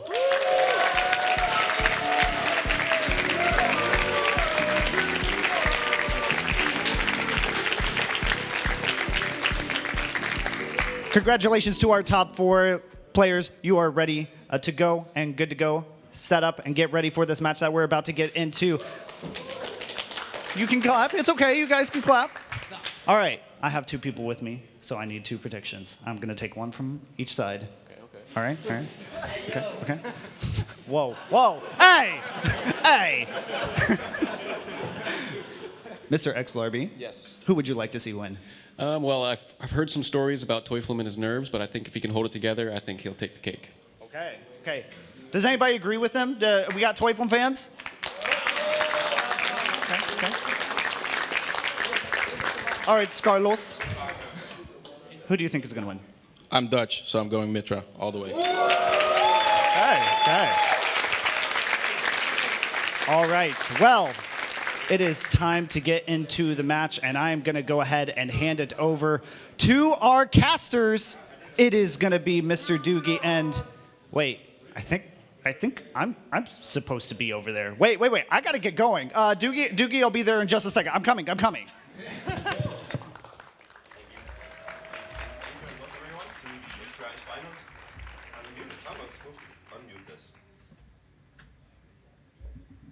I'm not muted anymore now. Woo! I think so. Are we good now? Now good. All right, welcome everyone. I was muted for a little bit. I was waiting for Import to fix everything. He's the technician, so I'm sort of like, yes, just stuck in here by myself, waiting for the handsome Import to come and help me cast this event. XPEice is returning for its not final year, but the 3rd year here. And we have 4 absolutely amazing players in the lobby. Import just coming here now. Welcome to the caster booth, Import. Are you ready to see some ice? Testing. Yes, I am ready for some XPEice action. This is something I do look forward to, believe it or not, every year because side events are an important part of XPEvo, and I'm so happy to be able to join you yet again for another year for an awesome grand final. Yes, we were able to do the casting the first year as well. Last year we had the couch to sit on and cast a little bit. This year it's much more hype. This is the first year as well that the ice players get to share the main stage as well. And I know they are nervous, but I've told them to have fun. They are like 4 of the best ice players in the world, so if there's anyone that's able to put on a show for us, it's them. And I think we can expect a great many things from them, and I hope we're going to see some rounds that are super close to the world records as well. I hope so too. I can't wait to see who is going to end out on top. I know XPErion has been really hot, as well as Icarus, but Icarus is always kind of somebody who has always showed up for Grand Final for XPEice, so it is not surprising to necessarily see him here. I believe it's XPErion's first time though here at XPEice. Yes, he's never been at a LAN So before. it is his first appearance and already in Grand Final, but it makes sense. He is known as kind of one of the top guys to look for when it comes to ice campaigns and ice competitions. So it's really good to see him here and get that recognition of his talent for XP Ice. Exactly. And we can shout out the other players in the lobby as well. We have spoken about Icarus and Teuflum. They are two represents in the ice community. Mitra is someone who's a little bit newer. He's one of the best ice hunters as well. He hunted everything offline, so we don't really know how fast he is. But yeah, we are going to go into the lobby. We have a warm-up here. And Teuflum just sitting and watching live. The other guy in the lobby is Chudon, the guy from UK, replacing Bagels this year. He is someone that we didn't. Last year at XP Ice, he didn't even play ice. So he started November last year, so he's only been playing ice for around 10 months, and then he has managed to get to this level. As he's by far the biggest surprise in this lobby, I would say, but he is someone that can put up some absolutely demon times in the lobby. So the players, I don't know what to expect from him. He's the sort of underdog, and you know, people love an underdog story, so definitely give it up for Chudon for being able to make it here. Awesome, and for Mitra and Chudon, that is a great accomplishment for them. Mitra, coming from top 8 Ambit, actually could have qualified and been a top 8 Ambit seed for the main XPEvo tournament, but opted to play for XP Ice. It seems that his choice panned out, as we are now live, ladies and gentlemen, for this grand final for XP Ice. Who is going to take away the crown of XP Ice 2025? Doogie, take us into this first round. Yes, I'll take you into the first round on Encoder, a map made by Enkisme. As we see, two big mistakes by Icarus and Mitra, very unconventional for them. Usually be super consistent, but we do see Mr. Teuflum out on a great start here. This is a map that people like to call a pace map. It's a map we are not going to see a lot of mistakes on, but this is the finals on the main stage. So it is all about who can manage to keep up that pace while they stay within the lines and don't hit the walls. World record here is a 102.3. We have seen a lot of 102.4s, 102.5s during the event, and Teuflum will start us out with a 102.8, an absolutely outstanding time to start off this event with, and he'll be very happy with himself to catch those 10 points in the first round. Yeah, and for the folks at home, explain just the map that we are into right now, Encoder, and what the players have to look out for in these coming rounds. Of course. One of the first pain points in this one is the turnaround with reactor on the wood turn. Normally on ice you can change your line quite fast, but you have to be so sure that you straighten out your car so that you get all the booster. Otherwise you're going to lose quite a bit of time, and then we go into it here. Then this big over angle on the gear 4 is pretty simple. The biggest time saver on this map is this turn coming up, big right-hander where you keep gear 4. On the road, you're going to gear down to gear 3 here. If you manage to keep the SD up this hill, you can save so much time. And you see Icarus really pushing that SD and going from 3rd to 1st position, challenging Teuflum for the top 1 spot. Mitra is just behind them. Everything from here on out is just pace map. You want to ensure that you get this dirt flick correctly and that you line yourself up super inside on this turn, so you get a lot of exit speed for the end. Ooh, a lot of mistakes here. Icarus really catching that slide as well, and Teuflum himself will maybe secure the 10-pointer as well. Icarus did catch a slide, so managed to get into the second position here. And I may sound a little bit of a newbie when it comes to ice, and I'm not a newbie though, because I have played ice for many years in Trackmania. But as far as these competitions are, this competition is concerned, and these are some of the hardest ice maps I have seen, that I have heard about. I've heard the players talk about them. I've heard other mappers talk about them, and they said this is an extremely difficult map pack. Yes, that ending might be pace, but the rest of the map is something that you have to keep onto your toes, especially with ice being such a tricky surface.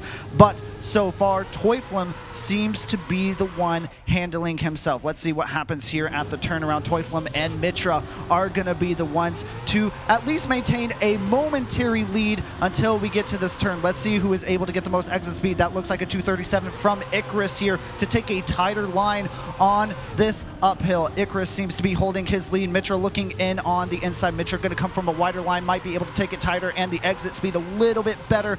We will find out after the left turn here. Icarus going tighter, Mitra going wider here. Snap coming in. They are almost side by side. They are going to be side by side into this left turn. Mitra and Icarus still on each other's wheels. Icarus just slightly behind Mitra, just with a 0.1 advantage over Icarus. Icarus slides a little bit out, has to take a little bit of a tighter line. Is he going to have enough speed? No, he is not. Mitra is going to get into the finish, and that is going to be Mitra taking this round. First 10 points for him. It's super important that he gets those and gets a feeling of winning a round on the stage as well. He's looking to do that much more. In the lower bracket final than he was playing before, he almost clean sweep the map, and this was one of them. So he definitely has the pace, as we see Icarus here preparing for the next round. Last round on Encoder, a map made by Henkismi, one of the absolute standout ice mappers in the community as well. His knowledge for ice and his ideas really represents what we want XPEios to be at, because this is a mixed event. All maps are mixed gear. You're going to see a lot of different pace in the map. You go on all the way down to like low gear 3, high gear 4, and Henkismi is one of the ones who can really bring that out while still making it very competitive. We see here Icarus with a good start as well, Mitra as well, but Teuflum really pushing that SD up the hill, manages to catch up to Mitra. Icarus is leading with a 0.5 gap right now. The nerfs plays a little bit of a role here. The 34%, I'm sure, will be in the arena to cheer for him and ensure that he has the support that he needs on the stage. Teuflum trying to catch up, but I think 0.5 of a gap is way too much to catch up to. Icarus will have to just edge out the win here. 0.5 he doesn't even go very wide. He does not risk anything, just gets all the exit speed that he can, and he will ensure himself 10 points. 10 points for Icarus there. With a 0.7, that's a really fast time. Fantastic time from him. Icarus getting 10 points are going to put him up to 24 points. We are still very early in this match. As we go into the next map switch here, Doogie, let us know what's coming up next. Dopamine, which is a map made by Tune, Finnish represent, who's also in the crowd right now. He is a not new mapper. He won, I think, best new mapper of the year last year in the TMA Awards. So he's a very household name, also outside of ice. This map is a little bit more of a skill check. There's a lot of spins, some dirt flicks as well. And this map is going to test the players' nerves to the very limit, because any small adjustment that you make on these maps will matter a lot. And you're going to see the first big thing on this map is the drop down into a spin. That's over 2 boosters that we just saw. It will guarantee you a lot of speed going into the Gear 4 section. And outside of that, you just have to push the pace and ensure the next section. We are now going to go into the first round of Dopamine. And right now, standings are, as I can see, it is going to be Teuflum leading with 30 points, Icarus 24, Mitra 20, Chudon 14, as you can see in the top right there. Yes. It is going to be a tight match looking so far, with Chudon lagging just a little bit behind. But again, map switches are everything. We see in the main tournament of XPEvo how a map switch can change the entire momentum of a player. Same thing goes for Ice, of course. It's Trekmania. The game is the same, just how we drive it is a little bit different here. Let's go into this round here as Mitra and Teuflum are side by side into this CP before the uphill penalty grass. Everybody seems to manage to be able to avoid that here. Mitra is trying to look into on Icarus, his teammate, from 34%. And Teuflum is going to take it a little bit tighter, but has to release just a smidge to adjust. Is going to lose a little bit of exit speed on that and allow both Mitra and Icarus to go forward into ahead of them onto this wet wheels before the right turn. Teuflum trying to get back, and unfortunately we see a slide out from Mitra. Icarus is going to take the lead. Icarus also has a mistake as well. Now Teuflum on his own on this turn. He should be able to get the first place unless something were to happen. Chudon also trying to look and stay up with the pack, but not having the pace that he needs to make it. And Teuflum is going to be your round winner, giving himself a nice 40 points. And a really good time to start the round with as well. World record is a 0.2 here. He drove a 0.7, so very, very, very strong start on Dopamine by Teuflum. In the winner bracket finals yesterday, Icarus was off to an absolutely insane start. He told me he hopes to do the same right now. He's not finding his groove, so we'll see if Icarus can get back into it and really push the points that he needs to win this event. Into the second round of Dopamine here, Chudon is leading the pack. Icarus, Teuflum and Rita following behind into the first spin. That gets this booster. It's a really well-designed spin that allows you to, like, you cannot no spin it. You have to do that spin in order to get the most exit speed. Plastic flick into an O angle here, and you will see the players sort of lock their car in a 60-degree angle to try to get the most amount of exit speed up this hill. You want to ensure that you clear this grass here so you don't get any slowdowns, and then set up for a super tight slide into the other 360. Mitra failing it a little bit, going a bit too tight and not getting the exit speed that he needs. Allows Chudon to catch up to Teuflum and Icarus, really pushing this super tight Gear 4 section here. And this section is by far the most precise on the map and most important, as you want to carry as much exit speed through this turn. And you can see Icarus is really carrying a lot and might actually catch up to Teuflum with this line. Has so much exit speed up the hill. Might just take it on the Gear 3 section here, but no, it seems like Teufel will go a bit wide, almost hitting the barrier there, but he will secure himself 10 points again, and a really strong start, and a 0.6 by Teufel. Really, really, really strong round time. Strong round for him, and he continues to increase his points here in this round as we go to next. Hi, B2 guys, how are you guys doing? As we go into the next round here, and I believe we are at a, no, we should be on the same map, correct? Yes, so there's 2 more left here on Dopamine. Okay, so Teufel leading with 50 points here. Let's see what happens if he's able to increase that lead, already creating a gap from himself between first and second. Is he going to continue to do so? Chudon looking very tight here on that 360 and seems to have benefited from it. Now pulling into the front, goes a little bit tighter, making a lot of adjustments here, going wider now on the exit. Is that going to benefit him in this right turn? I don't think so. Unfortunately, takes that turn too wide. Now Mitra looking ahead. Icarus with a lot of exit speed on this uphill into the jump. And Mitra takes a little bit of penalty grasp, but shouldn't hurt too much. Teufel trying to look in, another 360 transitional elements coming down, and Teufel getting really close to that edge, managing to just feather that line as we see Icarus and Teufel holding on up to the front. Mitra still just kind of playing spectator, trying to catch up, trying to find anything. Hopefully a mistake here and there. Teufel and Icarus taking it really tight here as we get towards the final portion of the map. Teufel taking a little bit wide. Mitra trying to look inside here on this line. Is he going to be able to have enough exit speed? The answer is going to be potentially yes. He takes it so close to that wall, but it's not going to be enough. It is going to be Icarus taking those 10 points. Teufel just barely missing out on that round. They were all within 0.3 of world record. That is an absolutely insane round to pull out now. They all want to win this. That's absolutely wild to push that. In the 3rd round on Dopamine, they are all really like, I can assure you, those 3 times are faster than any of the other players in this event. No one else is able to drive those times than those in this lobby right now.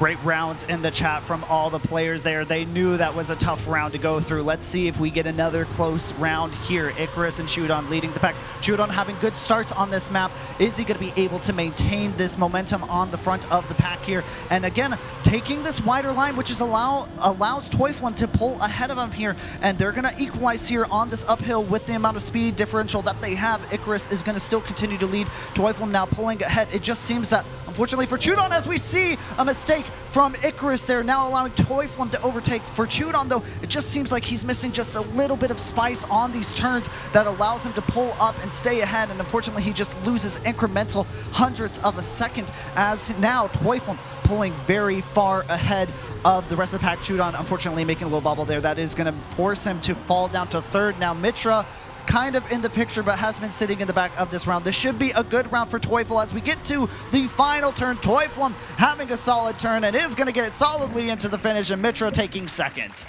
That is a great showing from Teufel again, managing to follow up the last good round with another great one, ensuring 10 more points here as we go to a map change. I do believe that we will go into Methode 71, which is a more RPG-ish style ice map, and that's not something that you hear often.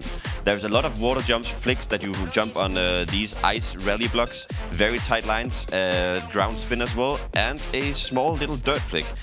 Some open sausage ice as well that really pushes the precision of these players, and you can expect, I think if there's a good round, all these players are gonna look to drive sub 111, no, sub 112, and we have seen Icarus be one of the most consistent on this map, so maybe he can pull together a little bit of a comeback. Teufel is looking to, his point gap is starting to be important.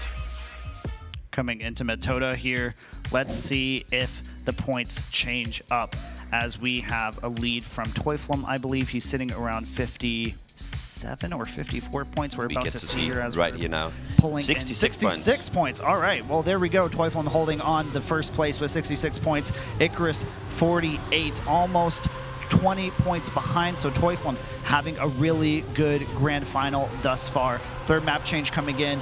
Let's see how Methode takes us in this turn. Yes, and as you saw, they just did the first RPG jump over the water into the rally ice block, small transition into the spin here, small jump into a big over angle on the downhill before they prepare for a very speedy section where they have to weave their way in and out of this this tunnel and into the checkpoint, setting up quite wide for this quarter pipe transition into the uphill. This uphill is very, very, very instrumental to the result because it is so easy to slide out.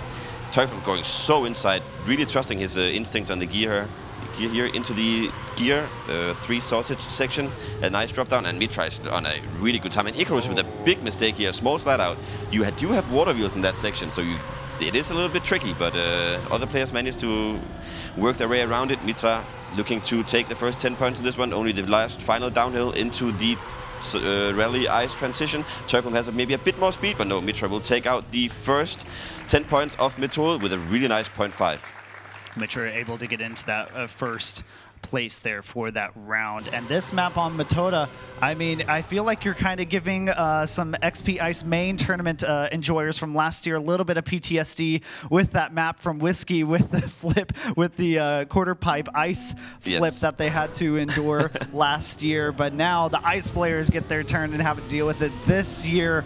Let's see though, maybe for some players this will benefit them more than others. Mitra again getting that first round, first place last round. Let's see how this goes. Teuflum yet again sitting in the front pack. He just has the pace. It is very clear this man knows what he's doing on this surface. We have Icarus and Mitra trying to fight for second here, maybe hoping that Teuflum might take a slight miscorrection on his slide here, but seems to be taking it very tight, very clean lines from what I'm witnessing. Mitra sitting right now, trying to hold off Icarus. Icarus trying to sneak in here, getting that exit speed on the uphill, but is it the exit speed on the downhill is the question that he's getting. And unfortunately, it just doesn't seem like that. He's still being held off, and now he just takes such a wide line. This round is now going to be between Mitra and Teuflum. They are side by side here as we go down into this jump. Teuflum, Mitra, on this right-hander, who is going to get the exit speed? Teuflum takes a little bit of a wide entrance to get a better exit, and that has helped him a little bit here. Mitra going to try to fight back with that inside line. Teuflum and Mitra side by side. Yet again, CP. Teuflum a little bit ahead, but gets a little bit of down speed. He still stays, though, in first place, and that is going to be a round win for Teuflum. Good round from Mitra and Teuflum there, and I think they acknowledge that in the lobby as well. They know that they all have the pace to drive good rounds, and seeing them drive these rounds with the stakes that's online here, I think it's absolutely beautiful to watch, and especially on such a technical map as this one. As you mentioned earlier, these are some of the hardest ice maps out there. You're not gonna just go into this lobby and make your way through the map. No, you have to be an absolute expert to be able to drive these with this consistency right here. And as we say that, all of the 4 players get a good start. Chudon 0.1 or so behind. This time Icarus is a little bit behind. Everyone gets through the spin quite easily. Mitra pushing ahead. Mitra was catching up very well to Teuflum and Icarus in the last round, and this time it's his chance to defend, but no, he does make a mistake on that third flick, allowing Teuflum to overtake and potentially push for 10 more points. Chudon has not had any round wins yet, but I think he is there in case Teuflum makes a mistake. No one slides out in this turn. Going into the sausage ice here, waiting for the drop down, where Icarus was making a mistake before. Chudon seems to be able to push, has a little bit more exit speed going into the dirt here, getting gear 4 and into the last gear 4 section up the hill. It is so important that you go super tight around these pillars that you can see on the uphill. People just have to over-angle like crazy and hope for a good exit. Chudon gets a really good exit, but I think Teuflum is just 0.2 ahead, but Chudon with a much better inside line and will maybe be able to snipe. No, got a very small slowdown, but a good showing from Chudon here, securing himself 6 points. I respect the line. I respect the attempt to try to cut that in and not hit the penalty snow, but unfortunately it didn't work out for him. Got a little bit of a wonky landing, and unfortunately wasn't able to snipe that first place, but let's see how it's going to go here. This should be the final round of Methode, as now, let's see. Can Teuflum increase his lead almost 40 points ahead of everybody else in this match? Icarus sitting in second, trying to fight with Mitra for that second place. And Chudon, unfortunately, just still not getting off his feet necessarily in these rounds, but still within striking distance if it gets down to the point where he fights for second and third. But right now, first is kind of out of the question unless he's able to pick up some rounds. Let's see, how is this round going to go? Mitra and Icarus sitting in the front with Teuflum playing spectator. Mitra has to make a massive adjustment there. Is going to be immediately pulled back to third as Teuflum takes over. Icarus sitting in the front. Now Teuflum trying to compete for that first place. Is going to get a nice line sub. That's pretty good speed into that quarter pipe jump. Now Teuflum is going to have to fend off on this tight line that he's opted for. And now Icarus is going to pull ahead because he got a little bit more exit speed on that uphill. An even better line, tight line before this drop down. Teuflum now having to try to fight back. This is what I love about ice, folks, because you never know when somebody's going to find a better line in a round because it's always different. Now, Teuflum and Icarus sitting side by side before this downhill. We are almost to the final jump before the finish. Icarus holding Teuflum a little bit more speed. Icarus is going to crash though, and Teuflum's going to take that round. And Icarus didn't just crash, he actually missed the finish as well, so allowed Judon to get the 6 points as well. really tight round there that just made it to the very end of it. And that might be the last time that we see Metul, you don't know. But this map we're going into now will be the 4th and final map in this map pack. A more transitional, very unique style ice map made by Mao, who is a very beloved ice mapper in the community. He is someone who has popularized sausage ice. And when you know of sausage tech from the normal Trackmania, it is a bit more precise than your classic tech turns, and it is just the same on ice as well. So precise, and you really have to ensure that you are on the correct side of the sausage here. Coda, a absolutely beautiful map that also does include a backward section. So we will see how the players is gonna handle that. It is something to pay attention to on this map is the finish. There is gonna be a quarter pipe jump where you go up and you turn your car around. When you turn your car around, there is quite a few people that go super low, and if you dare to go low, you can actually save 0.5. So there is a chance to really risk the lines to get those 10 pointers. If you find yourself 0.2 or 0.3 behind, you can risk, and that is an absolutely beautifully designed finish, I think. And as you see, the start here, the sausage ice, you have to ensure that you're on the correct side, onto this downhill, shoot on, making an early mistake, into a small dirt flick, and down the hill. You set up with a small drift tap to get a tighter ice line here. Teufel missing it a little bit. He's not going to be able to carry the speed up the hill. Mitra and Icarus is turning around here, and they will look to turn that car around 180, so they go backwards over these boosters, trying to weave their way into this and get the plastic bounce that shoots them into the next 4th gear section here. A big over angle leading into a water flick that will take you up a few quarter pipes here. You can try to push this one. I know Mitra really likes to push this lower. We see here going very low. He loved this more like RPD style ice, so this is a very he's comfortable on this sort of map. Icarus though with a big lead, 0.3 or so, going into the last gear 4 section here before we get that popular flick. Oh, Mitra going so inside, really trying to push the lines here for Icarus, but Icarus finds himself almost half a second ahead, and Teufel catching up, and you're gonna see the player setting up wide, doing a little spin to set up the best angle for the next slide. Icarus got it very well. And we are looking at times on 1:13 here to really, okay, 1:13.7. That's 0.2 away from world record. So that is a very strong start from from Icarus. Oh, we have Atomic. What is it? What is he going to show? What is he going to show us? What is he going to do? I don't just know. a hand? That's going to be it. Somebody's knee is in the way. All right, let's go back to the action as we move forward into this next round. Something interesting that I have noticed about this map, yes, another very RPG-esque map, and also very slow in a way. You know, it's much more technical in this regard, and it just seems that a 0.5 is almost impossible to come back, but if you make a mistake, because there's a lot of tricky elements that you can easily see on here, yeah, I mean, with ice, you make one mistake and it's pretty dangerous. It's almost impossible to come back from a mistake on ice, and that's why this is so extremely cool to see, because they don't make that many mistakes. Normally when you have like your ice couple of days, you see players slide out left, right, and center, and on these super hard maps, all of the 4 players, the only reason why they're sliding out is because they are absolutely trying to push the limits on the map. You see Teufel and Mitra going for that low jump. Icarus is taking a bit more safe, going a bit higher there, costing him 0.2 or so, and allowing Mitra and Teufel to push for the round win. They're on top of each other going into this last gear 4 section. You want to ensure that you set yourself up wide for this quarter pipe turn, so you can go as low as possible. As you can see, they're all trying to go as left as possible, and then as low. Mitra going too low here, and he's going to make a mistake. Teufel almost, how did Mitra survive that line? How they all survived that? But Teufel did get it, and another good round. Teufel getting first place yet again, putting himself at 118. Points limit is 140, is that 140, correct? exactly. 140. So he is very close to becoming the first finalist of this grand final for XP Ice. Is he going to be able to continue this momentum in these next 2 rounds on this map for Coda? Let's go ahead and into this round here. First turn coming off. Everybody is, of course, going to have a little bit of similarities in terms of pace here, because everybody in Ice loves to take their own line. They have a feeling of what they prefer. Let's go ahead, see Teufel pulling ahead.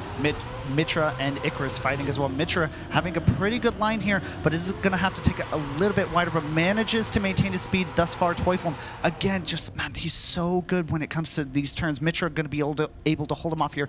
Let's see. Mitra now pulling a little bit ahead here. Teuflum still just trying to stick in there. Big slide out from Teuflum. He cannot, oh yes. Unfortunately, big slide out from Teuflum. I looked at you just as just as he crashed. But Mitra and Icarus now fighting for the front. This is an opportunity for maybe them to kind of claw back some points from Teuflum and not let him run away in this competition. But Mitra now pulling away from Icarus after that slide. Mitra going to be able to hold this line, takes a little bit safer as far as the exit is concerned, but goes tight here, really tight, and unfortunately because of that risk is going to slide out there, and now Icarus is in no man's land. Shudon a full second behind. This should be a free round win for Icarus. Icarus is going to get your 10 points. He spins into the finish as well, just not to show his pace, I guess. No, that is wonderful. But that is, Icarus is there to capitalize on the mistakes by Teuflum and Mitra. This lobby, though, is completely different than the upper bracket finals. In the upper bracket finals, Icarus managed to secure his finalist spots with 50 points to go. So all the other players had around 80 points when Icarus finished his 130 points and finalist. So he was so dominant. He might find himself hoping that he could do the same performance in the finals, but it's never like that, and he has to make sure that he locks in and doesn't allow Teuflum to maybe run away with it. He knows that he has the skill to keep up with Teuflum, and on a map like this, he just drove 0.2 off a world record. He's a bit too wide here, Mitra and Teuflum, looking to get a good entry into the backward section. They are equal speed, Mitra with a little bit more, and they're going to shoot out to the gear 4 section here. Teuflum is hoping that he's not going to get that slide out again. No releases, beautifully overslid. And into the water section. Who dares to push this quarter pipe the lowest? We know that Mitra loves to take the risks, and we see both of them going very low. All three of them really pushing this line. Big overslide here around the quarter pipe into the section that goes into the last gear 4. Teuflum with a 0.3 gap. He is looking to clinch this 10-point victory and put himself only 10 points away from finalist into the final section. He goes so wide. So he's a bit too inside here, I think. Mitra has a chance to slide down the hill. They are all so equally. Who has the most slide speed up the hill? I think Mitra will actually tonight. And what a round. That is Mitra barely sneaking in and keeping up that first place. Hi, Skarzer. How are you? That's my friend.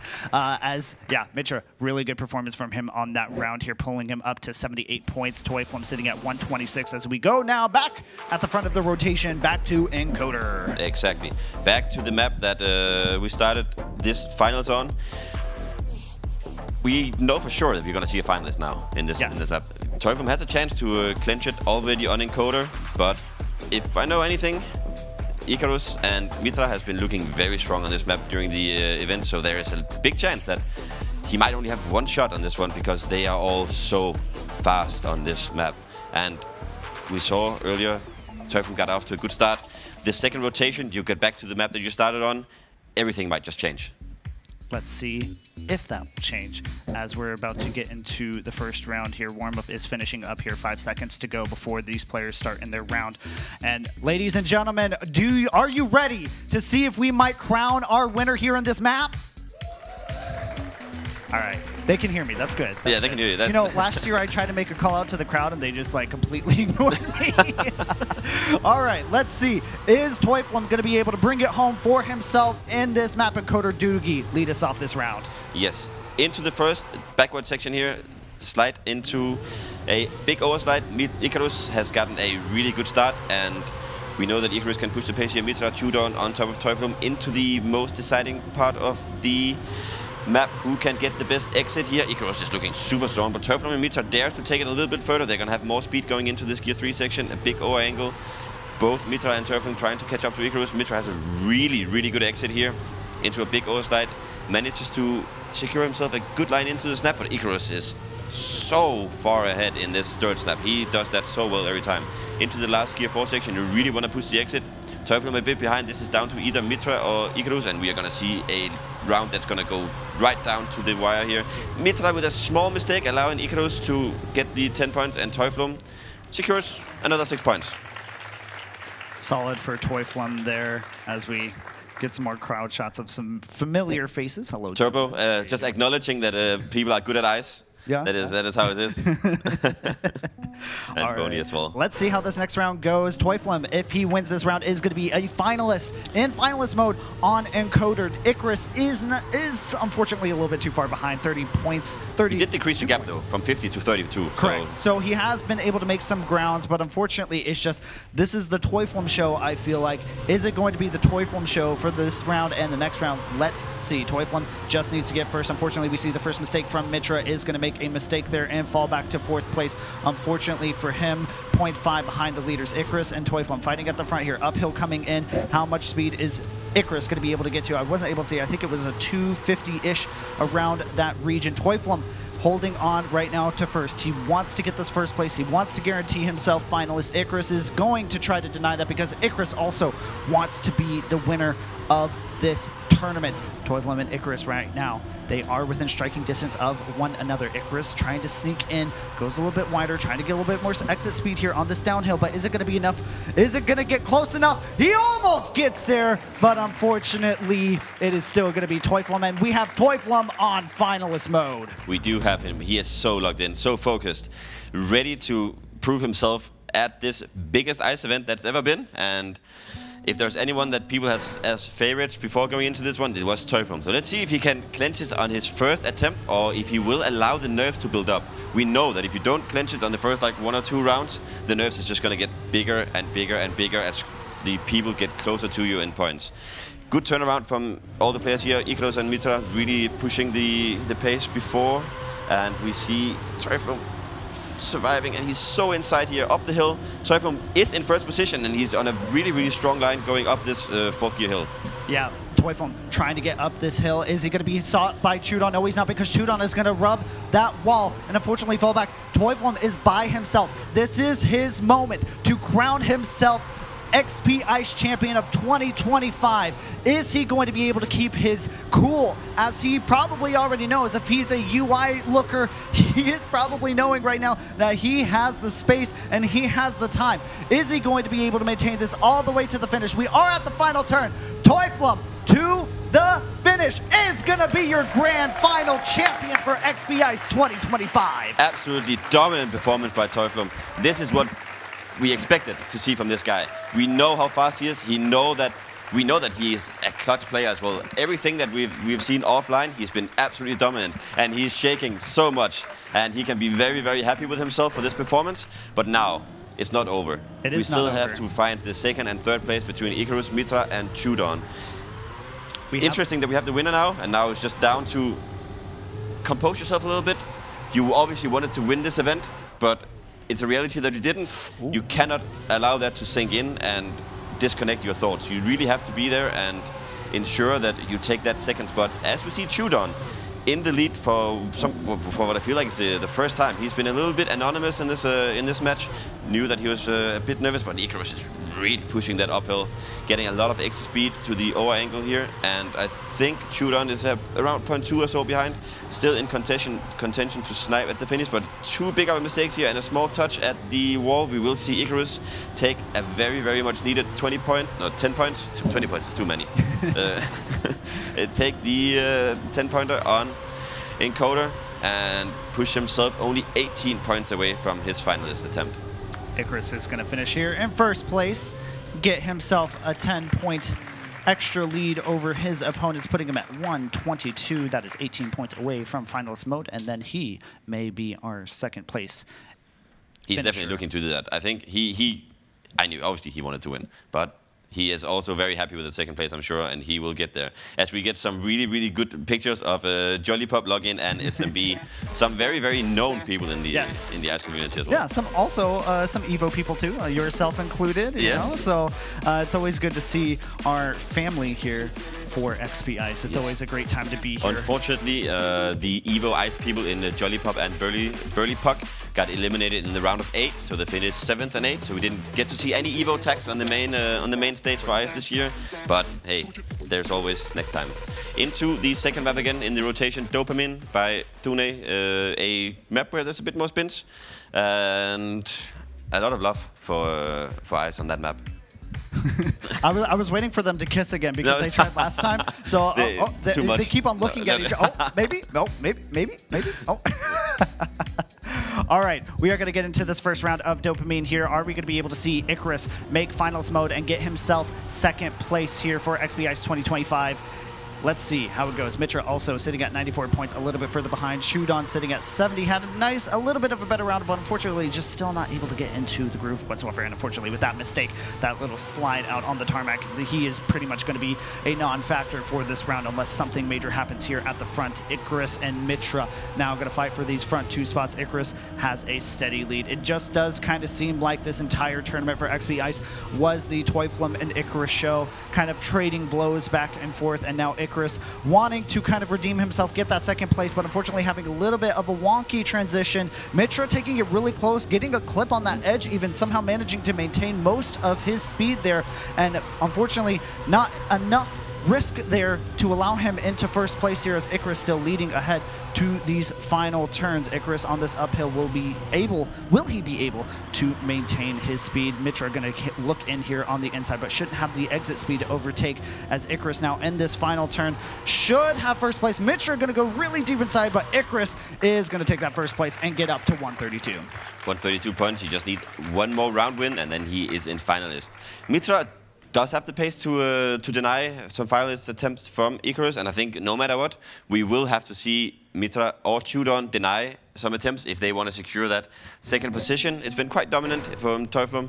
Now it's Icarus' turn to prove that he could have done the same, but it's a bit too late to log in now, but Icarus definitely wants to secure this, and one more round win and he will be in finalist position. Mitra and Chudon has been looking really good throughout the week on this map, so if there's anyone who was able to deny some finalist attempt from Icarus, it is these two players in the lobby. As I say that, Mitra makes an unfortunate mistake.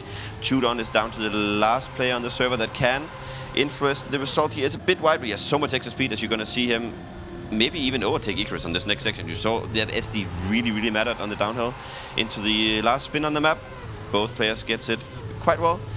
So inside by Chudon is going to catch up with maybe 0.1 here. He is edging himself even closer to Icarus, hoping that Icarus is going to maybe make a small mistake, and Icarus is a bit wide here. He doesn't have the best exit speed up this hill, as Chudon is going to really push this inside a lot more speed into the transition. The plastic flick goes well for everyone, but Chudon has so much speed up this hill. Can he make this overslide happen? No, I think Icarus is just a bit too far ahead to make any mistakes here. We have not seen Icarus make any mistakes in this last turn, and we will not in this round as well, but another great round. And a chance for Icarus to secure his second place.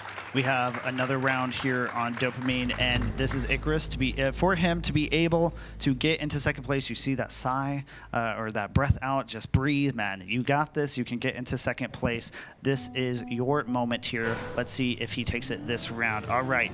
Icarus wanting to get that second place. Mitra so far behind. It would take a monumental climb for Mitra to be able to come back from this amount of a point deficit. But we have seen it in tournaments before.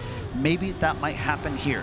Icarus on this uphill leading out the pack as he seems to have just the pace overall compared to the other two drivers. It hasn't really been that much of a tight race for each of these rounds, but Mitra for this round is going to try to compete here on this jump up to the upper level of the map. Icarus and Mitra a little bit closer side by side. Transition is mostly smooth by both. Mitra is going to take a little bit tighter line. Is the exit speed going to be enough? It is going to be the question. And no, it is not. Icarus still managing to take a better line and have better exit speed from that transition. Water wheel section comes into play. Mitra making a massive mistake. That is going to be it for him. Icarus all alone by himself up in the front. Chudon is not going to be able to make a difference unless Icarus makes a mistake. Icarus, is he going to be able to get it into the finish? It is just one turn left away. Icarus is going to be your second place finisher. Absolutely beautiful, beautiful round by Icarus there, and a perfect time to finish out his second spot. Now it's all the way up to Chudon and Mitra to put on a show here. They are a bit away from finalists still. Yes. So we'll take like 5 minutes before we figure out who our third position is going to be. But now all of the other points are eliminated. It's only 10 and 6 points. So maybe we get 4 rounds and then we'll be right into figuring out who the third position will be.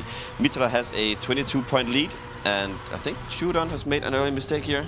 Yes. He is not on the map, unfortunately.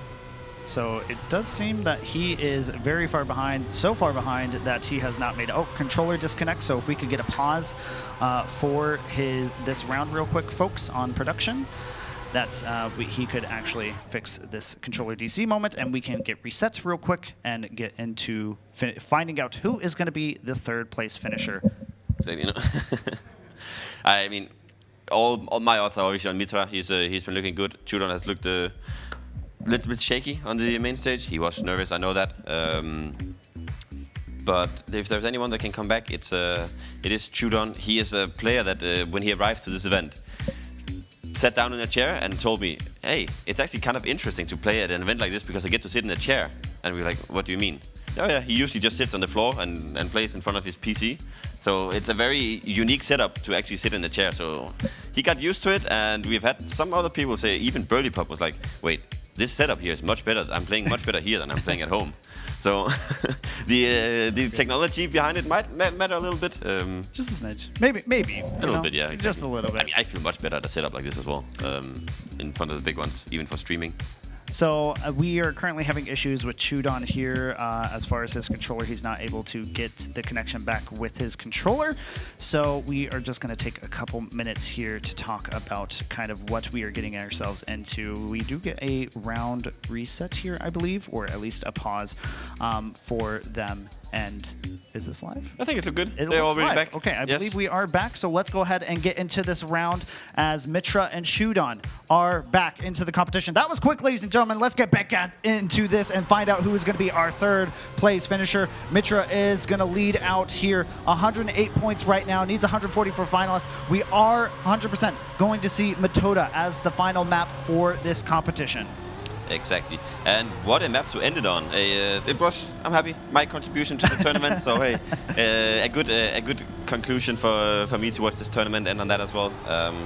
But we cannot discount Dopamine that Thune made, Encoder that we had Henkisme on, and then the last map, which is Coda, that Mao made. All absolutely incredible maps for an event like this. And there was one thing that we really wanted to do this year. Normally, when you have an ice competition, you have your third gear map, you have your fourth gear map, and then that's it.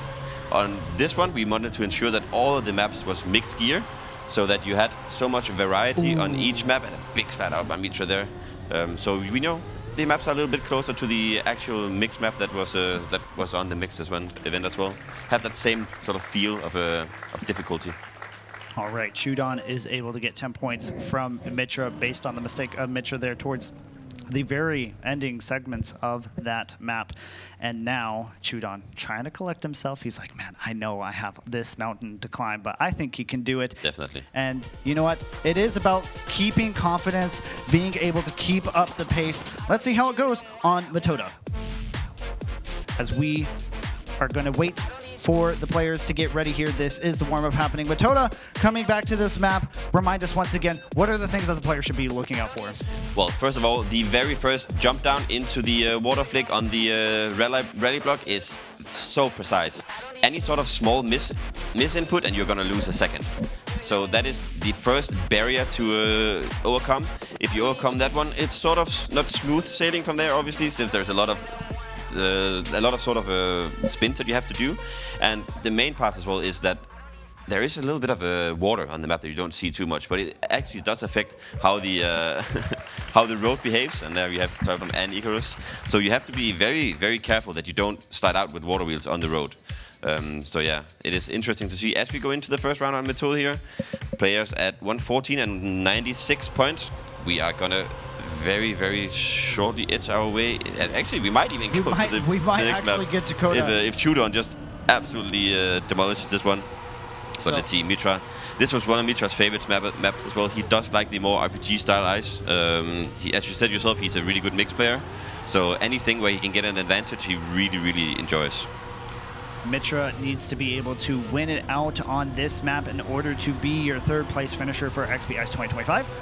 Mitra doing really well this time, but we saw that he is capable of making some pretty big mistakes like he did in the last round of Dopamine. Exactly, going so high there. Yeah. Ooh, taking it Chudon, really not the line tight. that you're looking for, unfortunately. Yeah, unfortunately, so Chudon is going to fall back, have to reset there, and now it's going to be up to Mitra to just drive into the finish, get himself another 10 points, get him very closer, 16 points away from that finalist mode is what he would be at if he wins this round. Looking pretty good so far, as we are just going to kind of wait for him to get into the finish here. Final turn, final jump, gets a little bit of a wonky landing, but it's okay. He is in, and he got his first place and his 10 points. Exactly, 124 points.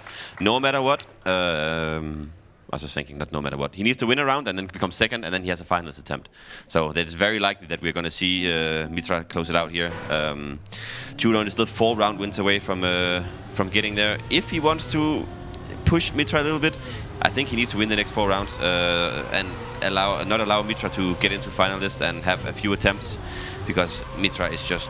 He's quite clutch. Both players got to a really good start here. Got the jumps over the rally blocks into the first spin here. It's important that you get the correct release timing, so that you do not slide out with the water wheels into the big overslide here that takes you into a dirt flick. Chudon is very wide. Mitra with a big mistake here, allowing Chudon to actually take those 10 points. I mean, in a place like this... Not yet. But no, yes. Yeah. We'll see if he's able to get it, and Chudon is going to be able to get up to the hill, clears the quarter pipe pretty cleanly, as now he is getting into the final throws of this map here. Drop down into the dirt, is getting that clean as well as we get into the final turn here before the jump up, I believe, into the finish. Oh, we got one more turns here. I'm getting ahead of myself.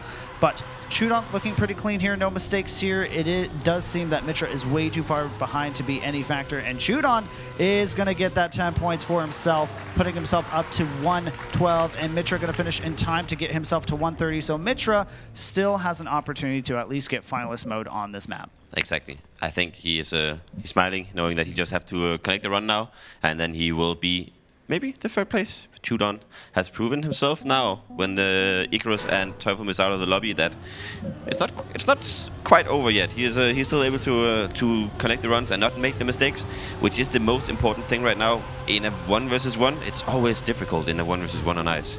You know you have to push, but you also don't want to make any mistakes. Both players is on top of each other going into the spin line here around the big turn. No mistakes, hopefully, for the players. No, both got it really well inside here.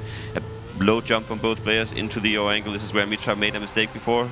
He will try not to make that happen again, and both players really exited that dirt flick so well. Chudon with just a little bit more speed, really clinching like those 0.1s right now, which is so important. Goes a bit tighter here. Mitra with a much better exit speed, but Chudon a more inside line, which sets him up better for the next section. As I say that, Mitra just comes roars behind him, or ahead of him, and he will go into the Gear 4 section ahead with 0.1. This is a very, very tight round. Chudon wants to do everything that he can to deny Mitra this round win, as that will ensure Mitra to become finalist mode. He wants to push the downhill a lot with a lot of speed, maybe even fully push the inside. He does push a lot, and Mitra is a little bit slower, but does manage to take it. And that is an excellent round with a 0.6 and a 0.8.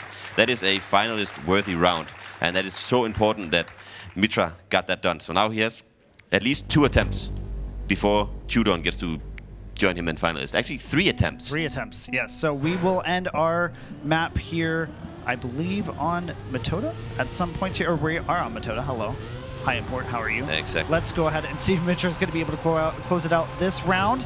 Mitra is going to take a wonky landing. That's going to allow Chudon here to go ahead and pull ahead. He just has to drive in and not make any mistake. Yes, unfortunately. Ooh, that's not a very good spin here. He's touched the wall, and Mitra is able to maybe come back. Maybe come back. If we can see where Yes, Mitra's there coming, he he's is. going to be able to overtake here back now. Now we have a little bit of a Clown Fiesta round. Is Mitra going to be able to recover from his mistake and keep it now? Because Chudon now has just opened the door for Mitra to take this 3rd place, and now Chudon. And there it is. Mitra just have to slowly drive it in. That is pretty much it, folks. Mitra should be free here, should I say, is the phrase. But what we've seen from this round. If you curse maybe this not one the import, I case. do not know what to tell you. I'm not trying. There's no baiting here. Production, don't be mad at me, please. I am trying to just say that Mitra should finish here because this is his round. It is so free. All right, Mitra, just a couple more turns. Are you going to be able to do it just fine? Seems to be pretty good so far. Takes it nice, takes it clean. Oh, are you kidding me? Mitra! All right, third place. And yeah, there you go. An excellent way to finish this. Turtling through the finish on Methode. What a great way to end off this XPEice event. And a big congratulations to Toyflum, who's the winner. And we have Icarus second, Mitra third, and Judon coming in fourth. I know that Judon really enjoyed this. So, Doogie, I'm going to go ahead and send you onto the stage to go help set out the prizes for our winners here. Yes, sir. We have to get a move on here really quickly. So thank you so much, Doogie, for XPEice and running it. You have been a fantastic help for this community and for XPEvo. We will see you on stage in just a little moment, just a brief moment. Folks, that was XPEice. I hope you enjoyed it. Congratulations to Toyflum, our winner for XPEice 2025. They are going to get on stage set up real quick here. I will get the notification from production when to head it over here. By the way, we still have more action coming up after this, so do not go away. This is not the end of XPEvo. We still have the consolidation final and the grand final of the main XPEvo tournament, where we still have our top 6 competing for the grand final. And I am just as curious as you are what that result is going to be. So we will be there shortly, but first, let's make sure we take care of our other friends in our community and make sure that they get their moment and their spotlight as well. Thank you guys so much for watching this XPEice 2025 grand final. And again, congratulations to Toyflum, and as well as Icarus and Mitra for second and third place respectively. Production, are we good to go, or we still need some more time, or do I need more time? Okay, so I can keep stalling and I can keep talking into the camera. You know, I used to do a podcast back in the day. And first 2023 XPEvo, I used to have to yap the entire time for almost 10 hours. Luckily, I don't have to do that as much here. And I know you guys want to get into the main tournament, so we will try to work on that as quickly as possible for our players, and then we will get into the match. But until then, let's see all the action that we've had today. We did see Letster, and we did see Mutta as well make it into the consolidation final, and they will be meeting up with Carl Jr. and I believe mine, guys, if I'm correct on that, into the consolidation final. So we should be finding up that match after this, and that will be very exciting. And I will not be here. I will be handling other things along the event. Thank you guys so much for your support for XPEvo. We really do appreciate it. Again, all of our staff here and all of our team are volunteers and just do it for the passion of the community. And if you feel touched at all by that passion, we would ask that you would please consider donating to our cause. 50% of the donations will go to the prize pool for the main tournament, as well as 50% of those donations will go to supporting our staff who sacrifice a big portion of their lives to make this event possible for everyone here at the venue and everyone at home watching us today. All right, let's see. Are we ready? No? Let's get ready, folks. All right. So, Legion is going to be joining us on the front, I believe, as well. And, all right, let's go into highlights. So we're going to go into highlights, and then we will go into our interviews and get you on stage. All right, see you guys back.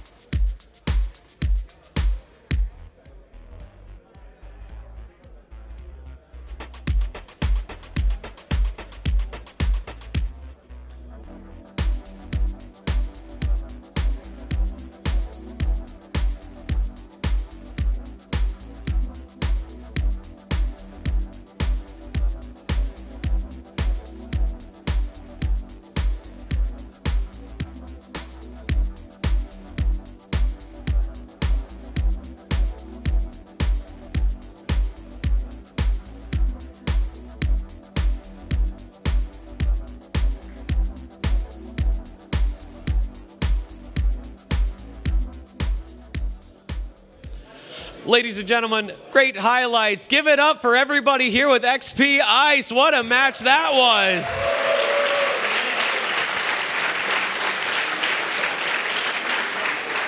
Well, like all good competitions, we got to give out some awards. So in 4th place, Chudon, where are you? Come on up.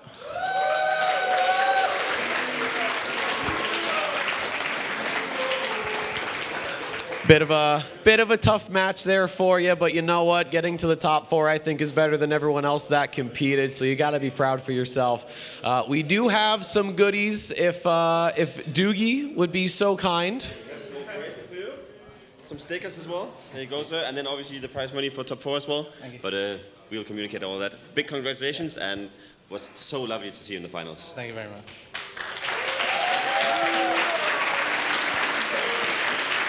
What a guy. I feel like he's melting with the hoodie on, though. Like, I'm sweating already. In 3rd place, Mitra. Congrats. Congratulations on 3rd place. Again, you had a pretty good fight there in the middle, it seemed like, with Icarus, but, you know, things didn't quite go your way. But we are going to reward you, of course. We're not just going to leave you empty-handed. We like you a little too much. Prize money as well. Some stickers and an absolutely beautiful Trackmania hat. You can wear that proudly in the Netherlands when you come back. Thank you. Put it on. Put on the hat. Let's see it. How about that? And your runner-up, 2nd place. He flew a little too close to the sun, but that's okay. Icarus, where are you?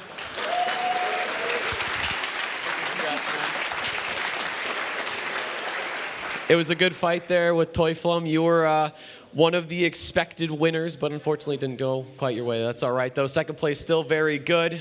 Doogie, you've got some goodies over there. What do you have? A lot of Trackmania merch, a cup that you can drink your coffee from, a notebook so you can prepare for next year, and also some stickers. There you go, and congratulations on the 2nd place. Thank you. Thank you.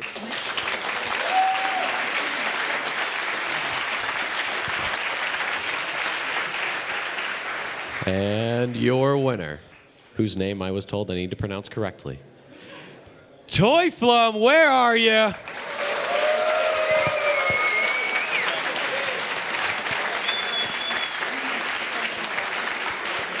Now, normally I would just go for, you know, the gifts and then questions. We're going to do questions first. Obviously, you're also one of the favorites to win. Did those expectations put a lot of pressure on you? Did you feel like you were going to be a little too nervous? Yeah, definitely. Especially yesterday, I felt it a lot in the last match. I was surprisingly more nervous than today on stage.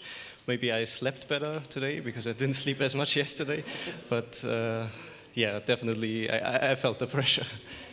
Yeah, I think the other thing that kind of comes with the pressure is having all of the online world records now, having those runs so readily available. Did you feel like that might have been maybe a little bit too much for your opponents, knowing what the actual line might have been, or did you not really care? I usually don't care. Like I like sharing and discovering stuff together as well. But yeah, I technically don't have all world records since Mitra has one offline world record that he told me. But yeah, otherwise I don't like offline breaking. Well, it worked out for you. First time with XP Ice and winning. How does it feel? Feels great, but overwhelming at the same time because I didn't know what to expect. Like yesterday, I was just happy to get onto the main stage into the grand finals. And yeah, I mean, obviously I'm super happy now, and I hope I can calm down in a bit because I'm still super shaky. Yeah, I can hear it in your breathing. A dominating performance in the final. Do we see you come back to defend it next year? If there is an XP Ice next year, I think I will come again. Well, you better, because we got more goodies. Atomic, Susan, come on up, give the man what he's earned.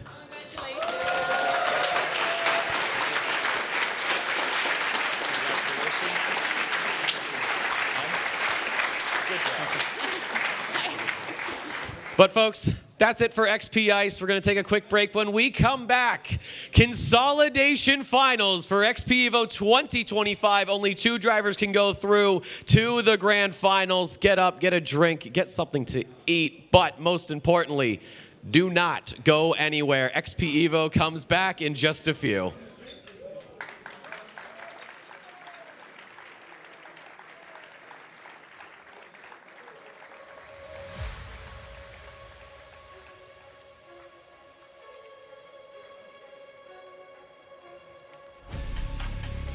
Well, this one is a knocker.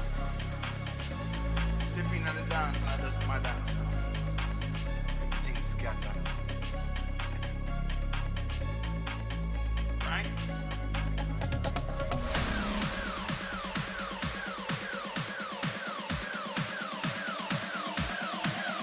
Right?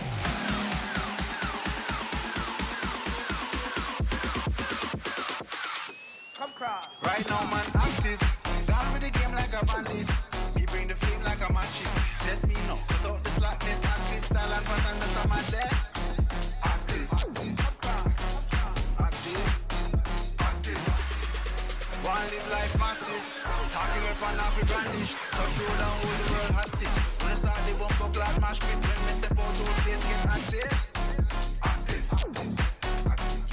Active.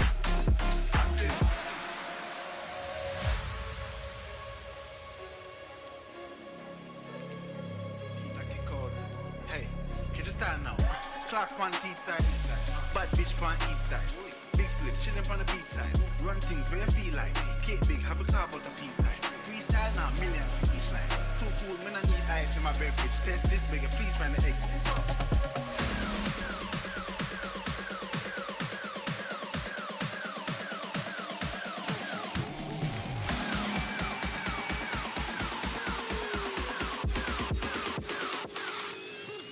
Right now, man, active.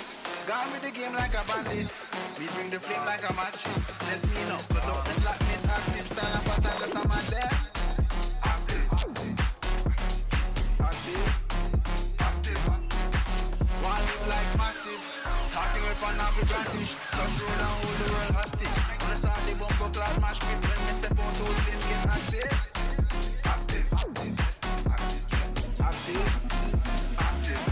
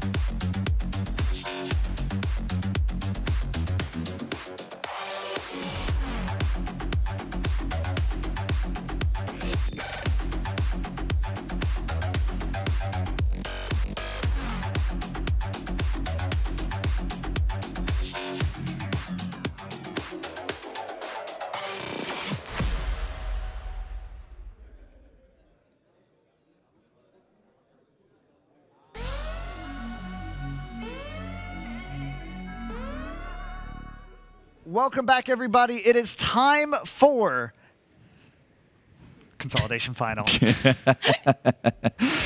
I had to pause for a moment because I had to do, you know what? I always forget to double check my mic, but it was on this time. That's good. So I was just double checking, but it is going to be consolidation final. We already got cheers going on. I know everybody is excited to get into this match, and we're going to try to keep it as brief as possible, and we will see how well we do that with our next guest, but we love her so much. Appreciate you coming on for this consolidation final. It's going to be Maji. Maji, hello. How are you doing? Challenge accepted to answer brief and not ramble. All right, we will see how that goes. Let's get into this loser. This consolidation final match. The loser match. I was just on XPEvo, so you know, my brain is sideways, just like you know how they. Because they're all losers, is what you were saying. Well, it's like, wow. You said it. Whoa. It's you who said it. Whoa. You're like, oh, I had the word loser on my mind because I was just watching the ice. that is fake news. That's I will not. Ice players are amazing. Cancel them again. That's insane. No, sir. All right. I also have New Lake and Shorty with me. We're going to go ahead into this match really quick.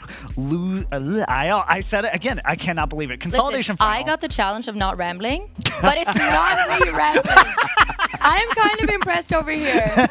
All right. Wow, look at that. I don't care anymore. Let's get into this match. Elcon Carl Jr., Myman Letzer in our consolidation final. Yes. Ladies and gentlemen, this is going to be a match to remember. And wow. Maji, from your perspective, who do you want to see go through? Just one person. Just one person.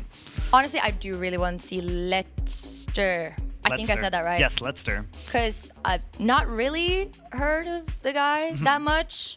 Seen his name here and there, but he's been driving so well. It's been super impressive, and it's always cool to see kind of like the underdog come in with people that are kind of known to be really good already. So yeah, I'm definitely cheering for him a little bit.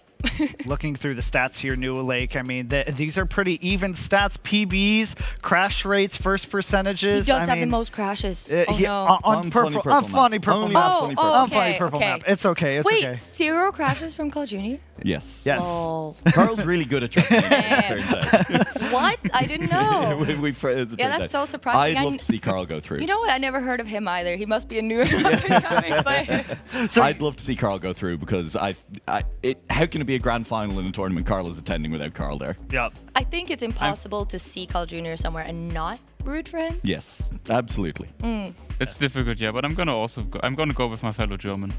Your favorite German. He's your favorite now. Fellow German. Oh, fellow German. Fellow I heard German. favorite. I was like, that should change. I don't remember him saying that fellow, earlier. but he can also be my favorite German. Okay. I don't know. I mean, he's everybody's favorite German right now as he's the final German left in XPEvo. We were joking right before the segment, you know, we always have to have like our spotlight German in the finals of XPEvo. Letzer is that one for this year, and we are going to be rooting for him here in Germany for him to see him in the grand final. I will say, I do also want to see Mime do well. Yes. I want to see all of them do well. Yeah, you really don't want to see one of them having a bad match, obviously. It's really hard because people are so good. Yeah.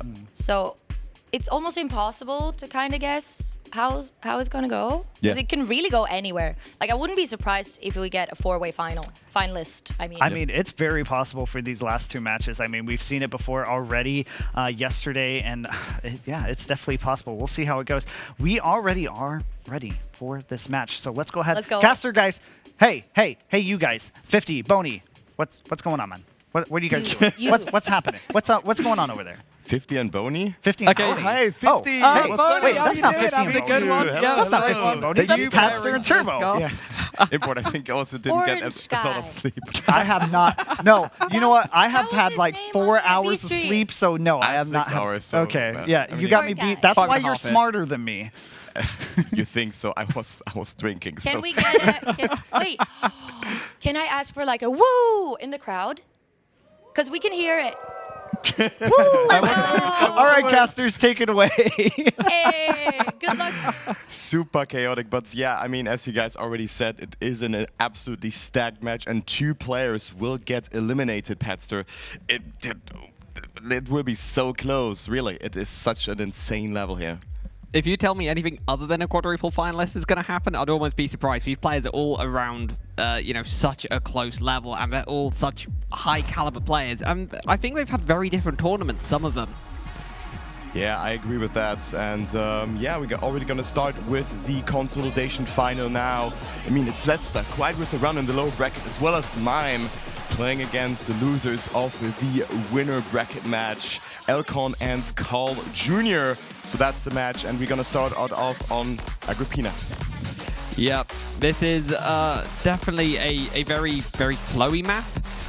One section goes into another, and you know, I think some players have struggled on this. Other players have, yeah, it's really hard to call. I think last match Carl is what I've got in my notes. Is struggling a little bit on this one, but you know, we're now into the last chance saloon for these players. It's the last opportunity, so they're going to turn up to the absolute maximum. Yeah, the last opportunity indeed. Also point limit now 140 points, as I've already said. But here we go, the consolidation final, top 6 it is, but only 2 can make it into the grand final in this match. And let's start with the first round on Agrippina. I mean, you read through some stats. Who's your favorite on this map?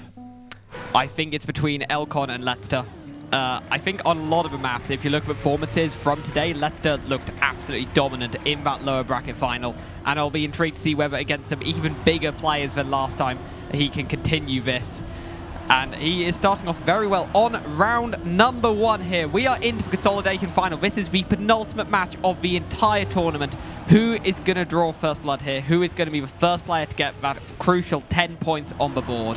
Yeah, Carl Jr. currently a bit further behind. Also, Elcon with the best line. Carl with a mistake now, touching there, and Letzter finding himself in that commanding lead position here. Great line there as well. Mime going for the attack. Elcon with great speed here as well. And we approach the last couple of sectors on this map. Mime now with a mistake as well. So Elcon and Letzter can tremendously capitalize on those 2 individual mistakes. But also very important to go not too close to the wall, as Letzter is cooking here. He's on a great time even, I would say, and only the ending left for him now. I mean, it has been quite deceiving. We have seen some mistakes. This line is very unusual to go for because you need to go so wide there to gather a lot of speed, and Letzter wins the first round here with a 108.172, so good timing as well. And the first 10 points for the German, who, as Magi said, is of course a bit more unknown in the community, but I mean, he has won Comic-Con Baltics this year alongside Elcon, and also last year he got 9th to 12th position at XPEvo. I think he's definitely one of the most exciting players now to follow. His growth as a player has been so incredible, and you know it's going to be a good match, and you know he's going to drive some good times when we're 1 round in and we've seen a time just 3/10 off of the world record here on Agrippina. That's round 1. That's before players have even got into the swing of things so much, but Letzter leading again here, seeming very comfortable on the early stages of this match, but this time Carl far closer. Oh, the players going so tight to every wall. They are leaving nothing on the table. Mime loses maybe a 10th, maybe 2 tenths there, but everyone's still limited. Is Carl Jr. right behind Letzter for the time being as we head towards the middle section of the track and this so difficult drift. Yeah, this drift is very tricky to get, and also you have different lines after that to either go very tight and into the freewheel very early. Oh, as Letzter makes a mistake there, sadly, or you can go wide and have a lot of exit speed, but then the turns afterwards will be harder to control, as Kalno is in the lead, really pushing it in that regards. Letzter sadly pushed too much and is in last place. Mime stays in front of his former teammate Elcon, and Letzter sadly in last position. So the field is getting mixed up yet again, and Carl with his first 10 points. Indeed, I mean, we get almost a complete role reversal from the previous round where, you know, we had Mime and Carl crash in round 1. We had Letzter crash in round number 2. Elcon, the only one to keep it consistent, but hasn't really been able to get the big points yet, and everyone only 5 points apart after the first 2 rounds. And I'm hoping this is going to be a sign of what is to come in this consolidation final. 4 of the best players in the game. Whoever gets through, the top 2 from this will go on to face Epos and Mudder in the grand final. And this round, again, it is too close to call. We're a decent chunk of way into the map now, and we're separated by 6/100ths of a second. Yeah, what a great round. Oh my god, like look how close that is. 1 car length, 300ths of a second between the players. Mime now going to the lead. Very good line there as well. Elcon with a bit more speed, going to the drift, going very wide. That's the approach that I was talking about. Good speed into the freewheel sector, but Mime still ahead. Let's start going so outside there, trying to gather as much speed as possible as Carl Jr. overtaking Elcon here, who's only 0.2 behind, but is in last position. But it's between Mime and Letzter for those 10 points. Great approach from Letzter. Let's see if he can make it happen in the ending. Wide approach, maybe a bit more speed. It will go down to the line, but Mime is going to stay ahead with a 108.164. And the only player still to win a round is actually Elcon. So then we have 4 different round winners on that map. Maybe it will happen in this round now. We might have to see. I mean, the 10 points have been passed between the players so far. It has been such great pace from everyone. We've seen 108.1 winning times, which even yesterday at the start of the tournament, those kind of times, you'd never see them, whereas now you've got every player bumping them out and going through the map, only separated by 1, maybe 2 tenths across the entire round. And honestly, the mistakes have been few and far between. We've only seen maybe 3 crashes in total in 3 rounds, which is really a step up from some performances we've seen today as well. I think all the players bringing their absolute A-game into this consolidation final. Yeah, I agree with that, and you can also see that in this round. Only 0.1 between the players. Mime with a slight mistake finds himself in last, but now comes back with a great line as Letzter drops into last position, and we have a 3-man battle for first position. Elcon slightly ahead by 0.08 of a second. Good line there as well as Carl comes a bit close with more speed. Good approach. There's Elcon with a mistake, dropping all the way down to last position, and Carl could go into the lead here as Mime and Letzter are currently tied at 19 points for that first position, and Mime also wants those 10 points. As you can see, great line, goes into the lead and will stay ahead. Mime with another great ending and a good time as well. 500ths ahead of Carl Jr. Letzter on 3rd and Elcon after that mistake on last. Yeah, a costly mistake from Elcon there. It looked like for a second we would get 4 different winners from the first 4 rounds, but wasn't quite to be as Elcon does get caught out in that outside dirt. We've seen that probably be the most punishing part of the map as players push it so far to get every little 10th or even 100th out of it. But we have... crazy, really. Yeah, indeed. We have a bit of a change of pace now as we head onto Funny Purple map. Yeah, a map from Intax, RPG-ish style, and also scenery that can be obscuring. I think it's well put on this map, but especially when you're learning the map, it's quite hard to figure out the way, actually. And great map from Intax, who's also at this event. And let's see who will take the first 10 points. I want to emphasize Carl Jr. here, 0% crash rate on this map. I think it was a 50% win rate. Maybe the graphics were not 100% correct, but I think it's Carl Jr.'s map to lose then if the stats are correct. Yeah, if that is the case, and we will find out very shortly as the players are just finishing up their warm-up here on the main stage. We can see some of our lovely audience here. It has been wonderful to meet so many of these players in person and so many fans of the game who have come from across the globe to celebrate Trackmania in the greatest singles tournament there is on the current calendar. It's great to see everyone as we are so close to getting underway on the Funny Purple map. Yeah, the Funny Purple map is starting right now. So map number 2 is underway. The only player falling a bit behind is Elcon after that mistake. Is at 17 points, then 23 points for Letzter, as well as Carl Jr. and 29 points for Mime. So a very good first map for the Polish player for Team Nemesis. And the first mistake has already happened.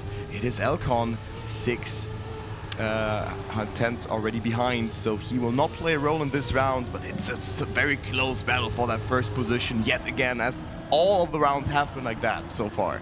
Yeah, that is not what Elcon needed after the mistakes on previous map. He did lose out on Agrippina, and now is going to start with a bit of an uphill task here on Funny Purple map as the other 3 are neck and neck. Oh, mistake from Mime. That is costly. Gets all wobbly over that transitional section on the plastic, and now this opens the door for Letzter and Carl Jr. to battle their way to first place. Who's going to take it? It looks like Letzter has the lead for now, but maybe a bit less speed. Oh, that's a good turn from Letzter, and looks like the German will hold on to pick up the first round win here with a 1 minute flat 0.6 there. Great time. Yeah, and also with that, Letzter goes into the lead. Very calm and collected performance there. So good to see that from him. And let's go into round number 2. 33 points for Letsta, 32 for Mime, 21 for Elcon. I thought for a second 31, that would be absolutely insane. But Carl Jr. has 29 points, so it's only 4 points between first and third position. And Elcon again falling behind, as well as Letsta, who has made a slight mistake there as well. Now he's the one who's 0.6 behind, so most likely will get last or second last position, as Carl Jr. is quite far ahead already. Look at that, 0.1 of a second, but also Mime not really having the best drift there. So Elcon on its way back to that second position. Yeah, Elcon really needs to be fighting for these and trying to iron out those little mistakes. Oh, and that is a poor jump up there, so it is going to thin down the field to just Carl and Mime up in front. Mime has made it further this round than he did the previous one, and is now hounding Carl. Only a tenth or so between them, but how do you catch up to Carl on this map? He has looked so dominant, and that 0% crash rate stat certainly holding true here at the start of Funny Purple map. We're about to finish round 2 here, and Carl will be picking up the round win, no issue at all with that jump up. Gets to 0.6 as well. I think just about beating out Lester's time from last time, and yeah, Carl is looking a lot stronger in the early phases of this match than he did in the upper bracket final beforehand. Yeah, I agree with that. Very good performance from Carl. I mean, there was this, yesterday the match where Carl was in when he went through, I think, into the winner bracket final or semi-final, one of those matches. I think he was like 40 points behind and then had an insane comeback. I remember that. That was a very nice performance. But now Carl is, of course, in the lead of the ranking thus far. And also in this round, it looks very much the case that he will either get 10 or 6 points, as he's fighting out with Letsta, and Mime is a bit behind, as well as Elcon here, 0.15 to 0.2 of a second. But I think Elcon, Letsta and Carl Jr. are in great times as well. This could be a 0.5 even. Oh, mistake from Mime there. He will be dropping back as that leads Lester and Carl Jr. battling at the front. Elcon just behind, and I think these two are on fast times. Oh, tiny little mistake there from Carl Jr. That is going to open the door for Elcon, who goes flying past Lester as well. This is a great round from a Czech player, still looking for a first win of the match. That 10-pointer looking oh so close now, just one jump up to go for. Anyone doing anything risky? No, we don't see it, but that is a very low 0.7 from Elcon, as these rounds are absolutely rapid. Yeah, they are very fast indeed. I mean, Carl Jr. and also Letsta, they were like 0.15 to 0.2 ahead of Elcon, and then made some slight mistakes. So they weren't a 0.5, let's say, like that. So good job there from Elcon, finally bringing himself on the board with a 10-pointer. But now he has made another mistake here, so he's again out on this last round. And it is again Letsta and Carl Jr. in the lead. It seems like they really want to make it into the grand final, where they would play against Moda and Epos, who have already qualified through the winner bracket final.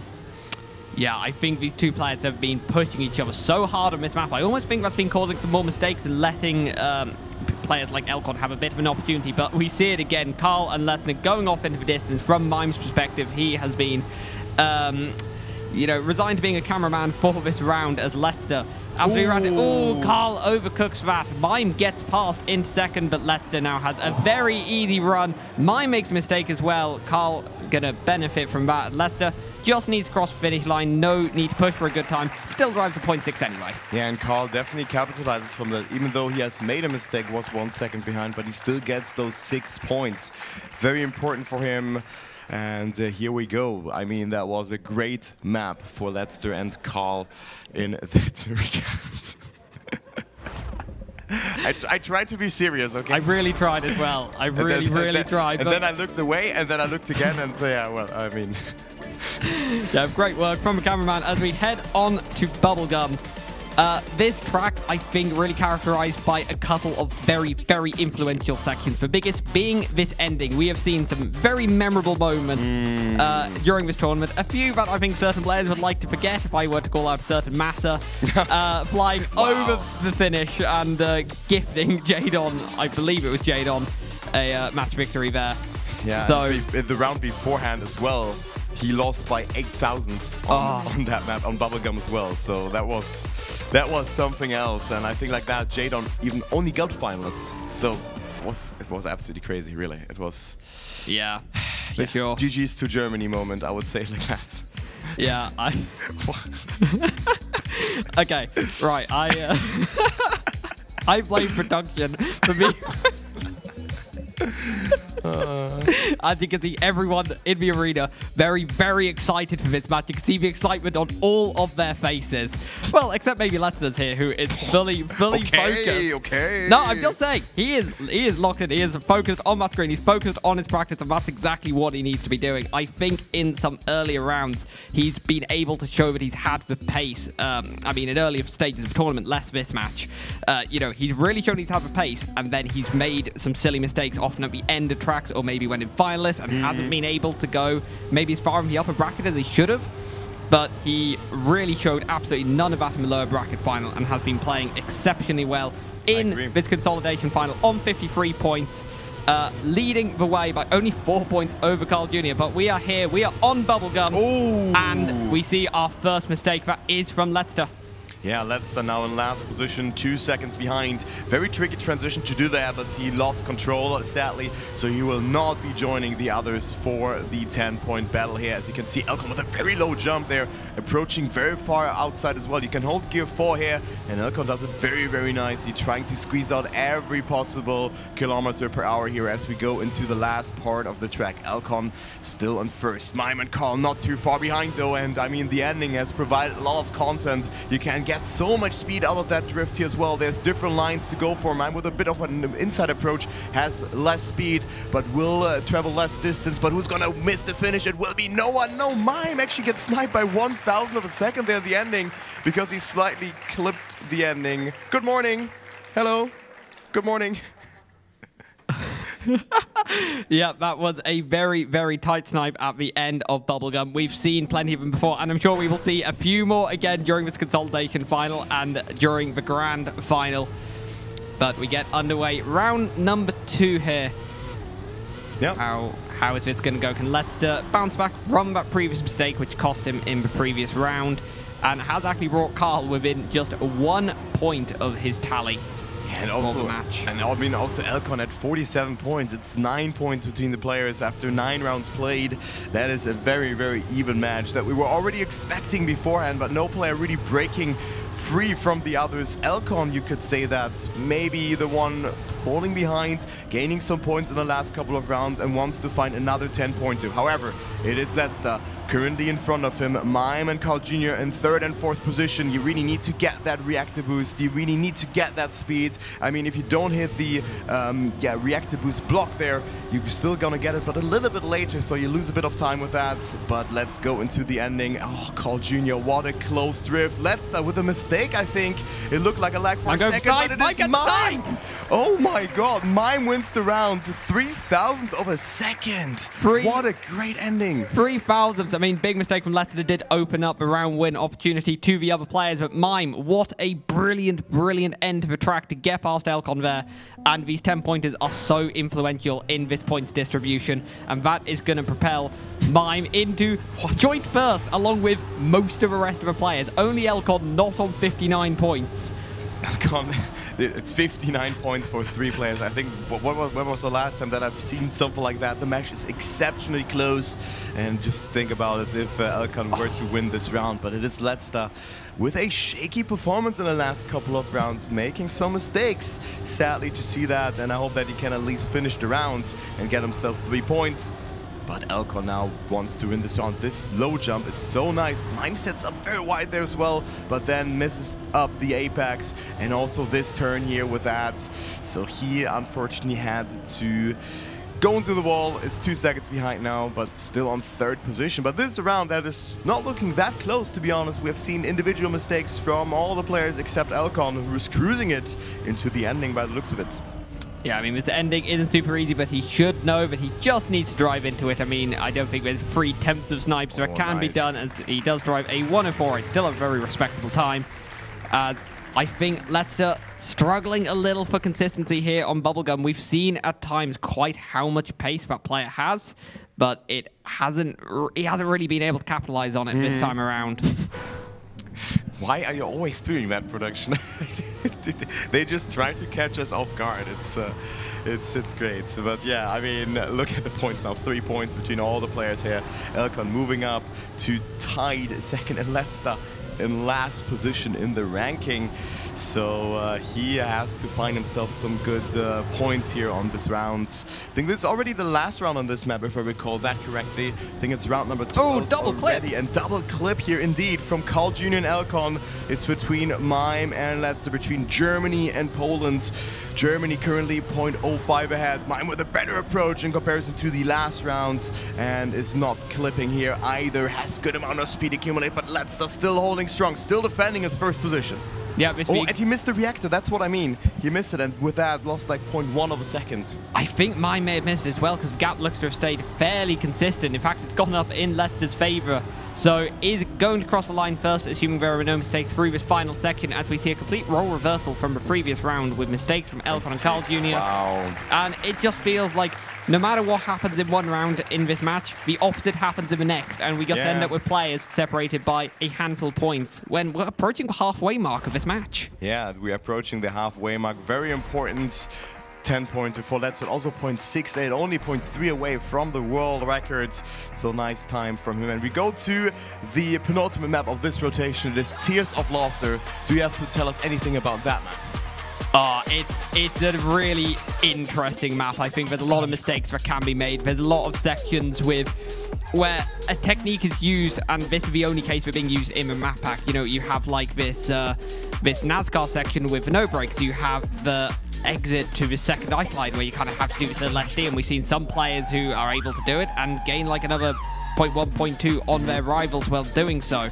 There's so many opportunities to crash, and there is a risky finish that on paper should be relatively smooth sailing, but we've seen a lot of mistakes going into this finish here on Tears or Laughter. Already the approach coming from the bobsleigh, or before the bobsleigh, how you jump into it is so important, and you have different lines to take there as well. You can go either very wide and have a lot of speed for the ending, or a bit more inside and travel less distance. So that is how it goes. Tears of Laughter, and we can also see one of the mappers on screen right now. It's a map from Tona and Spec. So hi Tona, hi RL, nice to see both of you. And let's start with the round. As the warm-up has ended, we go into the first round on a very, very unique map. I would say it's one easy to pick up, but then hard to master. Absolutely, but we get underway here through the slow technical dirt section. I think it's easy to make a little mistake and lose a lot of time, but we're not going to see that from any of the players here, separated by a few hundredths of a second there. We get into this first ice. Who's going to take it tightest? Who's going to get the best exit? Because that is fundamentally what matters more. I think mine may have had to have a tiny lift there. Didn't look optimal, but is going to remain within a tenth of the competition and is going to keep themselves in this round. A mistake from Elcon. This uphill dirt has caught out a lot of players. Elcon, the next one to fall to it as we head towards the next dirt section of the track. Anyone going to get caught out by the inside jump? Nope, doesn't seem to be the case. But yeah, it's between Let's and Mime by the looks of it here as we approach the last ice part. And also the exit here is so hard because you still have icy wheels on those right and also the left turn after that. So it's quite hard. The car feels kind of clunky to navigate through. But Mime and Let's both did it really well. The car going for a lot of speed here, but it's maybe a bit too far behind. Let's go into the last trip. Only 0.07 between the players are tearing them apart. Let's with good speed going a bit wide. Has a bit more speed. Will it be enough? To the line we go. Let's clipping, and Mime wins the round. Let's start dropping all the way to P number 4. Carl on P2, and we also had Elcon with that early mistake on 3rd place. That is brutal for Let's to 10 points rapidly turning into 3 there. And he would have had it actually. He had more speed. Yeah, absolutely. He had way more speed than his opponents there. Wow. What a finish to a round, and not one that Leicester would have wanted. But we are over the halfway mark of this match. 140 points limits on this final day. Everyone over 70 points, no one over 80 points, separated by just 8 points between Elcon in last and Mime in first. And it's hard to imagine 2 of these players will be going home and 2 of these players will not be reaching the grand final. Yeah, it's such a stacked competition. I mean, we're already anticipating that, but it's that close and that just, it's upper versus lower bracket, and I think anybody could have made it into the final this way. At some point, you also have to be a bit lucky or just drive out of your mind on one of those matches, right? I mean, we've already seen the round between Cologne and XPERION where it was a tie and the last checkpoint decided. Like, there were some crazy rounds, and I think some crazy rounds will still come out as Carl now with a mistake. He will be out on that one. Elcon with 10 points, and also Letster moving up to second place, even though he's 0.8 behind. So again, 3 individual mistakes, and Elcon is the person capitalizing from that, taking it easy, making it to the ending, and drives a time of 1:12.123 as the winning time. I think would say a time below 1:12 is 1:12 is considered fast. Yeah, absolutely. It's not the quickest pace we've seen, but it's not like he needed to push. Yeah. The opponents all just kind of crashed at various points on the track, and he just had to get across the line. So I think for the first time as well, this moves Elcon out of last position in the match. And up to 81 points, where he is just 1 point behind Mime in first, and just 3 points ahead of Carl in last. Dude, the match is just these points are insane. The match is just continuing like that. We are map number 4 and the players are just not breaking out, or someone is falling behind.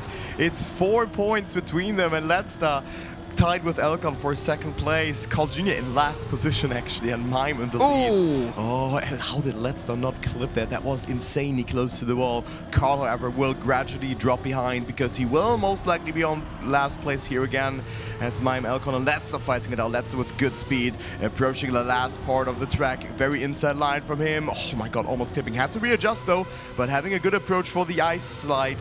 But will it be enough to overtake Mime and Elcon? Let's has a bit more speed, but slides there for a bit and has a good approach here. Is it enough? It's 1 car length. That's all in the last rift. Yep, it is going to be so tight between these top 3 players. Just 1.5 tenths separating them. Can Mime hold on to first? It doesn't look like it. Elcon has more speed. How's it going to go across the finish line? And Mime does hold it. 19 thousandths in front of Elcon. Will extend the lead a very small amount. It will come back down at some point, most likely, given how this match has ebbed and flowed so far. But Mime will be happy with those 10 points. Yeah, Mime will definitely be happy about that. So those small details do really matter. Also the snipe on the previous map on Bubblegum, when Mime was 3,000 ahead, those are just 8 points. Like, more for Mime at this point, and he's in the lead. So those small details do really decide matches at the moment, and it is Elcon who still collected some good points, is on second place with that, because Letster and him were tied beforehand. But he also wanted to get those 10 points here, of course. Maybe in this round. Letster, however, is not slowing down as well as Mime. Oh my god, it's so close to the wall. Mime now with a mistake. And it is a 2-horse battle because Carl is also behind, but also Letster with a mistake here as well. Oh, they are dropping like flies on this map, it seems. Earlier on the earlier maps, it didn't look like the mistakes were happening too heavily, but maybe now, maybe on stage a little while, they've seen how tight the points are, that the mistakes are starting to creep in, and this is a map where it can happen. I thought Carl was going into that outside pillar for a second. That was so wide, but instead he stays just on the tail of Elcon, who would certainly be happy with these 10 points. Not much to go here, but Elcon should have the distance, be able to take it in to finish. What time is it going to be? 1:12.1. Solid time from Elcon. Drove what he needed to. Gets another 10 points, and I think Elcon has gone from looking notably far behind after map 1 to really being back in with a shot of winning this entire match. Yeah, Elcon looking very strong, but this line at the end also looked so... It was the... had so much speed in there. And now we go to the last map of this rotation. It will be Trace, and then we're gonna go all the way back to map number 1 again. So this map uses the wet wheel feature of the car to his advantage, disadvantage, or to their disadvantage, advantage. It's not that easy to do. And then there's also a lot of tight sectors where you have to avoid airtime. You need to get the correct line over plastic sectors like here. And then also a different line that has been found on the dirt section after the second wet wheel part. Yeah, I'll be intrigued to see how many players are going to be going for that. I think it's less a case about whether or not they think the risk is for it. All the players will think the risk is worth it. It's just a case of, did they actually know ahead of the tournament that this line existed? And did they have time to practice it? Because if they didn't, it would have been very hard to pick up on the fly. But we will not be speculating around that much longer. As you see, our amazing crowd here, give a cheer for this amazing consolidation final. So few points separating the players. 2 of them off to go face Mudder and Epos in the grand final. The atmosphere this entire weekend has been just incredible.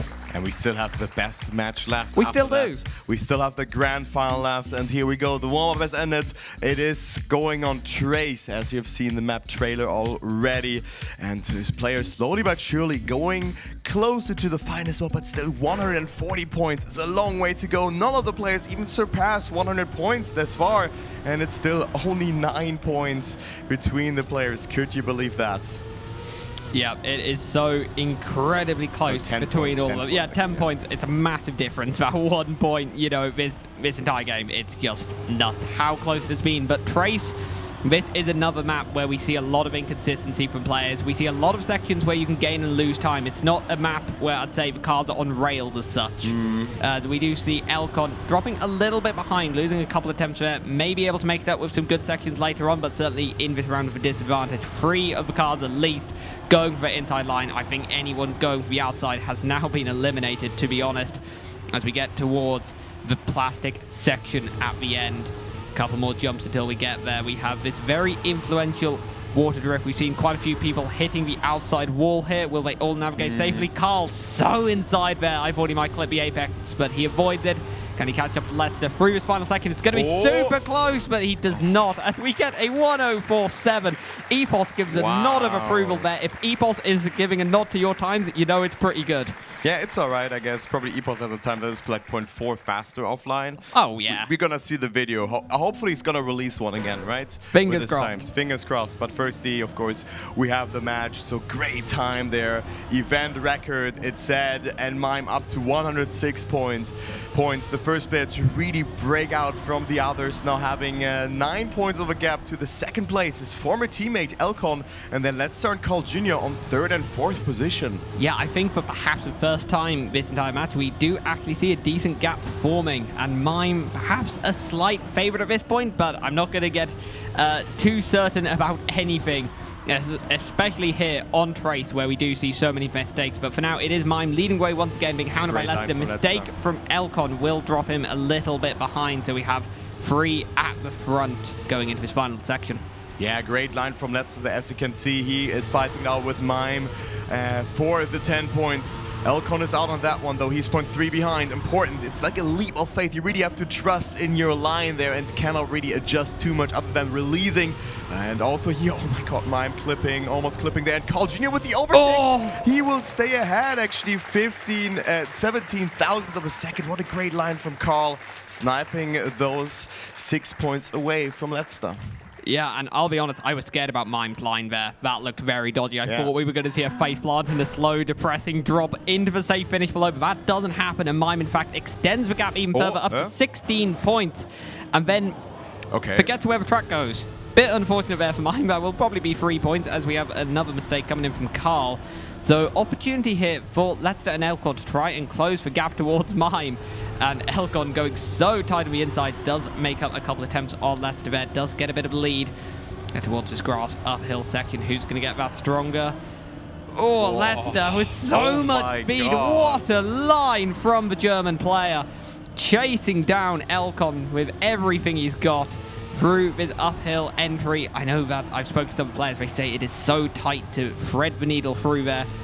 But this and then still going for a nose slide, right? On the right side. It's incredible what players are able to do here. So Elcon 0.1 ahead right now, but we still have the ending left to be cleared. Very important points for both players. Elcon with a mistake. And with that, Letzter probably moves up into second place with those 10 points, and he will do so with a 105.041. We have seen faster times, obviously, but it is enough to win the round. So many mistakes have happened in this round, especially at the start, where we've seen Mime fully clipping on the inside there. Yeah, I mean, it's not the fastest winning time we've seen, but it's 10 points on the board, and that is fundamentally what Letzter needs to care about, is just getting those points on the board, narrowing the gap down to Mime, trying to extend the gap to second, as we will not see Elcon really partaking in this round. That is a very, very early mistake from the Czech player. And we are left with 3 up in front. Mime has remembered where the map goes this time. But lost the gear. Oh, yeah, that is not going to be great. Demotes the pole down to 3rd as we are left Letzter versus Carl. I feel like this has been quite a common combination of players. Yeah, I agree with that, even though we haven't seen too much from Carl in the last couple of rounds. And also now with a mistake. So this is Carl's opportunity to finally bring himself back on the board again. He's in last position right now with 101 points, but only 7 points away from Letzter. So it could be a very close battle going to the second rotation here again as Mime and Carl fighting it out. Carl not with the best line by the looks of it, losing a bit of speed there and is now behind. But oh, that is again such a close line. Carl having to release Mime with a bit more speed coming to the last part here, and Mime will win the round. Oh, he will not! He will not win the round. He clipped in the last possible second there, and he is not getting 10 points. Carl gets 10 points courtesy of mistakes from all the other players, I think, there. Mime had done so well to recover from that early gear drop, to find his way back into first place. He was 0.3 behind, Yeah, 0.3 behind. Made it 0.1 ahead. Somehow closed, changed the gap to Carl Jr. at 0.4. And then just makes a mistake on the ending, drops down to finish, drops to third, and Carl gets the 10 points. The last place pair of the match, catching up quite significantly there. Yeah, and also Mime, I think, still getting those 6 points by making it into the safe ending, which is right beneath. But yeah, still he would have maybe wanted those 10 points, obviously, right? But here we go. We go back to the first map. It is Agrippina, a map from Roxy, and here we go. Players are... I think Mime could potentially win it on this map and would be in the grand final. I think he's like at 124 points, something like that. I think if you're above 110, it is technically possible, but winning 4 rounds in a row in this match would be superhuman to achieve, to be honest. The caliber of player is so high. We've seen everyone winning a decent number of rounds in this match. There is no player left behind at the back. I think as we head into Agrippina, I think one player to definitely keep an eye on is Elcon. Had a really, really rough start to the match here. If Elcon can iron that out and have a strong showing on Agrippina, could really try and close the gap towards second and towards a spot in the grand final. But it is Mime who will have the first opportunity to start moving towards finalist. Yeah, 1, 2, 3 points for him, 123. So I was only 1 point off, actually. So not too bad there, but also Carl now ahead of Elcon. It's a back and forth. I wonder how often the position actually changed during the match. And Elcon, yeah, with an early mistake, as you have spotted it. Letzter looked very good on this map, but I think also had 1 or 2 crashes in the rounds, but was exceptionally fast here. And also in this round, it looks very good. Mime losing a bit of control, not the best amount of speed here over that third sector, but still ahead of Letzter right now. Carl in the lead, but it's only 0.1 between first and third. Indeed it is. The gap is so tiny here, but it is Carl taking an early lead here in third in the overall match, just a few points behind Letzter. So this would propel him up to second. Mime as well, looking for points to try and get on finalist as quick as possible. He would need a few first places to do it here on this map, but he might get one with a poor line there from Carl. Is going to propel Mime up into first place, just has a hold of Letzter. Through his very tight section. Letzter with more speed maybe? No, but Mime with a better ending jump, 11 thousandths of a second. But what a great line there from Letzter, just gathering so much speed on the uphill.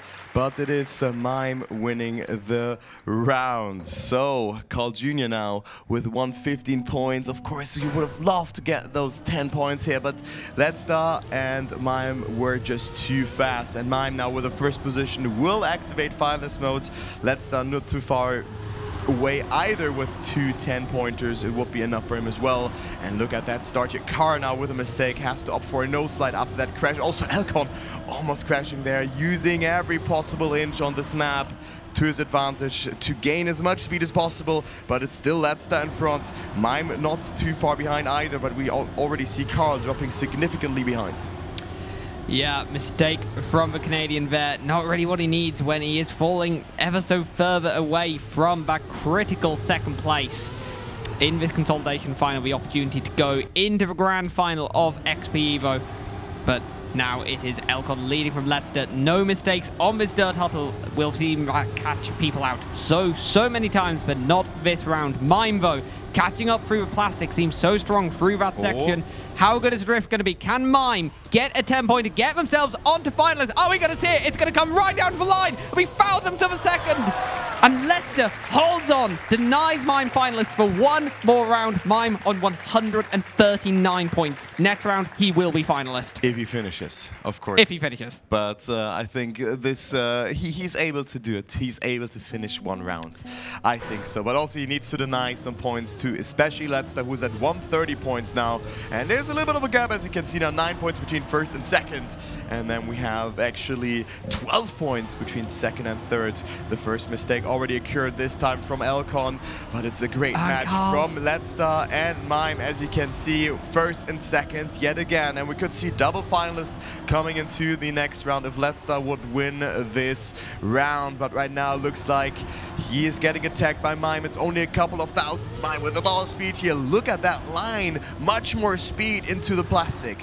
I mean, Mime would love to win this round. You don't like being in double finalists. If you can have an opportunity to be the only one who's, you know, going to get out of a match, you want to take that. So he is going to push with everything to try and beat out Leicester here.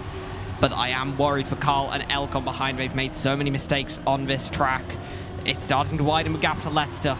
But the focus for now has to be on Mime. And unless Leicester makes a mistake, Carl gets past. Carl was still lurking just out of frame, as it looks like Mime will be entering finalists without a victory. And Carl picks up a critical 10-pointer. Is going to get up to 128 points. Finalist now not too far away for the Canadian. He definitely needed those points after the early mistakes on this map. And even when he had an early mistake, he just kept going. He kept pushing, and he was there when the others made mistakes. Yeah, 2 mistakes there from Mime and also from Leicester gave him 10 points for free, kind of, in that way. But it is Mime still in finals. It doesn't matter how many points he gets, if it's 10 or 3. He was at 139. And also Leicester only 1/3 place away, and right now he's in last actually, so he would also end up on 139 points. So we could see a double final situation if Carl gets first position here very, very soon, as Mime finalist. So if he wins, he is in the grand final, and right now he's not too far behind Carl Jr. As you can see, it is a very close race, but Carl is locked in. Oh, but again, Mime with a great line here. He has a bit more speed. This is so close to Carl. Yeah, I mean, if you're in finalist, the last person you want ahead of you is Carl Jr. He will deny you finalist until the absolute death of the match, and he is now within touching distance of finalist himself. But these two players so close. We see Mime do so well through his plastic section, does it again, has this drift here. I thought he was into the inside, but he avoids hitting the apex. But Carl ever so slightly ahead. How's it going to go across the line? Carl will hold on to first. Going to get to 138 points. Leicester, a big lose from that, stuck on 139. We got 1 player on finalist and 2 players who will be on finalist next round. Yeah, great ending there from Mime as well, really trying to push it. And let's see if this is becoming true and on the 1st of November, or I mean also next week, where there will be the global playoffs too, because then we still have like kind of 2 teams from the EU region who are still loose or like tangible, who is going to qualify, right? Yeah, indeed. That'll be interesting to watch for Boca. Unfortunately, neither of them making it further than top 8 in the tournament. Binks with a ridiculous lower bracket run through the entire event, dropping down in round 64. But that is as far as Boca made it, and we are now left with such an interesting dynamic heading into Funny Purple map. We have Leicester on 139, Mime on finalist, Carl on 138. We have a very real chance of a triple finalist if Mime can be denied for 1 more round. And on top of all of that, there is Elcon, still a bit of a wild card, has struggled on the last 2 maps. Yeah, the last 2 maps, has fallen behind, as kind of happened in first rotation on Agrippina. So if that can be avoided, I still think he's in with a shot. I would absolutely not count him out, but Mime will have 1 more opportunity to get it done nice and tidily without having to worry about the threatened triple finalist. Yeah, and then if he doesn't, it's going to be messy. It's going to be very messy. I mean, Elcon also only 2 first places away of a finals situation or finals mode himself. So that is possible, and let's go into the round. 139, the face slap for Leicester. Sadly was not able to capitalize there in this round beforehand and only got himself 3 points. And let's see, is Mime able to close it out on his last finals attempt alone? Because Leicester and Carl Jr. will guarantee join him if they just finish this round. Exactly. For Leicester and Carl, it's not necessarily about them winning, it's just that Mime has to lose. And for now, that is not going well for Mime with an early lead, maybe a tenth of a second as he head on to the third second. Elcon with a brilliant line though. How has he kept that on the road? That was great stuff from Elcon. Only 1/10 behind, but Mime does have the lead. Could he be going to the grand final? There is not much of this track left to go, but he is being hounded by Carl and Elcon right there. 3 players. We're going to head across the line. I don't know how it's going to go. Carl with more speed. Carl and Mime clips, and we get triple finalist heading in on Funny Burble map. Wow. I'm lost for words. What an ending there from Carl. It was really pushing it already onto the penalty surface. So 3 finalists, that is looking like that. So here we go. One person could make it into the grand final, but imagine Elcon would deny and also go up to 139 points. That would be absolutely bonkers. But let's firstly focus on this round and see if Elcon is able to deny the 3 finalists or not. Right now, this looks great. Let's stand Mime, not with the best start. Elcon almost clipping there, and Carl Jr. in the battle with Elcon here for that first position. But right now, Elcon is ahead. Carl with a great flip. I mean, it is Letzter not too far behind either, as well as Mime. They all want it. They all want to make it to the grand final, especially Mime, who was having a commanding lead over the tournament. But Carl now in the lead. Not too much of track is left for him, but we have seen one part where Carl was struggling a little bit, and that was here. He caught some airtime there. Will this be the case now? Yes, a little bit. Mime with more speed. Let's take a look at the ending. This could be anyone's game. Carl versus Mime. Canada versus Poland, and it is Mime who's further behind, and Carl qualifies to the grand final of XPEvo 2025. As I think has been the story of his tournament, looked behind a 1 point of match, but you never, ever count out Carl Jr., and he once again proves why. He goes through as the victor of the consolidation final, and now we're left with Elcon, Mime, and Letzter to scrap it out for just 1 position left. Wow, Carl Jr. again making it count, and you can only feel bad for Mime that he was dominating this match in that way, but you also have to close it out. And now it is Elcon versus Letzter. Mime with a slight mistake. Oh, and Letzter could make it here. I mean, also, if Elcon wins, we have another triple final situation. And I think that's quite likely. Elcon with a really good start. It is kind of all eyes on Elcon to see whether we're going to get the second finalist decided here. Mime had a slow start, has closed the gap a little bit, is right behind. No. Letzter makes a mistake, so this is now Mime versus Elcon. Elcon on his last opportunity to stay in the tournament. Mime with the opportunity to try and get to the grand final. He's been in finalists for quite a few rounds now. Can he get it done this time? I'm not sure. Elcon right in front, but Mime closing. They're going to be so close heading into his final second. Looks like a slightly better line for Mime. How's it going to go? More Who's speed, gonna cross the line? for the risk! It's 100th of a second. Elcon clipped there in the end. That was super chaotic to watch. But it is Mime who has made it into the grand final. GG's to him, and what a close and great race that was. Also from Elcon and Letzter. So they get 5th, 6th position. Wow, what a match. That was stunning. Any 2 players from a match would have deserved to go to the grand finals, but it is Mime and Carl Jr. who will be featuring in the grand finals up against Epos and Mudder. How do you even try to call that game? Yeah, it's impossible to call that. We expected a close game. We have had it. I mean, it was at some point, non-player was above 80 points and just in between 70 and 80 points. It was absolutely close. Elcon then falling a bit behind, Mime being a bit further ahead. But then it was a back and forth in positions there as well. And wow, I think we also still have some highlights left to be shown, right? I think we do, and I'm glad to say that because I am knackered after just 1 match of commentating here. That was exhausting. I can't imagine what it's like for players, but yeah, we will have some highlights to show now.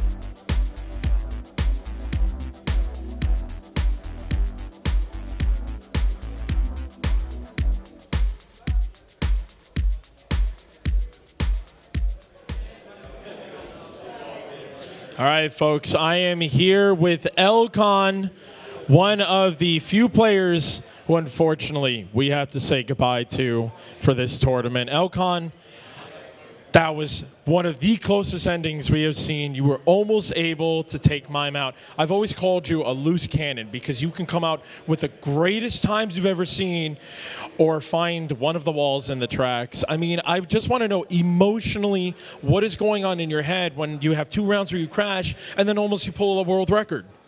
Well, it's definitely a roller coaster up here, but like I definitely felt like I had the pace, but the consistency just wasn't there today at all for me. So I'll just have to take it as it is and head out.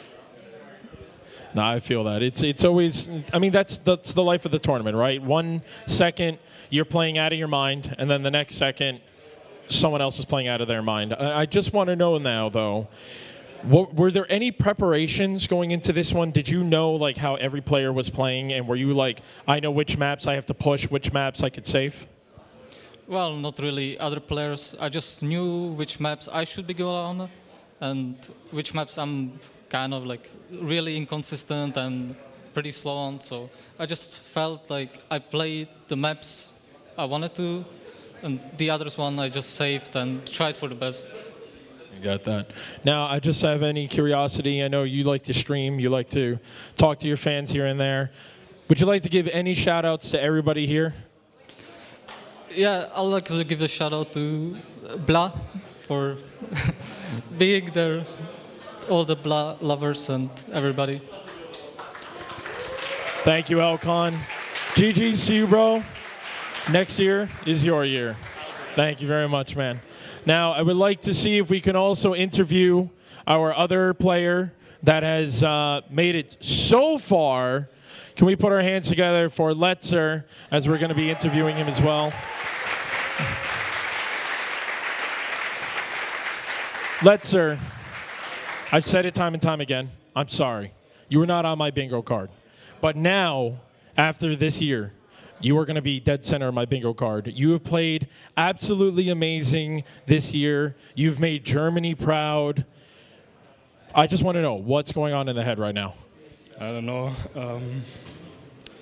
Even though I went out now, I made it far and I'm proud of my performance, even though I'm always harsh on myself. So could have done better, I think, but I'm still happy that I made it this far and yeah, kind of happy.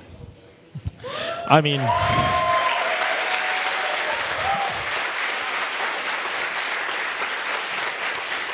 I think the audience can agree that you have done amazing for this event. I'm definitely sure everyone was rooting on for you to make it as far as you can. And the fact that you made it to the top 6 out of nowhere, coming guns a-blazing, it's amazing for you. Now, I want to know for the practice that went into this, because again, I've been hearing a lot of people are telling me who you've been practicing with, what you've been doing. What was it like to get yourself to a top 6? What was the practice regimens you had to go through to get here? It was like pretty much every other comp. I'm always grinding. I'm always putting a lot of hours in, and this time it finally showed. Well, last question. You're on big. You beat the other big player.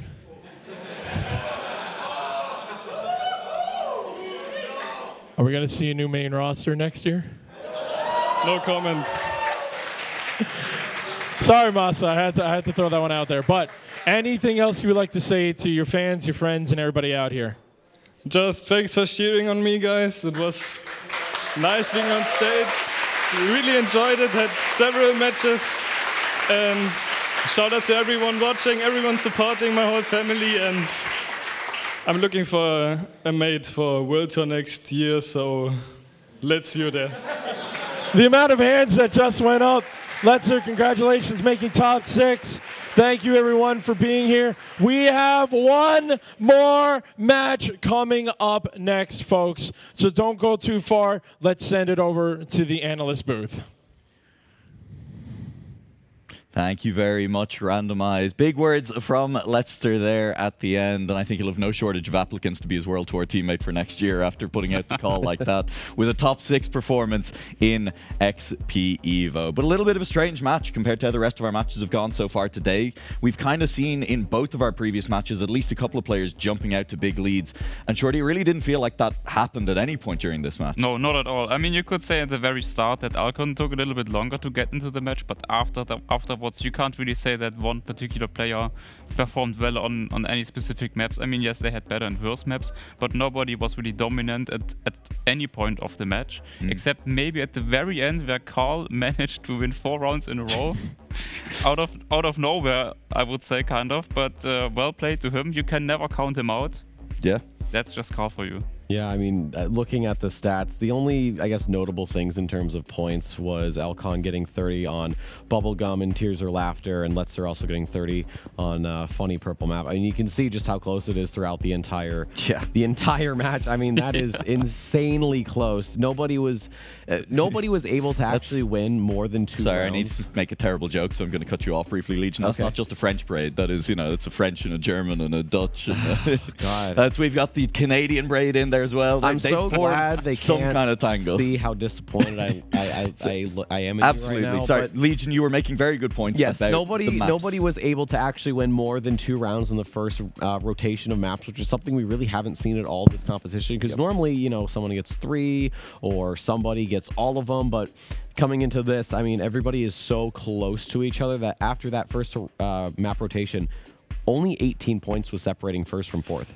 It's ridiculous. And then, of course, as was said by Shorty there, Carl made his late charge. And at this point of the tournament, Legion, it feels like you really got to put Carl behind if you want to guarantee the win against him. You do. He's that slow to start up player, and we saw it yesterday especially. He was down, I think it was 30, almost 40 points at one point in his, and I believe it was semifinal match, if I'm not mistaken, and he just started piling on those points. It's insane how good his late game charges are. Obviously, you said, Shorty, he won after, he won his last 4 rounds in a row. Obviously, one of those with insane times as well. Yeah, oh my God, it was ridiculous, and obviously doing a little bit of denial as well. So as we look towards the bracket, grand final is set. Mime, Carl, Mutta, Epos. We do have our grand final set. I mean, just to finish off on that point about Carl Jr., even in the match that he lost in the upper final, he had a late surge and nearly managed to make it in, despite, being 40 points down when someone hit finals. That's the kind of quality you have to bring as a Trackmania player if you want to win constantly. If you want to be at the top and stay at the top and win those close matches, because at a certain point, players are so close in skill level, you will have those matches. Yep. Like, you're going to need it. We do have another player joining that grand final from this lower bracket as well. Mime, who has had a little bit of a journey to get to this point, Shorty. Yeah, he notably got knocked down into the lower bracket by Alcon, which now he managed to beat. I'm not sure if there are going to be any feelings about anything special, but they know each other well, right? It's obviously very unfortunate for Alcon winning against him in theory in the winner bracket, but now in the lower bracket where it's more important than about going out or not that he lost there. But you gotta give it to Mime. He was the first one reaching finalist status. He played well. He got a little bit unlucky and getting denied by Carl. Yeah. But he managed to close it out against Alcon actually in a very cool and very nice final round. Yeah. Like we were looking at the first time, we were like, no way he's going for that. At the same time, we were like, did he have to go for it? But we looked at the highlights. We think he actually did have to go for it. Yep. Yeah. But either way, heads off just for trying that. I think that's a good way to go out. If there's any way. If there is any good way to go out of a match, I think this is a good one. Yeah. Like Elcon went down swinging in that final round, going for. He almost made it work. It was the best attempt we saw. It was by far the best attempt we've seen anyone make so far. I have to tell you, it was very funny in this room because both of my analysts over on the other couch, when the highlights were playing, both of them were waiting for it to come up, and as it was coming up, both of them were leaning forward in their chair.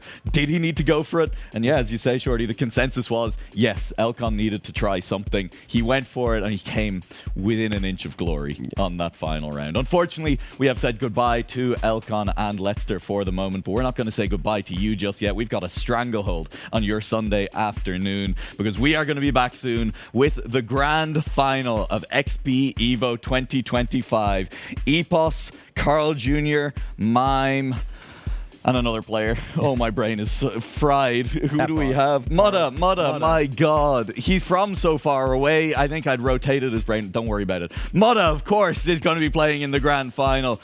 Don't go anywhere. We're going to take a very quick break. We will be back with that grand final in a bit.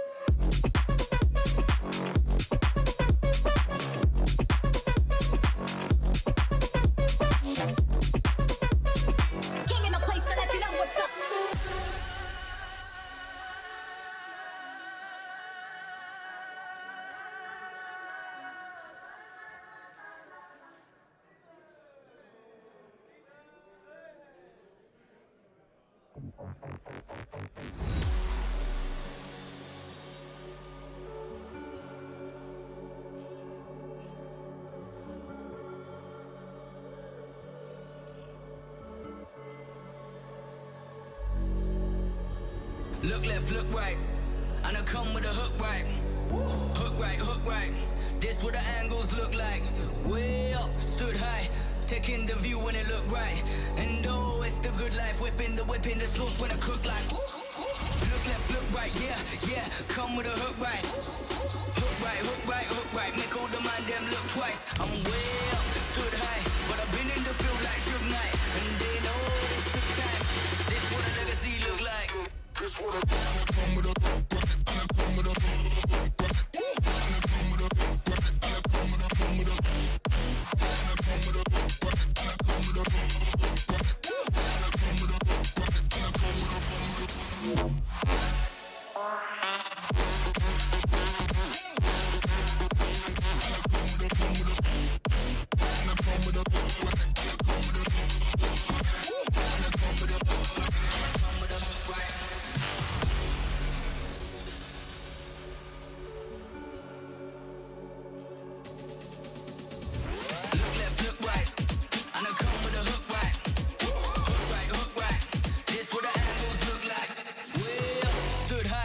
taking the view when it look right.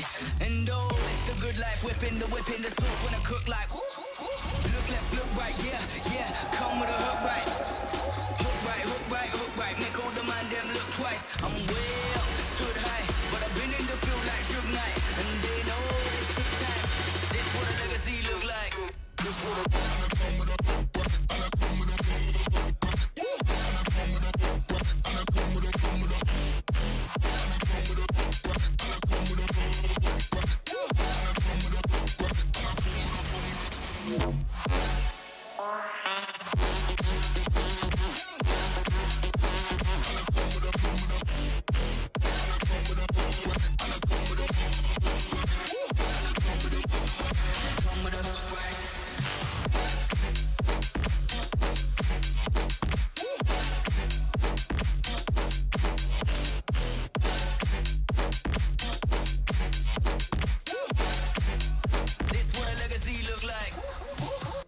Just spacer, body river, elevator,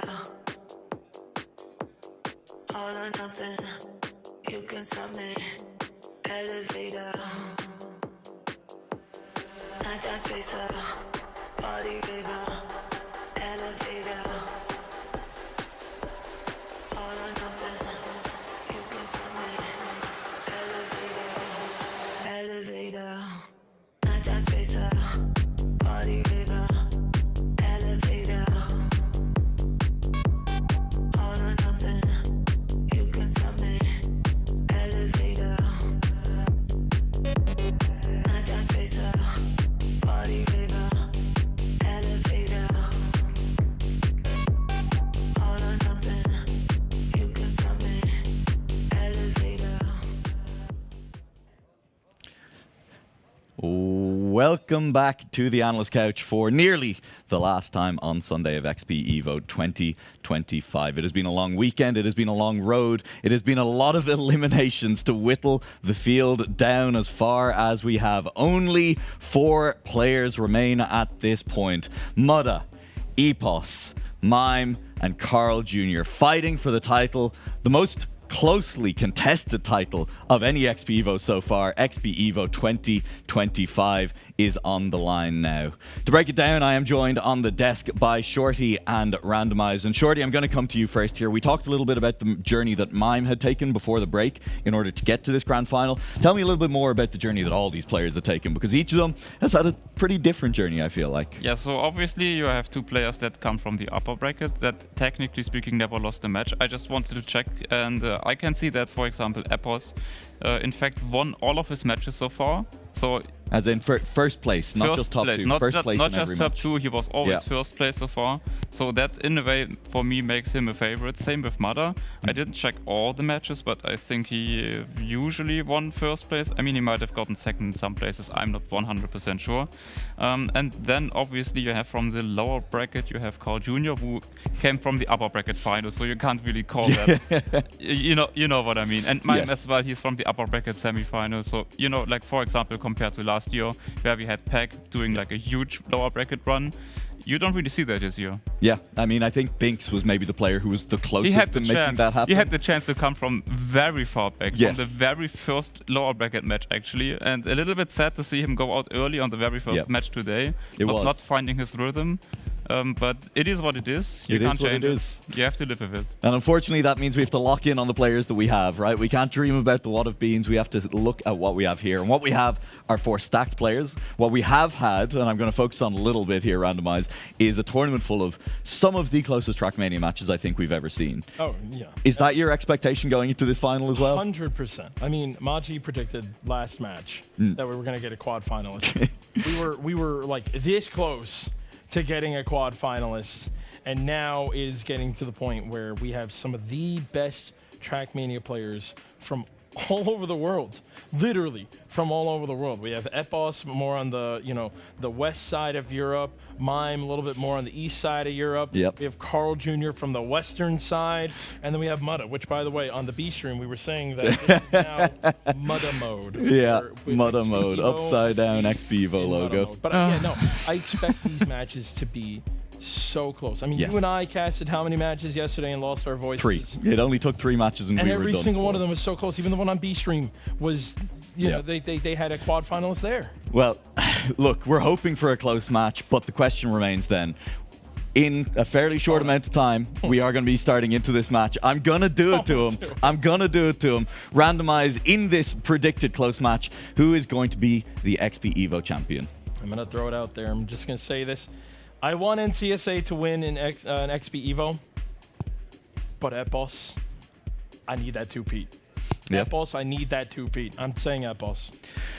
Epos from 1, looking for the 2-peat. It would be an insane achievement, Shorty, in a field that's even more stacked this year than it was last year. Are you agreeing with Randomize on that one? I do. In fact, I do. I think he has showed so far that he is definitely maybe has a slight edge over the other players. And in that sense, of course, it would nice for him to like get the reward for all the matches he had to play so far in the final also. I think he's going to do it. Well, you've heard it from the desk. They're predicting the 2-peat for Epos in 2025. Back-to-back would be, again, one of the wildest achievements we have ever seen in Trackmania, in my personal opinion. But we don't want to talk about it anymore. We want to see if it comes to fruition. That's going to be it from us on the analyst desk as we get closer to game time. Well, I think you guys covered pretty much everything we had, and to be fair, there is a lot of nerves, not only probably for the spectators, those that are cheering on their favorite players, maybe for some of the players, but they're pretty toughened up in mentally wise. But for us, we don't know what to expect. It's been such a wild 3 days of competition. As you said, Noah, some of the closest matches that we have ever seen this year, we've ever seen this year and ever overall. Yes. It's been such a sight to behold. And even this grand final with the lineup that we have, it's going to be a tough one to predict who's going to come out on top. Yeah, I mean, just going off of last match especially, we almost got that quad finalist. Looking at that match, going into this match, and then looking at the rest of what we've already seen, if I were to predict a winner, could I say Epos? Yes. He's been my favorite. He has been my pick. However, I am a walking gimmick. I want NCSA to win. I'm supporting Carl Jr. The momentum he has behind him coming off of that last match will take him to the top, and you cannot tell me otherwise. You might, though. I might, but honestly, I can't even root for my own country because I don't think there's anybody of interest in there. So, no, that's a void alley for me. But we've got some stuff to talk about there. But yeah, of course, we have to say, like Carl Jr., you said the momentum was, of course, very much on his side. And the very key thing for Carl is that he's much better on the second rotation, and he needs just a decent enough first 8 rounds to really bring it home, because you could see the difference between the winner bracket final and the consolation final that you just saw. All it took was a couple of rounds to go haywire, and then it's all done for. Let's see if he can turn the tide around in a few moments' time. But before we go on to the grand final itself, there is a little something extra that we need to bring in to the arena. Of course, the magnificent trophy that the winner of this year's XPEvo will get to hoist in the air high and proud as he wins the grand final.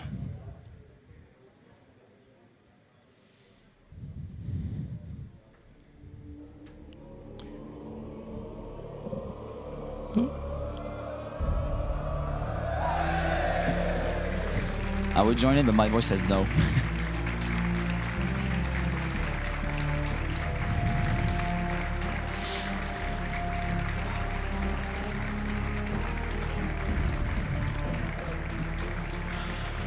Well, I mean, if it ain't broke, don't fix it. Good design, but G-Geek, time is running out. Warm-up is soon to be over.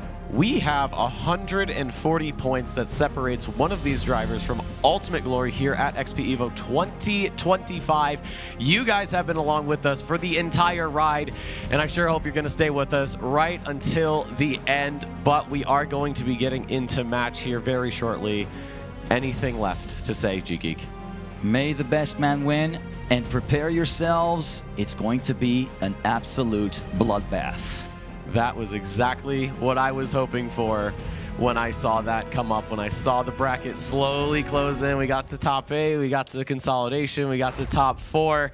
And you know what? I think we are going to get that here. Bubblegum, this is a map that we have seen quite a lot of mistakes on, even this deep into the tournament. Exactly. This is one of those where it doesn't really take any prisoners and has become a bit of a de facto choke point. It's become a choke point over the course of the entire tournament. On the previous ones, it's more toward the side of Agrippina, where we've been landing as a choke point. But Agrippina is starting to become a little bit more dialed in. Bubblegum remains that little bit of problematic match, especially with that risky finish, where you do have a bit of leeway to be able to save it if you don't feel like you've got enough of a run-up, but we've seen plenty of players get heartbroken and full stopping onto the edge of that particular finish block and fall into the pool that is the trigger of the spare finish below. But ladies and gentlemen in the arena, for one final time this weekend, put your hands together, because as the warm-up comes to a close and as the lights flick off, the field is let loose and we are racing! Make some noise! This is the grand final that I have been waiting for. This is the one that I have said, hey, I want to see these 4 men go into the arena, battle it out. XPEvo defending his crown from last year, but he's going up against the God King himself, Carl Jr., who's won just about everything there is except for this event. Seeing him take home the trophy, well, as an NCSA man myself, I would love it, but of course, I would absolutely have no problem with XPEvo doing exactly that. But in this first round, we have lost the Canadian a little bit into the background, and Mime's going to join him.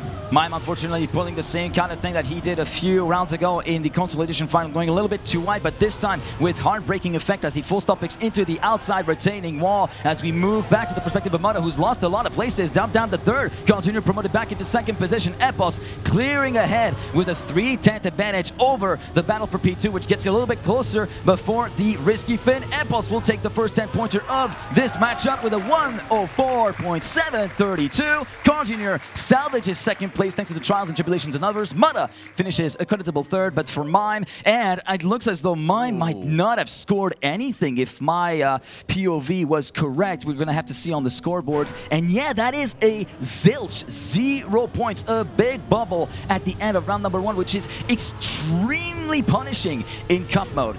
It's good that it happens this early. Having it happen later is going to be very tough to catch back up. Yeah, the spot that Mime crashed on, we've seen so many drivers do the exact same thing. They try to cut it so much on the inside, but you overcook it, you go straight into the checkpoint, and then you're left with the very awkward decision of, do I reverse it and then go forward, or do I just respawn and lose more? Probably the same time, maybe more, but for Mime, that means absolutely nothing right now as he runs in first. It is XPEvo. Oh, Mudda! 2 rounds in a row, I gotta say, that would be kind of impressive, but he's safe. He got out of that. Mime still leading from Carl Jr. XPEvo in third, but Mime starting to build a little bit of a gap as XPEvo and Carl begin to scrap. Currently, Mime trying to pull a 2/10 lead over the battle for P2 between Carl Jr. and XPEvo, but Mime is not any safe anymore from that particular final sector, but it looked as though he's got enough to do the gap. Pretty much all said and done, and XPEvo sniping Carl Jr. by 20 milliseconds at the line, robbing a couple of extra points away from the grasp of the Canadian, but Mime managing to kind of like basically mend the issues of the first round. The wound has been healed very, very quickly, and now we might be set to see the Polish driver from Team Nemesis back on his merry way to give a very, very competitive showing here. Yeah, despite not finishing that first round, 10 points ties him second with Mime. Mudda getting the short end of the stick here, only getting 7 points after 2 rounds. Mime, that was close. I'm wondering if maybe Mudda has a little bit of nerves here. Him and XPEvo. Oh, there's the touch from XPEvo, but he's still in it.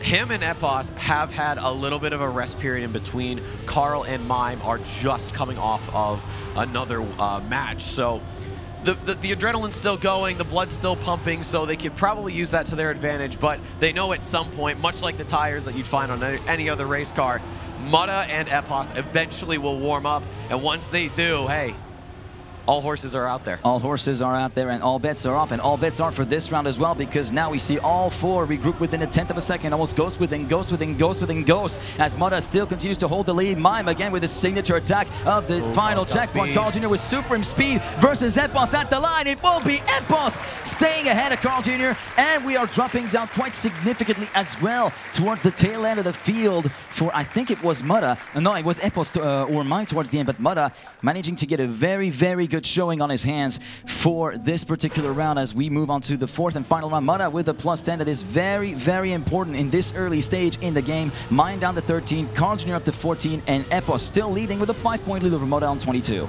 Yeah, 5 points doesn't seem like that much as Mutta getting dispatched by the corner there, and Epos almost collecting the flag. 5 points, it doesn't seem like much. You look at these gaps and you see only a couple of tenths and you think, well, that's pretty close. I can basically taste the rubber coming off the car. The problem is this level of competition is Mime is gonna graze the wall there.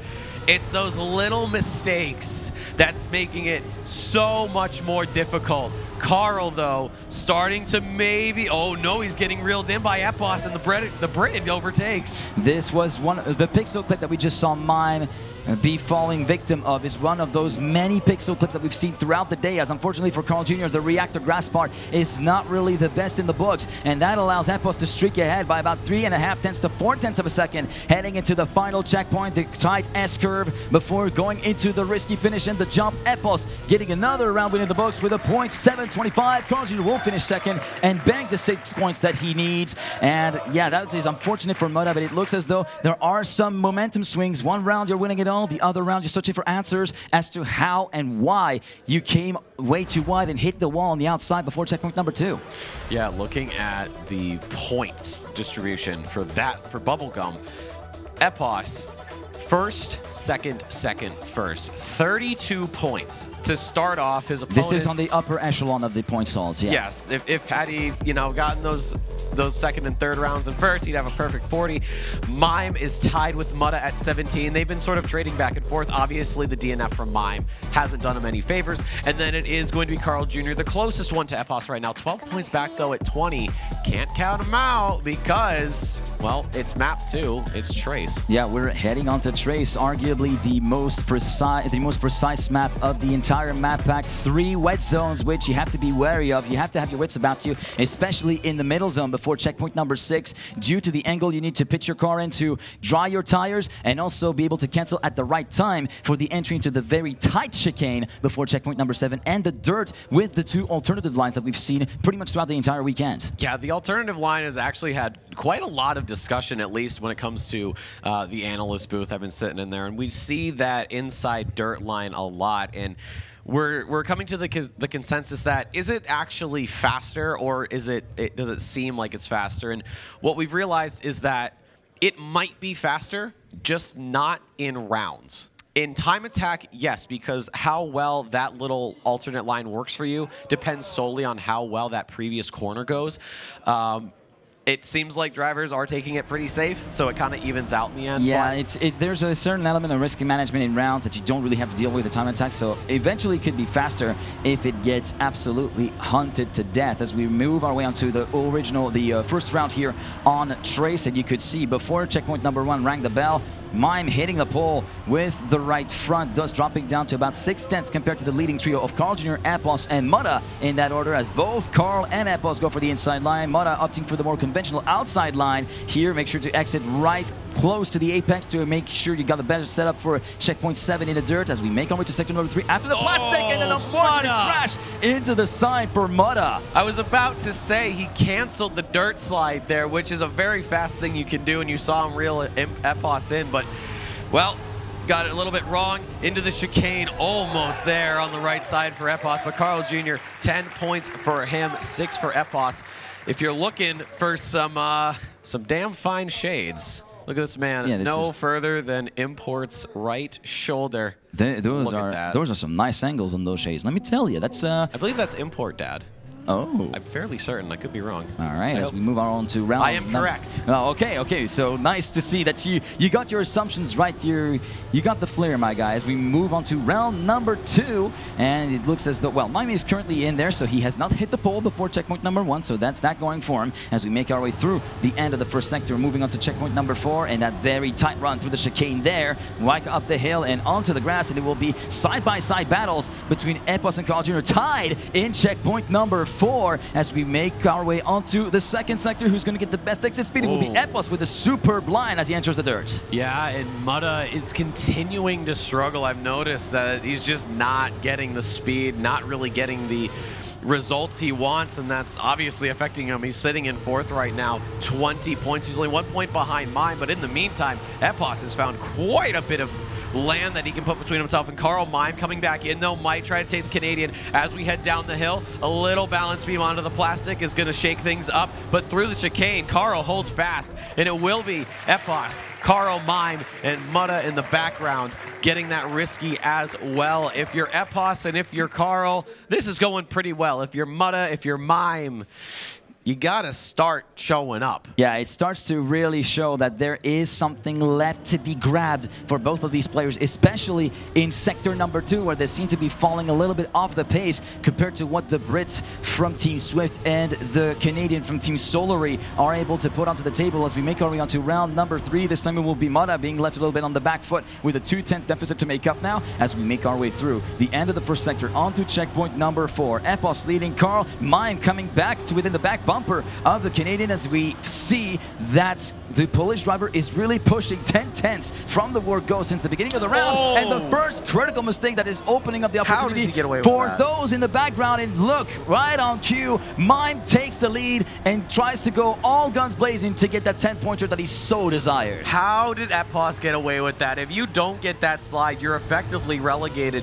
to the back of the field, but somehow the defending champ has gotten himself back into second place. He might be looking up towards Mime, but he is going to be taking a slightly crisscrossy line with Carl Jr. They're going to be even. It's a very low jump for XPEvo, and up into the risky we go. Mime with 10 points. He needs those desperately, and XPEvo lucky to get away with what he did. He was a little all over the place, but it worked out in the end. Carl in 3rd, and Mutta again, a 4th place for him. Yeah, unfortunately for Mutta, this map is definitely not going the way that he has expected it to as we move on to the 4th and final round. It seems like here on Trace, and you are right, XPEvo is one lucky driver to have gotten away with that little clip from the rear, and that sends the car a little bit into a bobble. He managed to correct it just in time with the wheels still wet, might I add, to be able to keep the car going and avoid a very, very costly respawn at that point.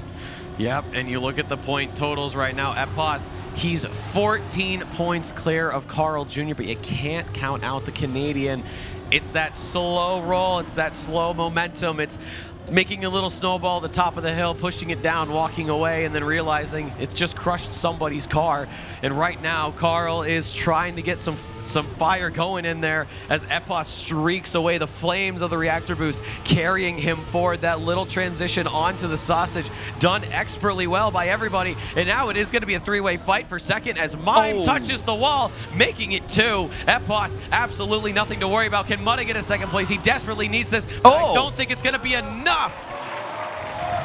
XPEvo, I was keeping my eyes locked on that lead car and on the gap. I was thinking for sure that this would be a fast time, and it is indeed a fast time, well past the 7s in 104.697. This man is on a mission to become the first 2-time winner here at XPEvo as we move onto another choke point map in the map pack, Roxy's Agrippina. Don't get ahead of yourself. It's still very early.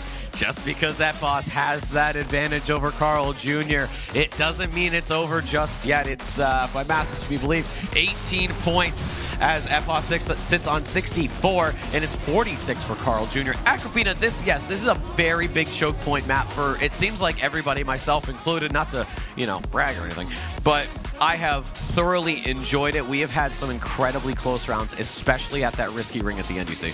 But also, this is the map where we finished the consolidation final on. This is the map where we saw the 6-time world champion do what he does best. Just keep on hanging on wait for mistakes, strike at any opportunity that is available to him to be able to strike big and strike hard against his opponents on his way to the grand final as we get started in a few seconds with the first round out of 4 here on Roxy's Agrippina. Epos, Carl Jr., Mime, and Mutta. Your current standings, the points will be shown on your screen in a few moments' time as we get into the game right here, right now. 64 for Epos, 46 for Carl, 38 for Mime, 30 for Mutta. It's starting to get a little bit scary. Yes, it's 140 points. We're not even halfway, but Epos is about to cross that halfway mark, and we're on this third map, and we still got 2 more to play. We're gonna 100% go back through the rotations. That's just the nature of the game, but the start has been exquisite for everybody. 24 milliseconds, now to 73, 78. They can barely decide who's going to stay in first. It is Carl right now losing out, and Mutta, for the first time, it seems like in a bit, is in the lead. Yeah, Mutta managing to get some solid pace going on, and everybody's still hanging in there, not giving themselves an inch of movement as we move on to sector number 3. Watch out to not go too close to that pulling outside. Checkpoint 12 getting into the dirt, and Epos sliding down a little bit in the rankings. Everybody going for the full outside slingshot. A little bit of margin there left for Epos as he continues to sit back there in P4 as we move on to the last few checkpoints. Carl shuffling to the back of the field again as we make our way through to the final few corners, and it looks to be super antsy. Might be a 3 to 4-way fight at the line. Oh Epos my God. versus Mutta at the line. It will be a tied round. I cannot believe that we have seen this scenario happen again today. And it looks as though Mutta has really got the pockets here on this particular one. But in this instance, it is Epos taking the 10-pointer for himself, moving past that halfway threshold. Yep, that last checkpoint belonged to Epos. That is why he got it. No more name diff, so all those 16-letter A's at the beginning of your name matter not. We have just lost Carl Jr. there in the start. That leaves Mutta in first. Mime had to get off the throttle there. I don't know if you guys caught that, but he's lost a little bit of time. Epos, though, trying to close up the gap right now to the Australian. It is just under a tenth between them as they drop down and pick it up on the dirt. We're going to use the ramp onto the plastic and some reactor boost to keep things interesting.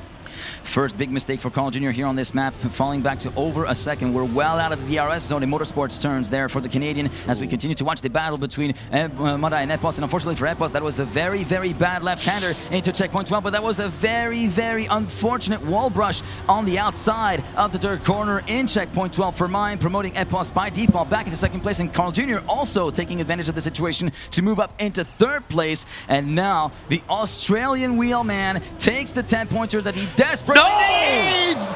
Goes too far off to the left-hand side. Full stoppix into the finish ring and basically goes, you know what? My plate's got 10 points. I don't want it. Take it. Does that count as a caster curse? Because you said that he had 10 points. I saw that coming the second he left the ramp. Remember what we said earlier in the weekend. We don't do caster curses. We make prophecies that turn out to be wrong. Right. Anyways, the prophecy, unfortunately for Mutta, has not gone his way. The 10 points, more of an illusion if anything, but he's not going to let that shake his resolve. We continue on. Epos, 84 points. It is Carl Jr. in second, down by 29 at 55, and then Mime at 46, Mutta at 39. We are starting to see Epos obviously pull away. The question I have for you, G-Geek, can Carl overcome this deficit and give us something spicy? This is looking a little bit more difficult to pull off than when he pulled in the consolidation final, because this is very much a repeat scenario of what we saw in the winner bracket, in the fact that we've got pretty much a breakaway run from one player, leaving pretty much everybody else in the dust. You said it, 29-point deficit for Carl to overcome after what he had in terms of the rounds. As we go back to the battle for the lead between Epos and Carl Jr. Epos with a bit more exit speed, but Carl Jr. has the line. Is it going to be good enough? It's good enough for the 6-time world champion by 19 milliseconds. Epos, Mime, and Mutta in that order, second, third, and fourth.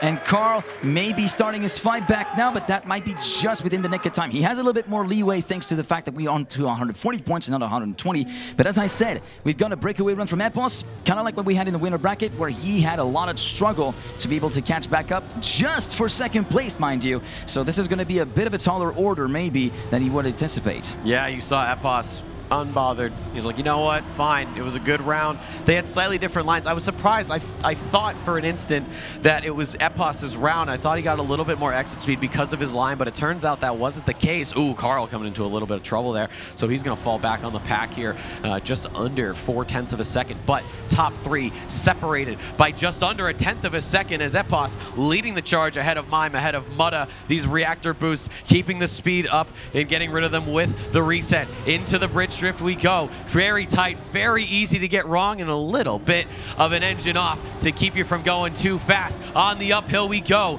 Mutta and Mime are going to grow that gap a little bit, but Epos coming back in with a little bit more speed as we go through the checkpoint. The gap, 53 milliseconds. Slightly different lines. I think Mime has a little bit better on the exit, but so does Mutta. We go into the risky finish. It's going to be a photo finish, so like, can Mutta get there? No, he can't. It will be Mime.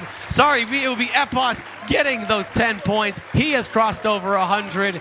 He has 40 points to go to get to finalists. He's made already the triple-digit mark, and may we let you in on what we just witnessed.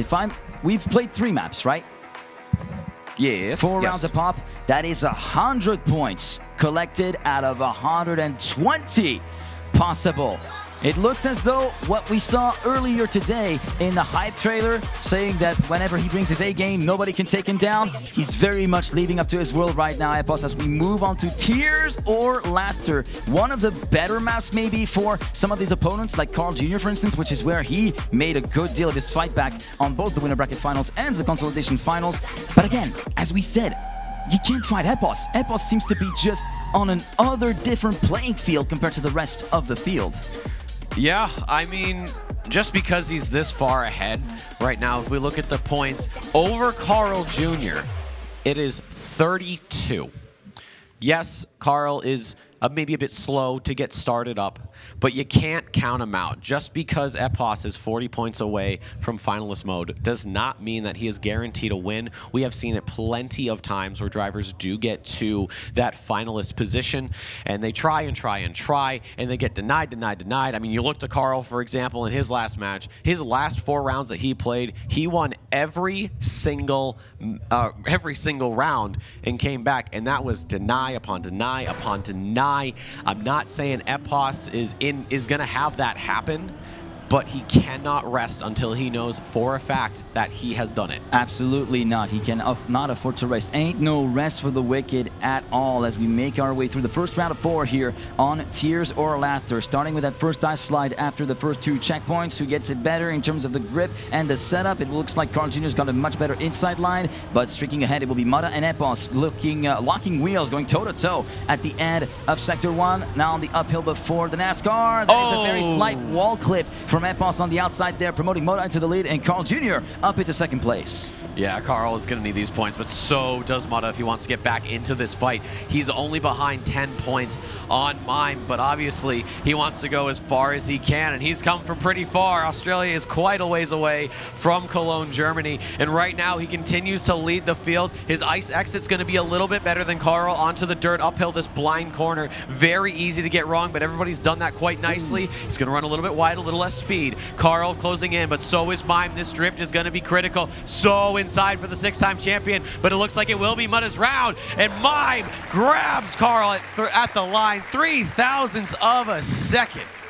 3/1000ths of a second for Mime to grab a couple of extra points away from Carl Jr. And I guess we run into the situation where this is exactly what the points delta that you see for Epos is for. It allows him to tank rounds like this where maybe he was not, well, he was giving it everything he had, but just one single clip can set you back so far. The best part of 3 or 4 10s, or even worse if it is an especially punishing section where, for instance, you get a full stop against one of the barriers, and he takes advantage of the situation, of the fact that the first 3 maps have been so profitable for him to be able to kind of like lay back as he regroups and attacks the next round. Attack he does, currently leading ahead of Mutta and Carl, and this time he has learned a lesson, doesn't attack too early on the full outside line before checkpoint number 7, and even extends his lead to almost 2 10s. Yeah, but Epos can't be taking too many rounds. That's the thing with this kind of competition.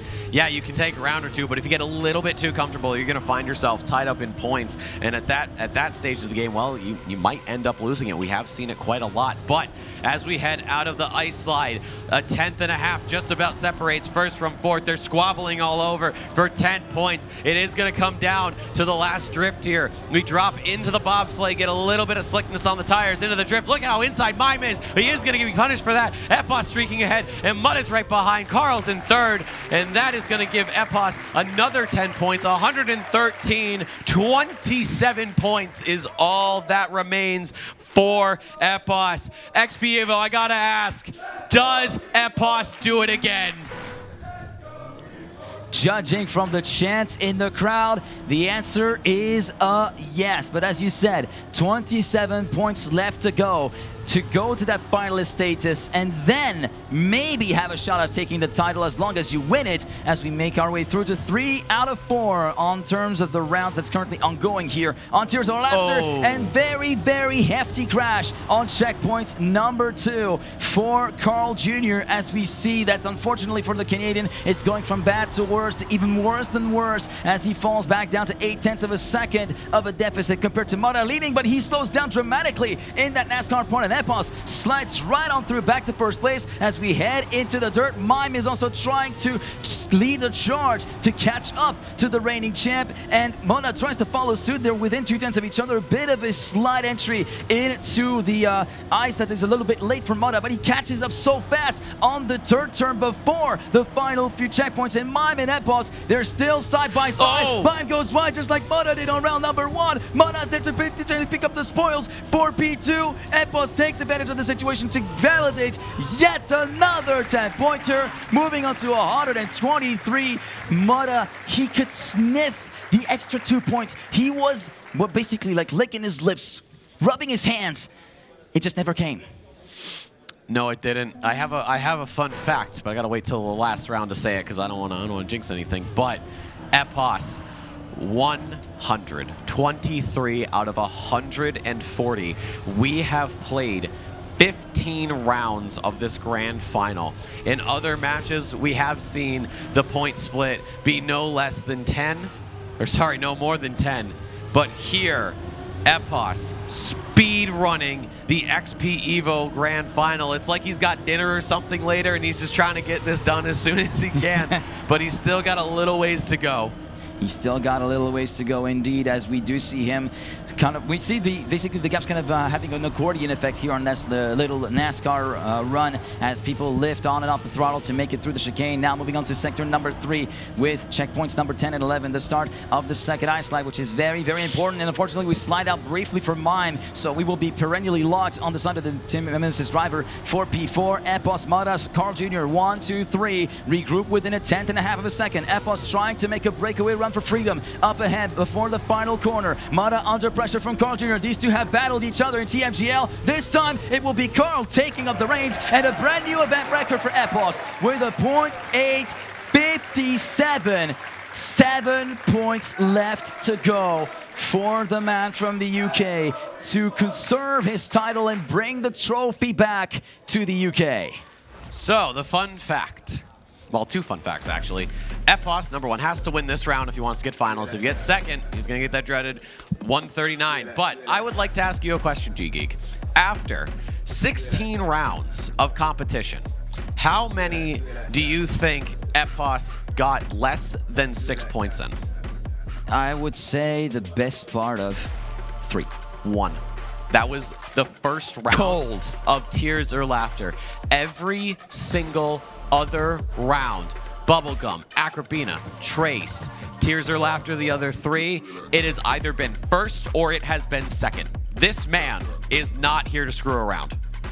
This is very much as we said, he's in a different league.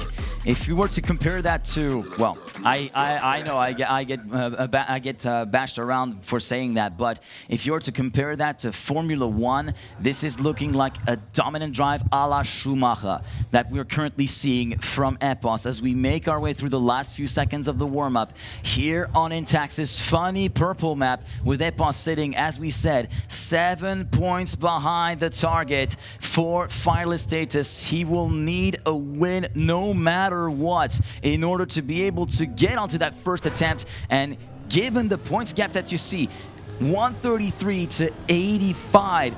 48 points of a gap compared to Carl Jr.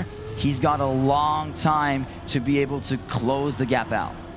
Yes, he does. Long way to go, but I'm focusing on that boss. I'm sorry. 133. He could absolutely get finalist mode here if he wins this round, but right now it is Carl Jr. leading the way. Oh, Mudda's going to get a little bit of a grace, drop some speed, but it's not too much to really worry about. Into the backflip we go. It is still Carl leading ever so slightly from Mime, but that transition's not going to go his way, but on the dirt it will come back to him. XPERION trying to find a way in, almost a 10th and a half behind right now, and it is going to drop lower. He's got a lot more speed as we go into the drift, onto the grass. Mime still ahead of XPERION. Mime could deny. He could put XPERION to the 139, and in fact, it's going to be less than that because of the touch. Mudda's going to slip through, and Mime's going to crash as well. That gives Carl Jr. 10 points that he needs. He is going to show zero emotion. He knows how dire the situation is, but thankfully, XPERION has not gotten finalist just yet. Not just yet, but even though it was not part of the running plan for XPERION, I'm pretty sure, just like with Carl Jr., the faces have been extremely stone cold and will remain so until the match is all over. Unfortunately, this round will be all over for Mudda after that little bump on the inside of the dirt, entering into checkpoints number 2 and 3, and that will leave us with a 3-man fight for P1 with Carl, Mime, and XPERION regrouped within 45 milliseconds of each other. A bit of a wide exit from Mime before the grass in checkpoint 5, heading onto the backflip. Carl Jr. entering in at first. You can see Mudda's ghost creep back in, but still 4 tenths down as we move on to sector number 2 and the entry into the dirt. It's still the Canadian leading ahead of Mime, and XPERION waiting in the wings and trying to press B for boost at the opportunistic time to take a couple of extra points. As long as he reaches the finish line, it will be finalist status. Yep, he just said that's it. That's all he needs, and he's not really too worried. He's not going to push it. He's just going to leave it between Mime and Carl. But as we climb the hill and go back down, Mime has a much better end. So 10 points for him will drag him a little bit closer and does get an event record, .492. This man, he's hungry. He's hungry as well, but he's got a lot of food on this plate. Might he be a little bit too big? Might he be a little bit too big to chew there for Mime? We'll have to wait and see. In the meantime, we go on to the very first attempt of XPERION in finalist status. With the dynamic of the match, he is poised to make it a second time XPEvo winner, but do not do the dance of victory until the fat lady sings, Legion. You know the saying. And before then, he still has a fight against Carl Jr. to pick. Yes, he does. We are separated by 3 thousandths, and that'll probably do it for XPERION this round. First chance at finalist has not gone that well. He is still in third, about half a second. This may be the time that he starts to push, and actually, I think the transition went a little bit better. Mime makes a mistake, so he falls to the wayside. XPERION is going to look forward. Carl Jr., though, the captain of consistency, has shown that this is his ship. A little bit of airtime, but XPERION starting to come back in. We're onto the penalty grass, a little bit more airtime for Carl Jr. XPERION is on the inside. He might have a run onto the sausage. We're going into the jump. XPERION is going to risk it on the inside, but it's not going to be enough. He clips the edge. Carl Jr. grabs 10 points, and for XPERION, what looked like it might have been his round is no longer. Another attempt will have to be made. And you could see the reaction there. Okay, cool. Let's regroup. Let's go to the next one. That is the only reaction that you will get from XPERION here at the end of that round on the funny purple map. We're moving on to the fourth and final round. That is the first attempt done for XPERION. Second attempt underway, and Mudda doing a hole-in-one at the start. I think this is like a first time that we've seen the mistake here on the mainstream. Mime into the lead, Carl in second, and XPERION having completely flunked the start as well. 7 tenths down. Is the pressure maybe starting to get to XPERION a little bit? Carl Jr. expanding his gap right now to Mime. It is a 16-point gap, and obviously Mudda basically out of this one. He had that crash at the start. XPERION also had a crash about 3/4 of a second, but Mime starting to pull away. Carl Jr. was a little bit wonky there on the landing. It is almost 4 tenths right now. Mime, he wants these points. He knows that Carl is starting to build a gap as well. He can't let that happen, and Carl continuing to to slip into the background. Mime will grab this 10-pointer, and Carl will have to settle for 6 as long as everything goes well, and that it does. That it does. +6 for Carl Jr., who moves on to 115. A good map points overall for the Canadian 6-time world champion. And back-to-back denials for Epos's first attempts in finalist status. As we move on to our next map, we're moving on to Bubblegum. This is getting a little bit antsy now. This is the kind of second rotation that's starting to approach and that we've been talking about, where Carl Jr. is looking so strong, but has the start done too much damage to recover? That is the big question. I don't know. This has been a map that has made or broken so many runs. This was the map that Epos got 32 points on. But that was the start. As you said, G-Geek, when we get that second rotation, that's when it seems like Carl starts to come alive. Carl Jr. right now, 115 if he wants to get finalist. It's not 1, it's not 2, it's 3 and then 4 denies in a row. He's got to go perfect every time if he wants to win. He's got to go perfect every time, but he's got a couple of other players behind with Mutta and Mime that can play a little bit of spoiler role and that can give a little bit of trouble to Epos in his finalist status as we move on to, well, the warm-up is ending in about 30 seconds, and look at the wave. The crowd is enjoying it. Are you enjoying yourself, guys? You'll love to hear and see that, and we hope that you're enjoying the show at home as well. It's been an incredible 3 days of competition, and the final, whilst it is a little bit more one-sided maybe on the start, you just never know. You always gotta watch a game of Trackmania until the end, because as I like to always say, anything can happen in Trackmania, and it usually does. Yes.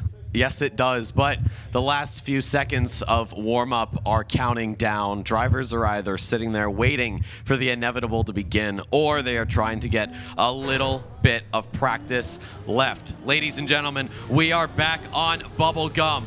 It is Epos who has been on finalist. Carl Jr. starting to mount the comeback. You wonder if he's able to get it done at 115. Mime with 103, and Mutta a final to forget. He is at 86 points. But as we go through the first few checkpoints, Epos doing what he did in that first rotation, showing that this is his map. And now Mutta getting into the picture. Carl Jr. as well. It's Mime who's fallen back almost 2 tenths. These are very big gaps at this stage of the game with this competition. Epos losing out right now to Mutta. Carl Jr.'s coming back. Carl Jr. coming back, and we see the first clip from Epos. Yet another potential finalist attempt thrown into the bid. Carl Jr. moving past Mutta, heading into sector number 3, but Mutta still holds on for dear life. 47 milliseconds on the way into the final checkpoint. Carl is a little bit more exit speed just before the finish line. Carl Jr. takes the round win and a 10-pointer with it for 48 milliseconds. He moves on to 125. Is this really happening? Is this happening, guys? I don't know. I know you're asking everybody. You're asking me. I have never been in this much disbelief in any grand final or even just final game, whether it's esports, traditional sports, it doesn't matter. Having this level of uncertainty is shakingly scary. We have seen Carl Jr. come back in these second rotations, and right now it is looking like that could possibly happen. He is 15 points from getting to finalist himself. Epos, yet another attempt to try and close it out, and right now he has a lot of competition here. Mime is going to fall off the pace. Epos now only has a couple more drivers to deal with. It's a great line for Carl and a bad line for Epos as he raises the wall once again. Carl, 10 points could be going into his bag. Mime is going to try and get the overtake, but 2 tenths of a gap, G-Geek, I don't know if that's even possible at this point, although a little bit more speed for Mime is going to send him up the loop into the finish, and he will get 10 points by 14 milliseconds. Carl Jr. will have to settle for 131, but a 10-pointer will put him into finalist. And Epos, another round of denial. It is 1, it is 2, it is 3, it is 4 rounds where he has been unable to close things out. Many players might have faced this situation before. You've been the first and finalist. You've been trying your best for ages, but as soon as you get there, The nerves start to get to you. The hands start shaking. The fingers start twitching. The inputs start getting affected because of this. Is it the fear of winning that is starting to set in? I cannot believe it, you sir. XPERION is among the coldest players you can get, but it seems as though he has warmed up too much. Carl Jr. might be in with a shot of making it a double finalist, but still has to clear Mudda and Mime. Mudda still leading, Mime in second place, Carl Jr. in third, a 10th back as we make our way through to the uphill right-hander. Mudda clipping, no way! Mime takes the lead, Carl promoted to second. This I cannot believe. If you're Carl, you need Mime to make a mistake. You need a different line to try and gain some speed. But look at the gap as we head out of the trip. Mime gets 10 points in the bag for him, 126. And for Carl Jr., 137. For Carl, just finished the round, but still got to deal with that boss. Still got to deal with that boss, and he now. How much are you cheering for Mudda or for Mime right now? If you were in those shoes, how much would you cheer for them to give XPERION a run for his money in this final round of Bubblegum, to deny him yet another finalist status in order to make things that much more interesting? It looked to be a done deal some half a dozen rounds ago, but as you see, the momentum shifts so fast in Trackmania as now Mime takes the fight to XPERION, who's forced to concede provisionally that lead into checkpoint number 7. Yeah, but XPERION, I don't think he knows that Mime is going to be somebody that he wants to lose to. He has proven time and time again that he is better than Mime. The Polish driver holding on by a thread on the dirt uphill. Mime's going to get it a little bit better. He's going to keep the lead, but XPERION grabbing the reactor boost, goes into first. Carl Jr., blood in the water. He's right behind. Mime, though, trying to get back onto XPERION. We are getting into the MG Geek. Into the drift we go. Mime goes a little bit inside. XPERION has the exit speed. We're going into the risky finish. Up into the loop. XPERION! The man has done it again. XPERION cements his name into Trackmania and XPEvo history by becoming the first ever two-time XPEvo champion. It was looking so well before becoming so shaky, but just when it matters the most, Robert McKay, aka XPERION, delivers the goods yet again for the BITM community. The king of XPEvo has defended his crown from the God King of Trackmania himself. Many have tried to take down Carl Jr. and many have failed, but XPERION on this day shows the crowd that he is the man to beat. Congratulations, XPERION, 2 in a row, but folks, we still have to get 2 more placements settled. Carl Jr. right now is on finalists. He turned up a little late to the party, but at 140, he has a gap right now of 21 points over to Mime, and Mudda over at 104. G-Geek, can either of these 2 drivers deny Carl Jr.? This is looking a little bit tough, as we said. We are keeping on repeating this, but Carl, second rotation. How do you fight against this? By pushing beyond the 100%, 103, 105, 110. But with that over push comes the risk of overdriving and making mistakes much easier as we head onto this first round of the second rotation of Trace and the first finalist attempt for the 6-time world champion. Well, you're hoping if you're Carl that it doesn't take you as many chances as it took XPERION, and there is going to be a very early mistake from Mudda. This will put him out of this. It all lies in Mime's hands. If he can deny Carl, he will continue things for another round. But anything can happen, especially on Trace. With this drift, it's gone well, though. Mime extending his advantage. Mime extending his lead, both going for the inside line, and the Polish driver still holding a 10th of a lead there, thereabouts, as we head into the plastic part of checkpoint number 7. And here we go on to sector number 3. The man from Nemesis is still pushing like a man possessed and trying to keep Carl Jr. at bay as we head into the final few corners, going so close to hit the wall. How did Carl get away with that? It's still not going to be enough unless there's a significant slowdown for Mime, which isn't the case. Mime moves on to 139. Carl Jr. gets denied for his first attempt.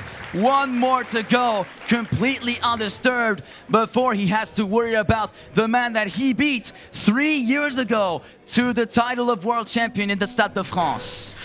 Mime wants to avoid that repeat. I'm sure it still haunts him in his nightmares. But on to the second round here of Trace, the second rotation of this map. Carl Jr. on finalist. Mime just has to finish if he wants to get finalist. However, Carl Jr. is showing to be the cork in the bottle for him. But right now it is Mutta leading the way ahead of the Canadian. And actually, Carl Jr. is a little slow as he lets Mime back into the fray. But a little bit more exit speed is going to show him up into the lead. Mutta pressing the advantage. He's a little all over the place. He will have to dive for that conventional line. That does give Carl Jr. the lead. Mutta's coming back, and it is getting closer and closer to the end. Moving on to Sector 3, Carl Jr. retakes the lead on the entry into the plastic. Mutta now to 10th back. Can he try to spring something great? Look at the speed that he's able to get over Carl Jr. and potentially giving Mutta finalist take this attempt. Carl tries his best to defeat. He's got speed. He gets it. Second place goes to Carl Jr. For his first ever appearance at XPEvo, Carl-Anthony Cloutier might have come up just short of the big trophy, but he will still be more than happy with this result, with the strength of field that there was, and with how his run was throughout the entire tournament. As we now see Mime, the other man, with another uninterrupted finalist attempt, Mutta 30 points back. It was looking so good for Mutta too. He had the gap, he had the advantage, but coming out onto the plastic at the very end, it was a little bit more speed for Carl. He didn't win, but hey, that's life, kid. It's gonna happen. But now Mutta has to do what I would consider to be the next biggest impossible. He is 30 points off of finalists. He would have to deny, obviously, 3 rounds in a row. Here is the different line. How does it pan out? Mime's a little bit farther back. Mutta is gonna straighten out the wheels. He is gonna keep that advantage and grow it even more. With the reactor boost, it is Mime that's gaining a little bit. The transfer onto the platform goes very well, but it is gonna be Mime that gets more speed on the end of it. One last dip into the water potentially. Mime with the overtake. He's so wide on the outside. Mutta's trying to fight back. We're going out of the plastic for the last time. Mime's in the lead. Into the jump, and Mime makes it onto P3 right at the end. And Mutta unfortunately has to settle for 4th. But ladies and gentlemen, that is going to do it for XPEvo 2025. It is going to be Epos defending his crown in a sea of opposition. He has stood atop the pile of rubble, of ashes, of bone and blood, and gains the trophy once more. Carl, so close, but it just wasn't enough. I don't know what to say. You're doing the same that I did yesterday, and I think that is warranted. My co-caster is basically broken, just like I am. We are both broken by what we've just seen throughout the entire weekend. And sorry for getting a little bit emotional, but my word. I'm sweating. I am sweating, by the way. So are you. Your eyes are sweating. Can we stop cutting from my onions? eyes, ladies and gentlemen? I am sweating. I still managed to get chills. I still got chills. You know the thing you get normally when you're like room temperature? Yeah. Right now, there's water on my skin. I'm very moisturized. Yeah, but that's water that's expelled from your body. That does not really do any good for you in the long run. No, it really doesn't. But thankfully, I've got some hydration here to get me back to equilibrium. Good call. I didn't bring my water bottle with me. That is such a tactical mistake on my part. Oh my God, Otak. Whoa. G-Gate, listen. Hold on. You're gonna piss off a lot of Frenchmen right French there. greatness. I'm comparing the two. Okay. Good. This has been, even though yes, it was Epos effectively just grabbing the match and walking away, saying, "Hey, I'm going over here." I am still so impressed and proud of everybody out there. Absolutely. Carl, Mime, Mutta, especially Mutta. Yeah. They really showed that they have what it takes, and everyone else in this competition, some of the big names that we saw out early, them coming back and trying their best. I have no more words for this competition other than thank you, not only to all of you at home and all of you here at the XPERION Center in Cologne, but of course to all of those leading this operation, whether you're talking about the TOs, the admins, production. Absolutely. You guys are kicking ass. I love you, production. Thank you. Yeah. And obviously, Import. Come on. Yeah, Import. The man, the myth, the legend. Give the man, the myth, the legend himself some applause. Thank you so much for following us throughout the entire weekend. I'm getting a little bit emotional because it's been such a wild ride in 2025, both in the game and personally speaking. And it's always such a pleasure to return to this event every year, witness action like we've never seen before. And I'm so grateful to have this man right here, this hunk of a man, to be my co-caster for this grand final. It's been such a pleasure, my guy. Absolutely it is. But folks, I think it's time that G-Geek and I take a little bit of a break. There's a man out there in a very nice suit jacket. Import, please. Take it away. Godspeed, people. Thank you. G-Geek and Legion.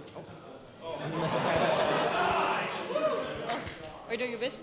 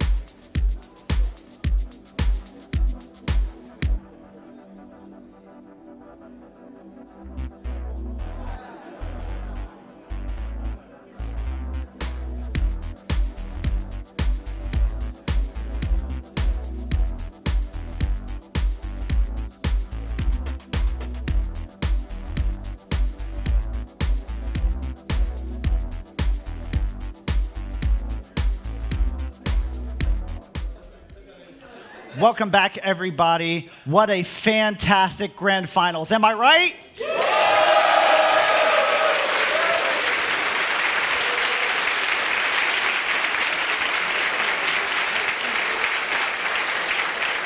We have a couple things we want to get through before we get to our player interviews, our interviews for the final of the day. And then, unfortunately, we say goodbye. But before we get to that, let's go ahead and get through some thank yous. First off, thank you to MediaMarkt, our sponsor for this event.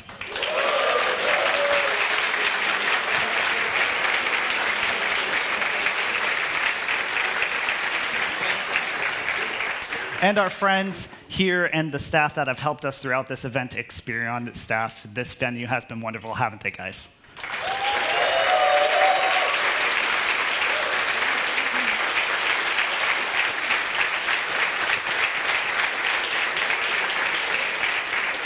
Before we hand our medals and our trophy to our winners and, of course, our returning champion, I have a couple words from my partners here, both Susan and Atomic. They have been my rocks for this event, able to keep me afloat when everything seems to be sinking mentally elsewhere. So first off, I'm going to hand it off to Susan. She has been the coordinator of the volunteers as well as the after party and other event activities during the event. Give it up for Susan.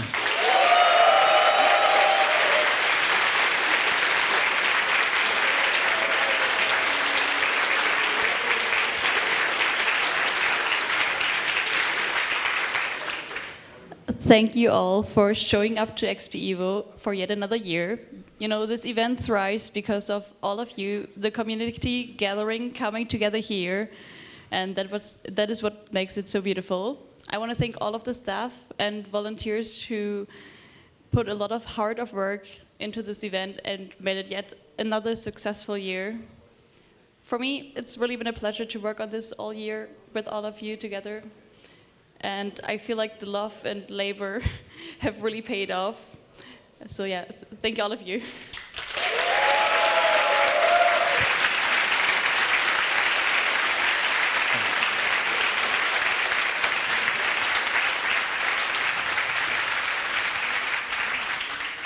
First of all, I'd just like to thank everyone for being here again. It's incredible seeing so many people. Like this year, we're almost over 500 to 600 people. It's incredible.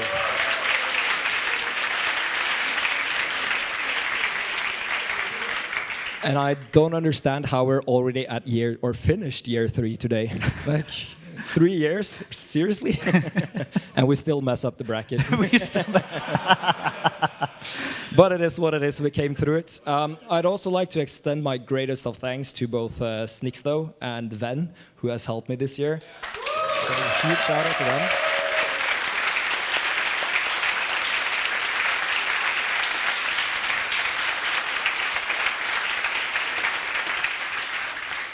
And let's hope for many years to come. Thank you. We also want to thank our mappers, our map pack testers, as well as other staff, including our merch, our volunteers. Once again, there have been so many people, over 60 volunteers and staff, all doing it just for the passion of the community. None of us receive any compensation for this event. We do this for you guys because we care. And I am so thankful for all of those who provide so much positive feedback to us, so much compassion to us, because that is what drives us to continue to want to do this each and every year. And I hope that we get to do it again next year. So thank you, everyone. Thank you, guys.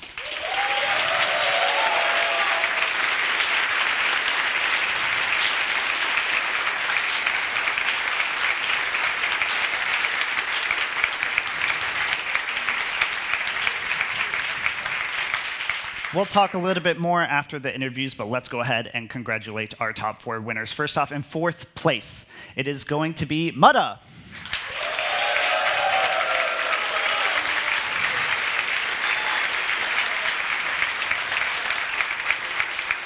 So Mutta, perhaps maybe not the results you wanted, but how are you feeling after that match? I wouldn't say it's not the result I wanted, but it's not the performance I wanted in the final, that's for sure. But overall, very happy with the weekend. Best LAN weekend I've had in like 3 years, so I'll take it.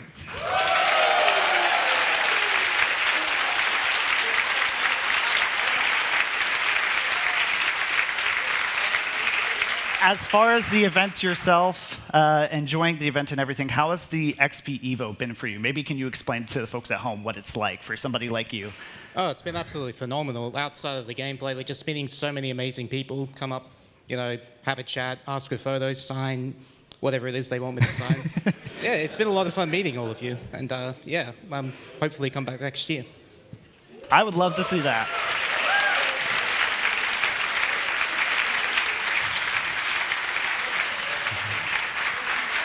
Ladies and gentlemen, Mutta!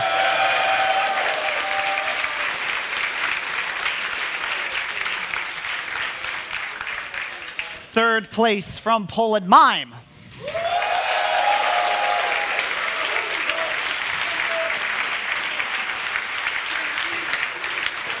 Mime, I like to call you the happy warrior because even when you're in the most stressful situations, you compete with a smile on your face. Maybe explain to people why you just always are smiling when playing. I mean, I just don't want to have like the feelings, the stage pressure get to me. So I'm just chilling with music full blast on and just balling basically. As far as the match, how was it for you? What do you feel like you could have done better, or just were you happy with the result? Sort of happy. I mean, I could have gotten second, but I think EPOS was just way too good for all of us, unfortunately. I didn't perform as much as I would have wanted to, but I still got the 3rd place, so I can't be exactly super sad about it. Fair enough, fair enough.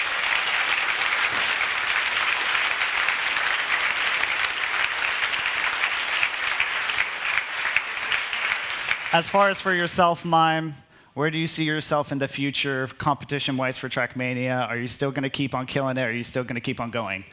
If we have events like this, absolutely. That's what I like to hear. Ladies and gentlemen, Mime.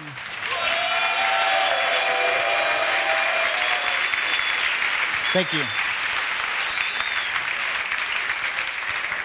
A man who needs no introduction, Carl Jr.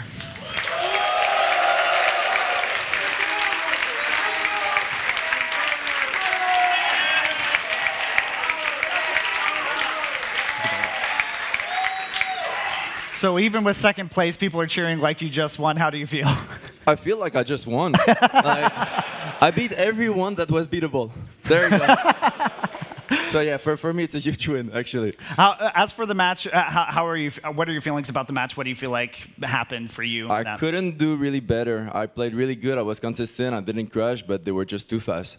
I missed some space, but pace, not space. But but yeah, it's been great. Nice suit. Maybe. Thank you. Maybe explain to me. So I think everybody has noticed at this point in the tournament, you have this insane ability to just come out of nowhere in the last round. Something turns on, and out of nowhere, 40-point deficit, 50-point deficit, you threaten everybody, and you've eliminated so many people in this tournament. What's that about? I don't know. I don't know. I just play, and I like to deny them. I like yeah. So I have a chance at the end. Fair enough. As far as XPEvo, how have you enjoyed it so far? It's been amazing. Everybody here is amazing. All the players were amazing. The matches were stacked. The result is insane for me with the players I like and who I dislike. And, but it's been a great show for sure. Okay. Any final things you'd like to say to the fans and family at home? I just love you guys. I hope I'll be back. Oh. Thank you. Ladies and gentlemen, Carl Jr.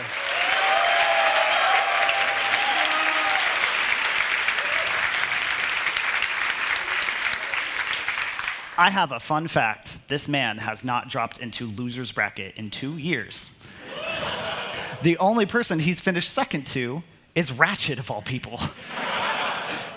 Apples!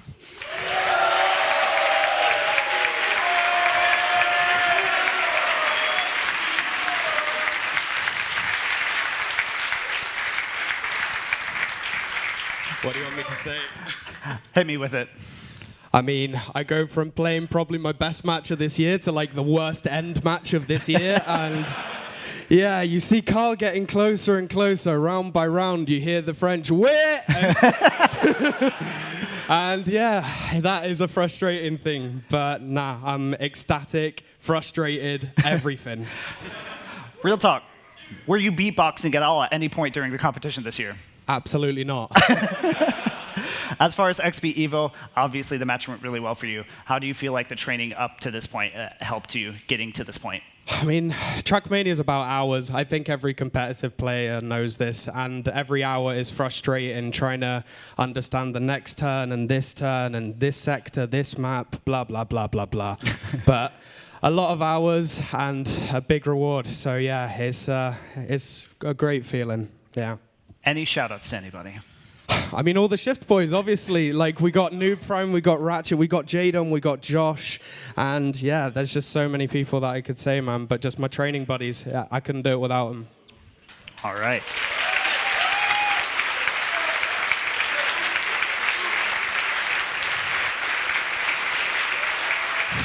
Assume the position. I've been here before.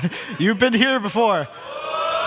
Our returning champion, 2025, Apples!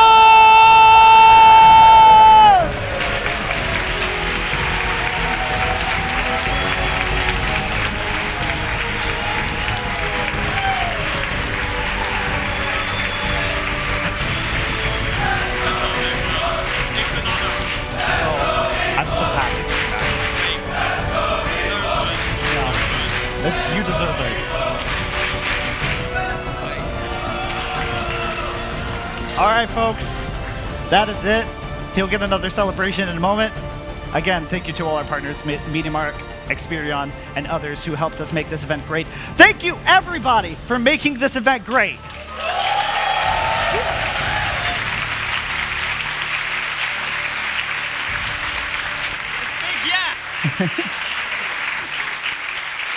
Again, I just want to thank our staff. They've been an amazing job. Please make sure to thank all of our staff on your way out today. For those at home, thank you for tuning in. It has been a fantastic Trackmania esports event for XPEvo another year. Maybe we will see you next year.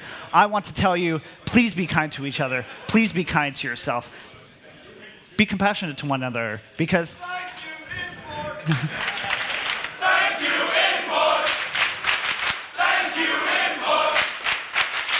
Thank you. I appreciate it. Thank you. Without you guys, I wouldn't do this, really, for real. For those who may feel like I will apologize to those who may seem a bit rash, but really it is just my passion for you and this community. I am the way I am because I want it to be the best for you guys. So I appreciate everyone's patience with me throughout the years. I want to do this again. I hope you guys want to come back again. Is that okay, guys? All right. Enough about me, enough about us. This is his time. Ladies and gentlemen, for the last time, good night. Have a good evening. Stay safe. It is going to be XPEvo's champion 2025, Epos.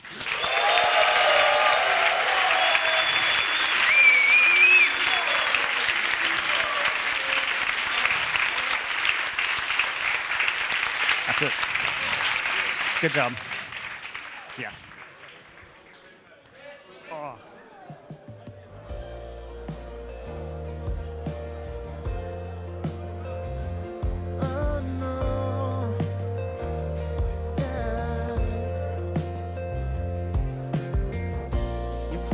Telling me we should try again, to start all over here and now. But they don't really see we can do it in, and love was nowhere to be found. A lonely night, a new beginning. Can't take back the love we've given. It's been taking us so long to find out who we are. When there are no more tears to cry, then it's time to say goodbye. Goodbye. You used to talk to me about everything. Lean on my shoulder.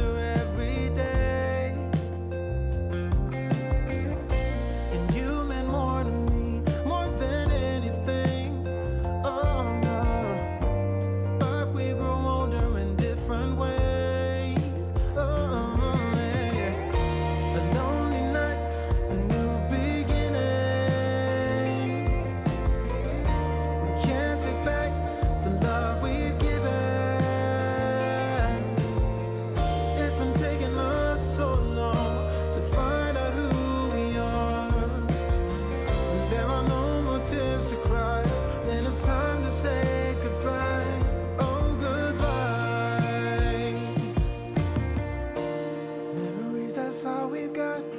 You and me been through a lot. Years go by, people change. Now's another time and place. Oh, it's hard to let go, but somehow we both know this is the time to say goodbye.